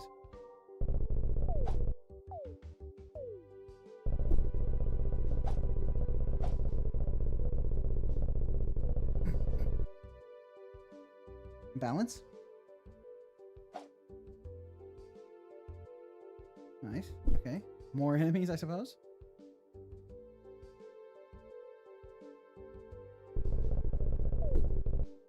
What's crazy is look how long some of these enemies survive when the saw blade is just basically on them the entire time. Imagine needing to fight these guys without the... Like, they have so much HP.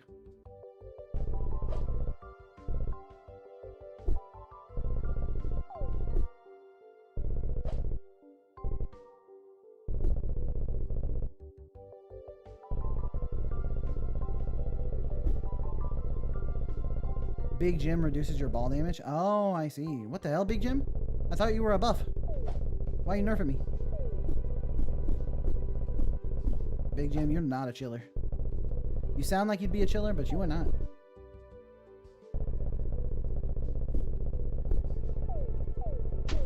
Oh shit. Okay, my stop sign doesn't prevent the beam, so I do have to still look at the game at least. I can't just stand on my stop sign and wait to win.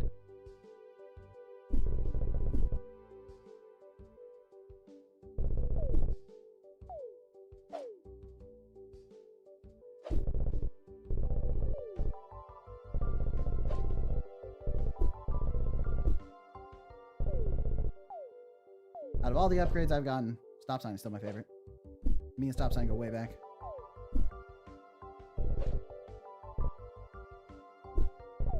Oh, oops. Don't mind me, just a little asleep at the wheel. Okay.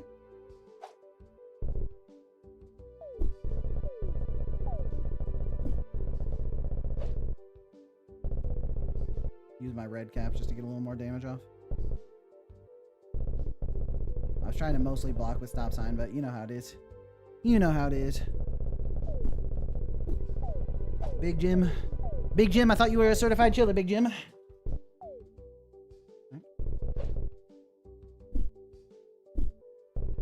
Okay, okay. Or stop sign ING. Ah, I tried to run to the stop sign instead of just pressing spacebar. Well, you know how it is. Okay. Next wave. Delete beam guy. Oh, shit.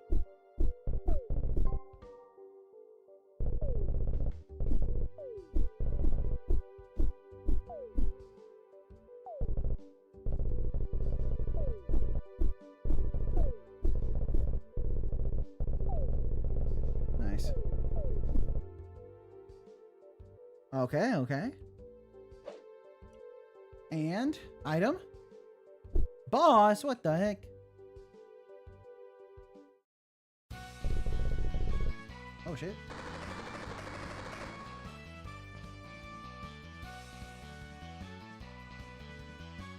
You escaped. Congratulations. You're gonna start another run. Press space.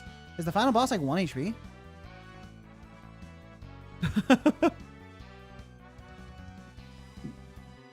Final boss died before they did anything.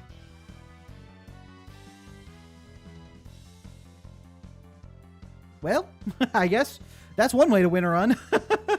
Nice. So, I think it's time to give some feedback on this game. So, for this game, the first piece of feedback is that this main mechanic is so unique and interesting. I feel like you have like created something very special with this main mechanic of like looping the ball around, and it has like the Undertale like shoot 'em up enemies vibe, and being able to upgrade your ball and get other upgrades in your like little arena here is very cool. Very cool. So I think you have something really special here. Like I feel like you could turn this into a full release on Steam and it could do extremely well. This game has a very obvious appeal. I feel like, you know what I mean? If you watch 5 seconds of someone fighting enemies, especially if there's multiple enemies and you don't have too many upgrades, and just watching this gameplay for 5 seconds makes people go like, ooh. And then if you show them picking between like 3 options for upgrading their ball, and then show a clip of the ball doing all kinds of crazy stuff with a bunch of upgrades, I feel like you've sold a lot of people because this looks fun and then the upgrades look fun. So you have something very special in terms of appeal and just a game that's fun to play. That being said, I think the art style is also really nice. Like it's very simple pixel art, but it gets the point across and it evokes Undertale in like exactly the way that I think works, you know? It's like the shoot 'em up RPG battle style of doing something that's like very unique. Plus the simple black and white pixel art. I think it gets the style across really well. And because of the black and white pixel art, you can use some colors. The black and white pixel art for the enemies. You can use colors for your ball and for the arena and for the enemy projectiles, making them red. So everything is very visually clear. And then obviously you do great job with like your particle effects and your particle effects and your juice and stuff like that is really nice. Like the trail that the ball leaves behind, it looks great.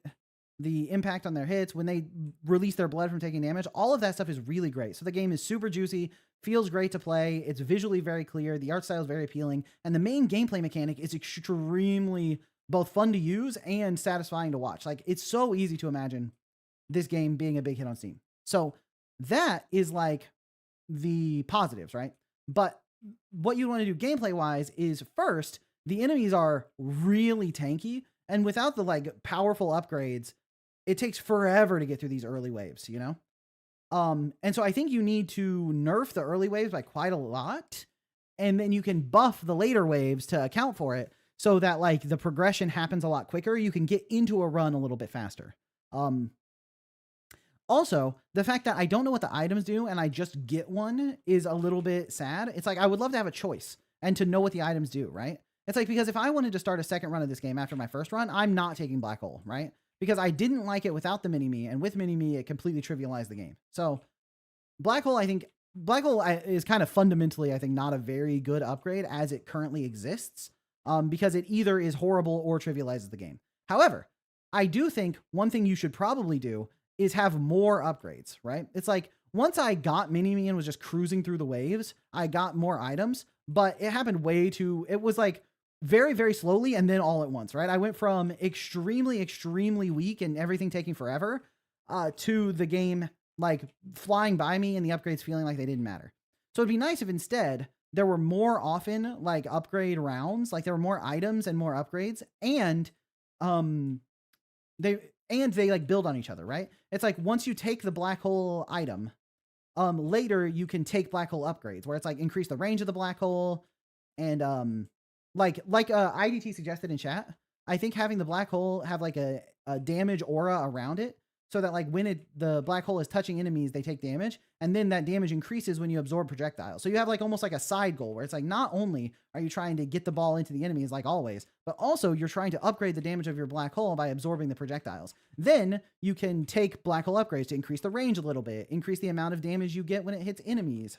You could have an upgrade that's like while projectiles are being absorbed, they can't hit the player. Like, things like that will make the Black Hole upgrade feel way more awesome to use, and you can give those upgrades in a much weaker state because you get to choose extra upgrades for them later.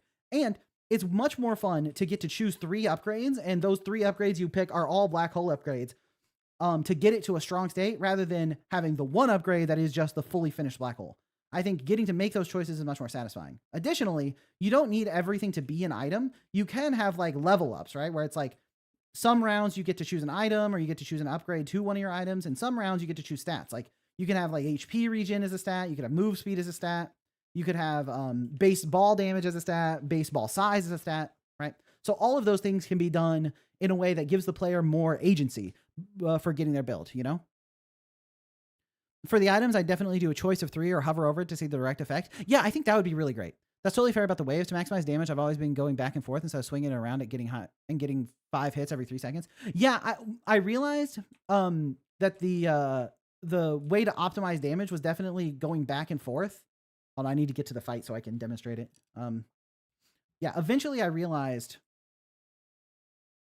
that better damage is going back and forth, but the clockwise motion feels way more but it feels more satisfying to me, and it feels easier to pull off. Like this feels way more dangerous, you know? I don't know how to, oh, I need to do this to dodge that.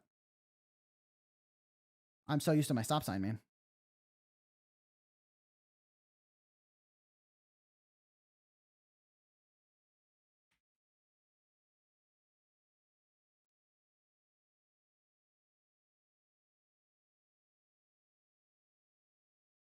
Right. But also one thing you could do is if the ball is like got a lot of speed to it, like maybe make it deal more damage. So like these big windups, also maybe as the ball, oh, I accidentally dashed instead of going into my red cap. So that if you do those big swinging motions, they hit for like a big impact on their first hit. So that like if you do either way, the strategy is good. So you can have like impact damage where it's like boom, and then you can have like the AoE damage that it deals when it's next to them. So they're like 2 damage sources. And then those could even be worked into the upgrades a little bit, right? Where it's like impact damage upgrade or spin damage upgrade or whatever you want to call it. So that like if someone's doing the like back and forward strategy to do like a lot of spins on them, they upgrade that damage and then they can like, they can absolutely murder people with the in and out strat. But if they're more of like the clockwise spinner guy,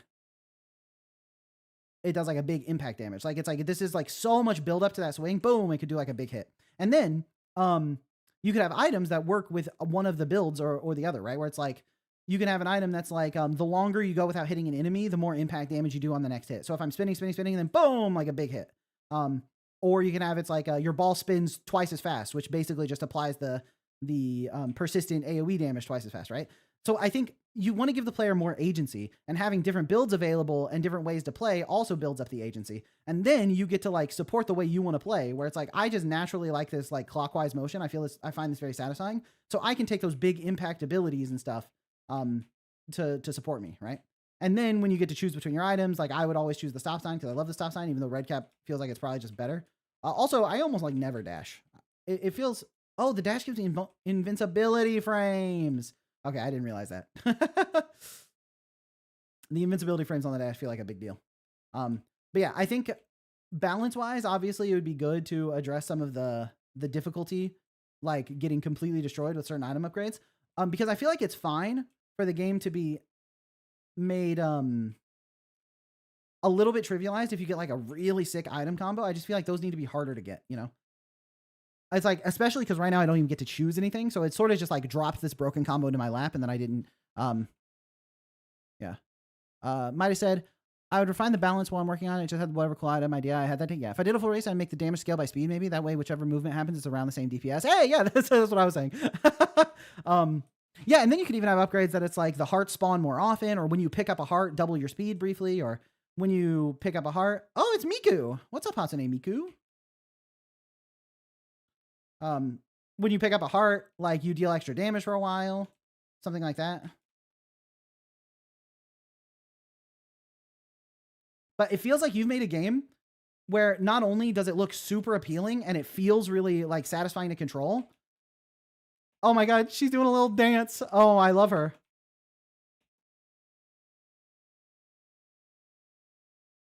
Oh, I didn't know her pattern well enough. You made a game that's super visually appealing and satisfying to play and has so many ways of interacting with it that you can really build out like a super complex item and upgrade system, as well as having that item and upgrade system be extremely unique, the upgrades in your game are super different from like your standard roguelike, like survivors like type thing. How did I not take damage there? I must have still been in vulnerability frames. Ow. Oh, the Miku enemy is so cute. I love the little wave she did. Yeah, so I think you have something really, really cool, really special on your hands. And I think there are so many ways to turn this into a full release. I would, if I were you, I would work on turning this into a full Steam release. I feel like this could be a massive hit. This has so much potential, like an insane amount of potential.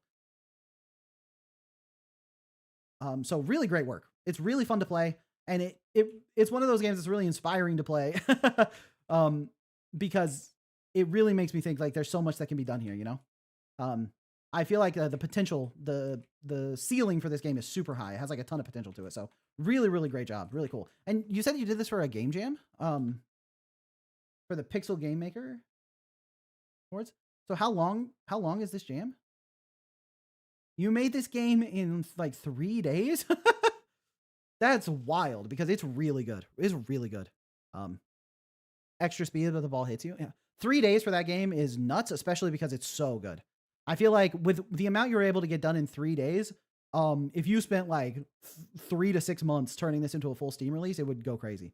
Obviously, also the other thing I didn't mention is the slowdown, but I think that must have been related to the scaling on the screen or something. I have no idea what caused that slowdown, but oh, it reduces the lag if it has the mixels. Interesting.